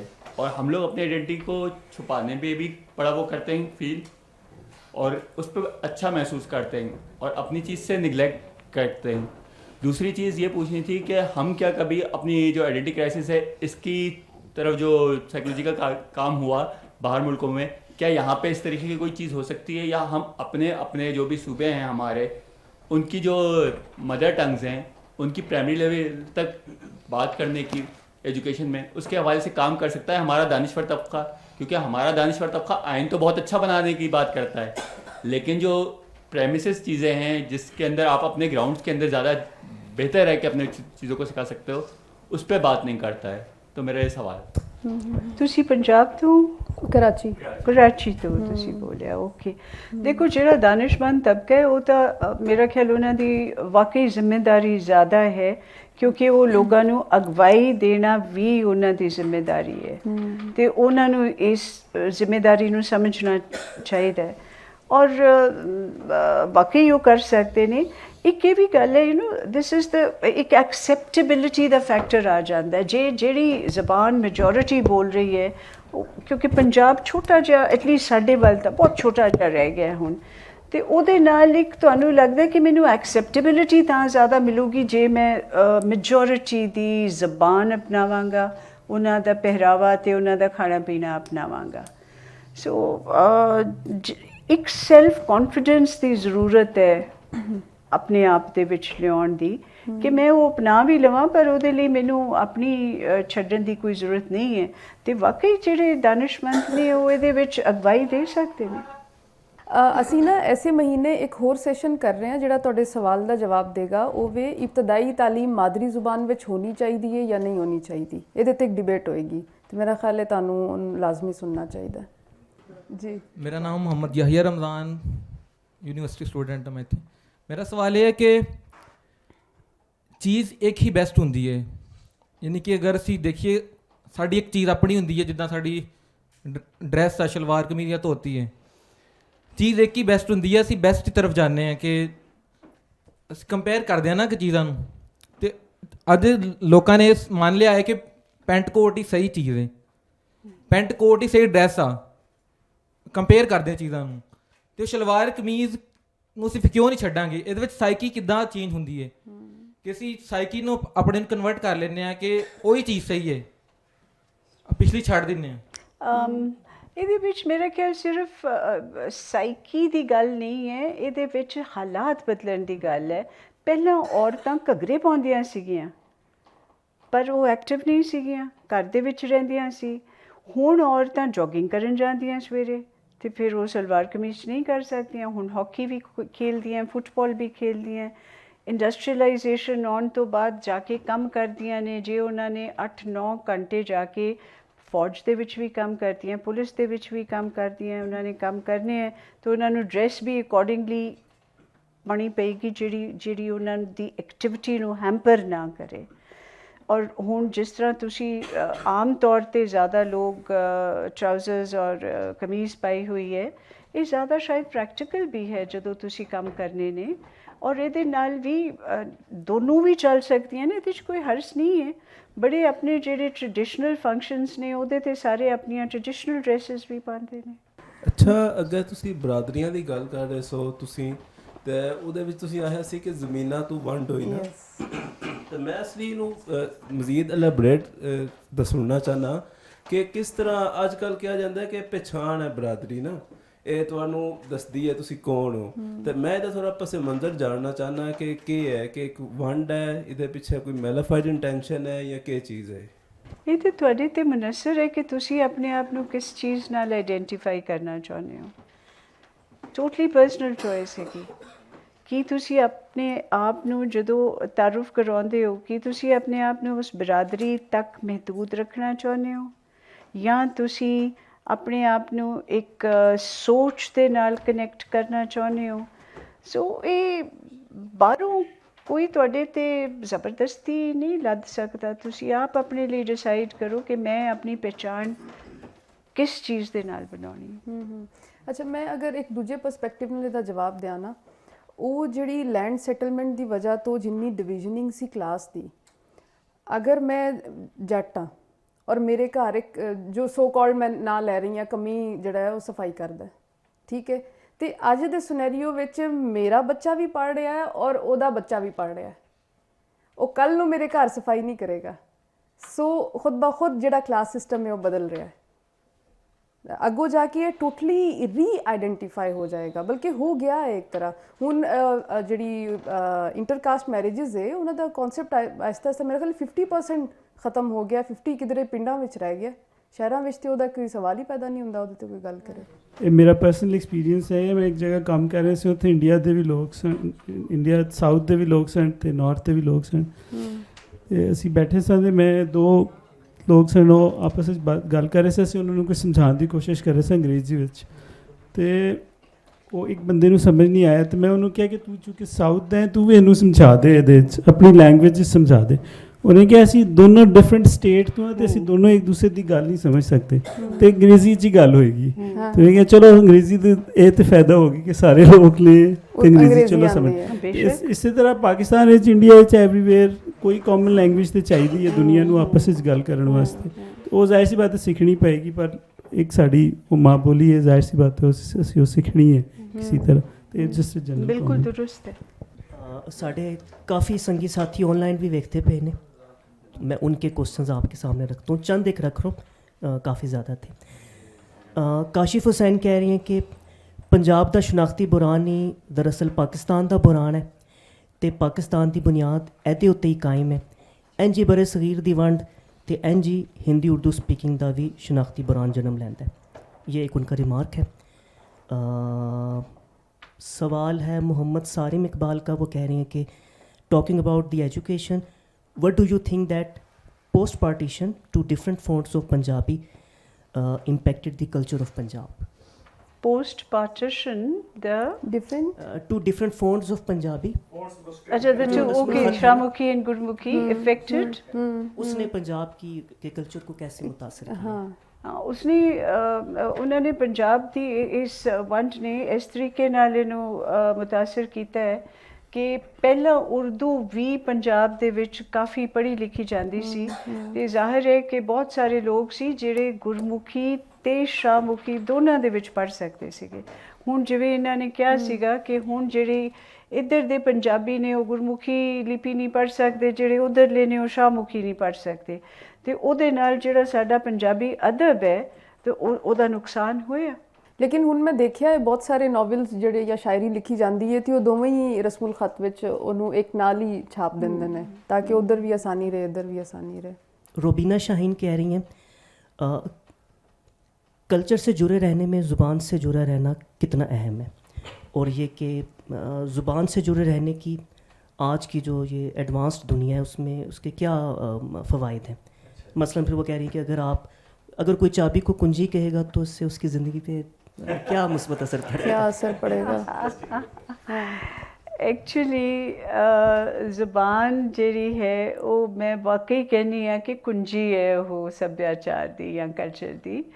सो ਜਿਹੜੇ ਪੁਰਾਣੇ ਲਫ਼ਜ਼ ਨੇ ਜਿਹੜੇ ਅੱਜ ਕੱਲ੍ਹ ਸੋ ਕੋਲਡ ਆਊਟ ਆਫ ਫੈਸ਼ਨ ਨੇ ਉਹ ਸਾਨੂੰ ਵਰਤਣੇ ਚਾਹੀਦੇ ਨੇ, ਨਹੀਂ ਤੇ ਅਸੀਂ ਉਹਨਾਂ ਲਫ਼ਜ਼ਾਂ ਨੂੰ ਖੋ ਦਿਆਂਗੇ ਤੇ ਜਿਹੜੀ ਸਾਡੀ ਜ਼ਬਾਨ ਹੈ ਉਹ ਓਨੀ ਹੀ ਡੈਮੇਜ ਹੋਏਗੀ ਕਿ ਅਸੀਂ ਉਹਨਾਂ ਦੇ ਵਿੱਚ ਵੋਕੈਬਲਰੀ ਉਹਦੀ ਘੱਟ ਹੁੰਦੀ ਜਾਏਗੀ। ਔਰ ਜ਼ਬਾਨ ਨੂੰ ਤੇ ਕਲਚਰ ਨੂੰ ਵੱਖ ਨਹੀਂ ਕੀਤਾ ਜਾ ਸਕਦਾ। ਅੱਛਾ, ਲੇਕਿਨ ਕੀ ਫਰਕ ਪੈਂਦਾ ਹੈ ਕਿ ਅਗਰ ਮੈਂ ਕੁਝ ਲਫ਼ਜ਼ ਖੋ ਦਿਆਂ ਤੇ ਮੈਨੂੰ ਉਹਦੇ ਬਦਲੇ 'ਚ ਕੁਝ ਨਵੇਂ ਲਫ਼ਜ਼ ਵੀ ਤੇ ਆ ਰਹੇ ਨੇ? हाँ, पर सारा शब्दकोश तक छोटा हो जाएगा, नਵੇਂ भी ले जाओ, इंग्लिश डिक्शनरी ਦੇ ਵਿੱਚ ਨਵੇਂ ਸ਼ਬਦ ਐਡ ਹੋਈ ਜਾਂਦੇ ਨੇ। ਜ਼ੁਬਾਨ ਤੇ ਆਪਣੇ ਆਪ ਨੂੰ ਪਿਉਰੀਫਾਈ ਕਰਦੀ ਰਹਿੰਦੀ ਹੈ ਨਾ ਟਾਈਮ ਬਾਈ ਟਾਈਮ, ਜਿਹੜਾ ਕੋਈ ਔਖਾ ਲਫ਼ਜ਼ ਹੋਏਗਾ ਉਹ ਆਪਣੇ ਆਪ ਡਿੱਗ ਪਏਗਾ, ਜਿਹੜਾ ਕੋਈ ਹੋਰ ਐਡ ਹੋ ਜਾਏਗਾ ਤੇ ਜ਼ੁਬਾਨ ਤੇ ਚੱਲਦੀ ਰਹੇਗੀ। प्योरीफाई नहीं, मेरा ख्याल थोड़ी ज़्यादा विच खिचड़ी ज़बान भी हो रही है क्योंकि ऐसी हुण कई लफ्ज़ ने जेड़े अपनी ज़बान च भी बोल सकते हैं पर वो अंग्रेज़ी या दूजी ज़बान कोई वो ज़्यादा हो गया। बट जिथे तक मेरा मतलब अपनी फीलिंग है मेरी कि जिन्नी कसी उस ज़बान नू शुद्ध रख सकीए वो बेहतर है। मैं नहीं कहती कि मैं भी उन्नी मैनू मुहारत हासिल है उन्नी पंजाबी दे विच, बट चंगी गल है। इसी नुक्ते को आगे बढ़ा रहे हैं यासिर ख़ान बरकज़ई। वो कह रहे हैं कि क्या ज़ुबान से पैदाइशी तौर पर जुड़े रखना, क्या ज़ुबान से पैदाइशी तौर पर ख़ुद को जोड़े रखना एक पाबंदी नहीं है? फिर वो कह रहे हैं कि जिस तरह आप किसी मज़हब में पैदा होते हैं तो इट इज़ वेरी अनलाइकली कि आप उसको बदलें। तो ये जो है ये एक जबर का नहीं है उनसर इसमें, दोनों के इंतखाब में यानी मज़हब और ज़ुबान के इंतखाब में ये जो पैदाइश की पाबंदी है इस पहलू पर ज़रा आप रोशनी डालें। पाबंदी तो कोई भी नहीं होनी चाहिए थी, अपनी अपनी ओपीनियन है और तुहाडा अपनी चॉइस है कि तुसी चाहते हो इख्तियार करना किसी भी चीज़ नूं या नहीं। ਅੱਛਾ, ਇਹ ਅਕਸਰ ਦੇਖਿਆ ਗਿਆ ਕਿ ਜਿਹੜੇ ਲੋਕਾਂ ਨੂੰ ਸ਼ੌਕ ਹੁੰਦਾ ਨਵੀਆਂ ਜ਼ੁਬਾਨਾਂ ਸਿੱਖਣ ਦਾ, ਉਹਨਾਂ ਦਾ ਕਦੀ ਇੰਟਰਵਿਊ ਕਰੋ ਨਾ ਤੇ ਉਹ ਕਹਿੰਦੇ ਨੇ ਕਿ ਨਵੀਂ ਜ਼ੁਬਾਨ ਸਿੱਖ ਕੇ ਇੱਕਦਮ ਇੰਨੀ ਅੱਛੀ ਫੀਲਿੰਗ ਆਉਂਦੀ ਹੈ ਕਿ ਪਿਛਲੀ ਜ਼ੁਬਾਨ ਦਾ ਤੁਸੀਂ ਸਾਰਾ ਬੋਝ ਉਤਾਰ ਫੈਂਕਿਆ। ਹੁਣ you can do what ever you want, you can say what ever you want, तो मेरा ख्याल है ਉਹਦੇ ਵੱਲ ज़्यादा इशारा कर रहे हैं। एक रोज़न ये पेज है, इसका ये कहना है कि how do you see the role of Punjabi music in connecting people across the Punjabi borders and this music's outreach across the globe? What is the second part? दोबारा दोहराओ। जो म्यूज़िक की आउटरीच है across the globe उसके हवाले से, और जो पंजाब के बॉर्डर के दोनों अतराफ में उसमें पंजाबी म्यूज़िक का आप रोल क्या देखती हैं? जिस तरह का भी है म्यूज़िक, जे वो दोनों तरफ लोग इंजॉय करते ने तो अच्छी चीज़ है। और पहला अपने आर्टिस्ट बड़ी फ्रीली जाते सी इधर उधर ਔਰ ਉਹਦੇ ਨਾਲ ਇੱਕ ਬਹੁਤ ਅੱਛਾ ਸਾਡੇ ਅੰਦਰ ਇੱਕ ਬਣਿਆ ਹੋਇਆ ਸੀ, ਇੱਕ ਜੋੜਨ ਦਾ ਉਹ ਸੀ ਵਜ੍ਹਾ ਸੀਗੀ।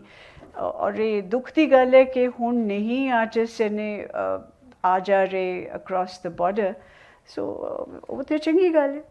मोहम्मद सारिम इकबाल ही हैं, वो पूछ रहे हैं कि कबड्डी के बारे ज़रूर गल करो। ए पहली खेड है, ए फैलती हुई खेल है, तो पैसा आ गया कबड्डी विच, ते जवान हुण कबड्डी विच जाना चाहते हैं, तो इस बारे च तुसीं कुछ बोलो। मैं बड़ी खुशी की गल है कि इत्थे कबड्डी हले भी जिंदा हैगी।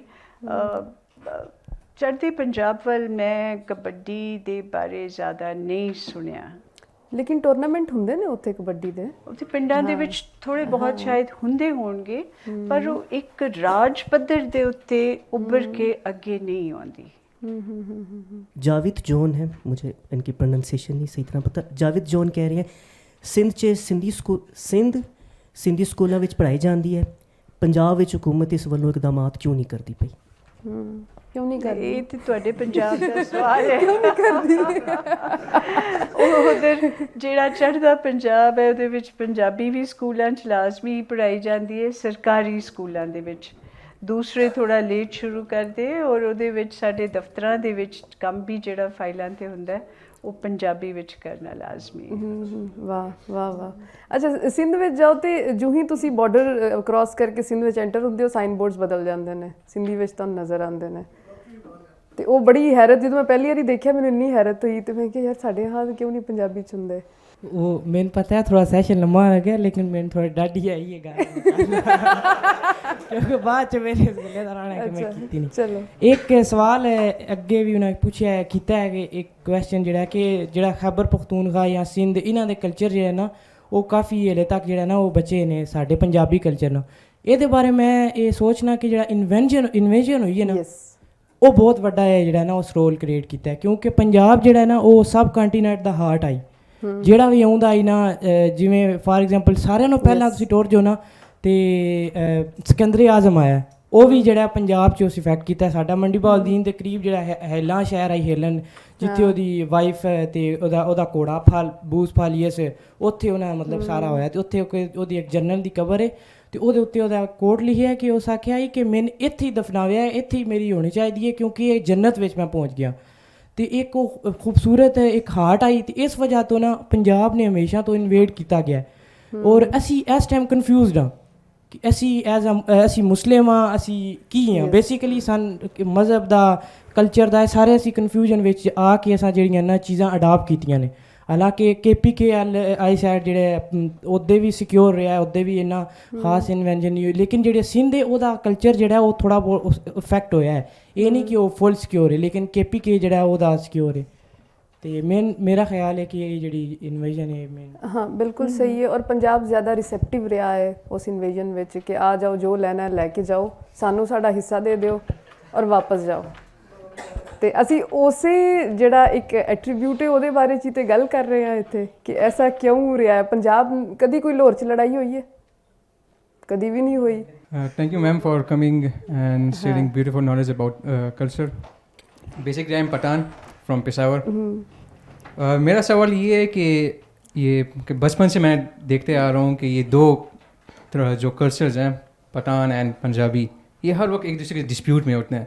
यानी पाकिस्तान में बाकी सिंधी बलूची ये भी हैं गिलगित के, लेकिन उन दोनों के इतने डिस्प्यूट नहीं होते जितने पठान और पंजाबी के होते हैं। तो ये किस वजह से? प्लस क्या ये चीज़ें इंडिया में भी है? क्योंकि इंडिया में भी पठान अच्छा, है। इंडिया में पठान हैगे ने बहुत थोड़े।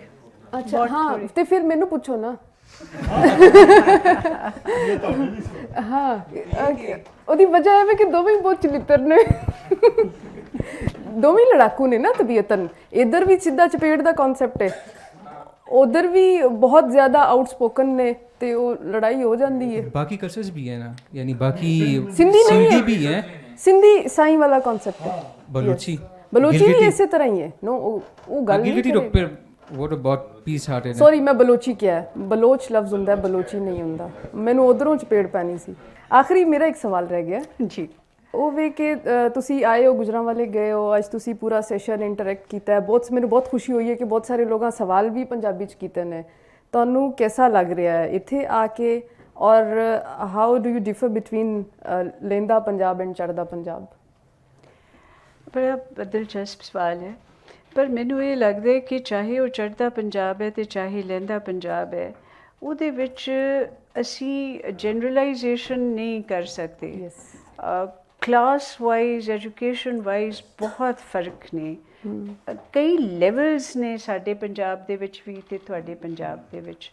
ਅੱਜ ਮੈਂ ਸ਼ਾਮੀ ਗੱਲ ਕਰ ਰਹੀ ਸੀਗੀ ਨਾਲ ਮੇਰੇ ਤੁਹਾਡੇ ਜੋ ਇੱਕ ਵਾਕ ਲਈ, Amjad sorry I am so sorry, ਮੈਂ ਨਾਮ ਯਾਦ ਕਰ ਰਹੀ ਸੀ ਅਤੇ ਮੈਂ ਕਹਿ ਰਹੀ ਸੀ ਕਿ ਮੈਂ ਗੁਜਰਾਂਵਾਲਾ ਦੇ ਇੱਕ ਪਿੰਡ ਦੇ ਵਿੱਚ ਰੁਕੀ ਅਤੇ ਉੱਥੇ ਮੈਂ ਦੇਖਿਆ ਕਿ ਲੋਕ ਦਮ ਕਰਾਉਣ ਆਉਂਦੇ ਨੇ ਹਲੇ ਵੀ, ਅਤੇ ਇੱਕ ਉਹ ਵੀ ਪੰਜਾਬ ਦਾ ਹਿੱਸਾ ਹੈਗਾ।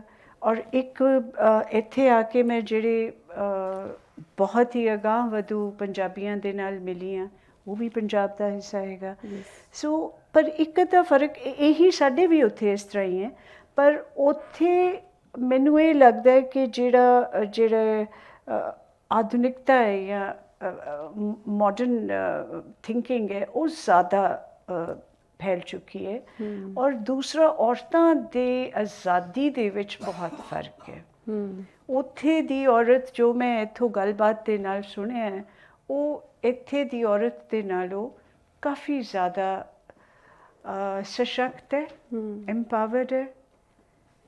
ਇਹ ਫਰਕ ਮੈਨੂੰ ਲੱਗਿਆ। ਬਾਕੀ ਬਾਹਰ ਜਾਣ ਦੀ ਰੇਸ ਦੋਨੋਂ ਪਾਸੇ ਇੱਕੋ ਜਿਹੀ ਹੈਗੀ ਹੈ। ਅਤੇ ਇੱਕ ਉੱਥੇ ਦੇ ਲੋਕ ਮਜ਼ਹਬੀ ਘੱਟ ਨੇ। ਉੱਥੇ ਦੇ ਲੋਕ ਜੇ ਮਜ਼ਹਬੀ ਹੋਣ ਤਾਂ ਸਿੱਖਾਂ ਦੇ ਵਿੱਚ ਵਾਲ ਕੱਟਣੇ ਬਿਲਕੁਲ ਮਨ੍ਹਾ ਹੈਗੇ, ਪਰ ਮੇਰੇ ਵਰਗਾ ਬੰਦਾ ਵੀ ਜੀ ਰਿਹਾ। ਹੋਰ ਬੜੇ ਲੋਕ ਨੇ ਜਿਹੜੇ ਜੋ ਜੀ ਕਰਦਾ ਉਹ ਆਪਣਾ ਕਰਦੇ ਨੇ, ਜਿੰਨਾ ਕੁ ਦਿਲ ਕਰਦਾ ਉਹਨਾਂ ਕਮਾਉਂਦੇ ਨੇ, ਪਰ ਉਹਦੇ ਵਿੱਚ ਕੋਈ ਤੁਹਾਨੂੰ ਡਿਕਟੇਟ ਨਹੀਂ ਕਰਦਾ ਮਜ਼ਹਬ ਵੱਲੋਂ ਕਿ ਤੁਸੀਂ ਆਹੀ ਕਰਨਾ ਵੀ, ਨਹੀਂ ਤਾਂ ਤੁਹਾਡਾ ਉਹ ਕੀ ਕਹਿੰਦੇ ਸੀਗੇ ਸਿਰ ਲਾ ਦਿੱਤਾ ਜਾਏਗਾ। ਉਹ ਚੀਜ਼ ਨਹੀਂ ਹੈ ਉੱਥੇ। ਹੁਣ ਜਿਹੜੇ ਕੁਝ ਜਿਹੜਾ ਨਵਾਂ ਕਲਚਰ, ਜਿਵੇਂ ਅਸੀਂ ਇਸਲਾਮਾਬਾਦ ਆਏ ਹਾਂ, ਬਾਹਰ ਕੁਝ ਜਿਹੜੇ ਸਾਡੇ ਜੀ ਕੈਨੇਡਾ ਅਮਰੀਕਾ ਟੁਰ ਜਾਂਦੇ ਨੇ, ਉਹ ਇੰਨੇ ਖੁਸ਼ ਨਹੀਂ ਰਹਿੰਦੇ, ਜ਼ਿਆਦਾ ਡਿਪਰੈਸਡ ਆਉਂਦੇ ਨੇ, ਕਿਉਂਕਿ ਨਵੀਂ ਜਿਹੜੀ ਜ਼ੁਬਾਨ ਹੈ ਜਾਂ ਨਵਾਂ ਕਲਚਰ ਉਹ ਮਾਹੌਲ ਨਹੀਂ ਹੁੰਦਾ। ਜਿਵੇਂ ਹੁਣ ਮੈਂ ਯਾਰਾਂ ਬੇਲੀਆਂ ਨਾਲ ਬੈਠਿਆ, ਉਹਨਾਂ ਨੂੰ ਮੈਂ ਪੰਜਾਬੀ 'ਚ ਉਹਨਾਂ ਨਾਲ ਮਾਹੌਲ ਕਰਨਾ ਹੈ ਜਾਂ ਆਪੇ ਜਸਣਾ ਖੇਡਣਾ, ਇਹ ਨਵੇਂ ਕਲਚਰ 'ਚ ਨਹੀਂ ਹੁੰਦਾ, ਅਤੇ ਬੰਦਾ ਥੋੜ੍ਹਾ ਜਿਹਾ ਡਿਪਰੈਸ ਹੋ ਜਾਂਦਾ। ਤੁਹਾਡੀ ਉਹ ਕਲਾਸ ਉਹ ਨਹੀਂ ਲੱਭਦੀ, ਅਤੇ ਫਿਰ ਆਈ ਗੈਸ ਕਿ ਇਹ ਵੀ ਬੜਾ ਫਰਕ ਹੈ। ਜਿਹੜੀ ਇੱਕ ਮਦਰ ਲੈਂਗੁਏਜ ਜਾਂ ਮਦਰ ਕਲਚਰ, ਇਹੀ ਤਾਂ ਚੀਜ਼ਾਂ ਨੇ। ਤੁਸੀਂ ਬਿਲਕੁਲ ਬੜਾ ਨਬਜ਼ ਪਕੜੀ ਹੈ ਇਸ ਗੱਲ ਦੀ ਕਿ ਕਈ ਚੀਜ਼ਾਂ ਨੇ ਜਿਹੜੀਆਂ ਇੰਨੀਆਂ ਉਹਨੂੰ ਕੀ ਕਹਿੰਦੇ ਨੇ, ਇੰਨੀਆਂ ਬਰੀਕ ਚੀਜ਼ਾਂ ਨੇ, ਨੇ ਜਿਹੜੇ ਕਲਚਰ ਸਪੈਸੀਫਿਕ ਹੈ। ਉਹ ਅਸੀਂ ਹੋਰ ਕਿਸੇ ਦੀ ਕਲਚਰ ਦੇ ਵਿੱਚ ਨਾ ਤੇ ਉਹਨਾਂ ਦੇ ਮਜ਼ਾਕ ਸਮਝ ਸਕਦੇ ਹਾਂ, ਜਾਂ ਈਵਨ ਪੋਇਟਰੀ ਉਹਦੇ 'ਚ ਵੀ ਜਿਹੜੇ ਨੂਐਂਸਸ ਨੇ। ਹੁਣ ਆਪਾਂ ਸ਼ੇਖ ਫਰੀਦ ਜੀ ਦੀ ਗੱਲ ਕਰ ਰਹੇ ਸੀ, ਉਹਨਾਂ ਨੇ ਲਿਖਿਆ, ਇੱਕ ਮੈਂ ਐਗਜ਼ਾਮਪਲ ਦੇ ਰਹੀ ਹਾਂ, ਕਾਲੇ ਮਹਿੰਦੇ ਕੱਪੜੇ ਕਾਲਾ ਮਹਿੰਦਾ ਵੇਸ਼, ਗੁਣ ਹੀ ਭਰਿਆ ਮੈਂ ਫਿਰਾਂ ਲੋਕ ਕਹਿਣ ਦਰਵੇਸ਼। ਹੁਣ ਇਹਦੇ 'ਚ ਕਿੰਨਾ ਸਿੰਬਲਿਜ਼ਮ ਹੈ ਜਿਹੜੀ ਸਿਰਫ ਸਾਡੀ ਪੰਜਾਬੀ ਕਲਚਰ ਸਮਝ ਸਕਦੀ ਹੈ, ਦੂਸਰਾ ਉਹਨੂੰ ਐਪਰੀਸ਼ੀਏਟ ਨਹੀਂ ਕਰ ਸਕਦਾ। ਔਰ ਉਸੇ ਤਰੀਕੇ ਨਾਲ ਜਿਹੜੇ ਜੋਕਸ ਨੇ ਉਹਨਾਂ ਵਿੱਚ ਇੰਨਾ ਸਿੰਬਲਿਜ਼ਮ ਹੈ ਕਿ ਉਹ ਨਾ ਦੂਜਾ ਕੋਈ ਸਾਡੇ ਜੋਕਸ ਦੇ ਵਿੱਚ ਛੁਪੀ ਹੋਈ ਜਿਹੜੀ ਨੁਕਤੇ ਹੈ ਉਹ ਸਮਝੇ ਤੇ ਨਾ ਅਸੀਂ ਉਹਨਾਂ ਦੇ ਸਮਝੀਏ।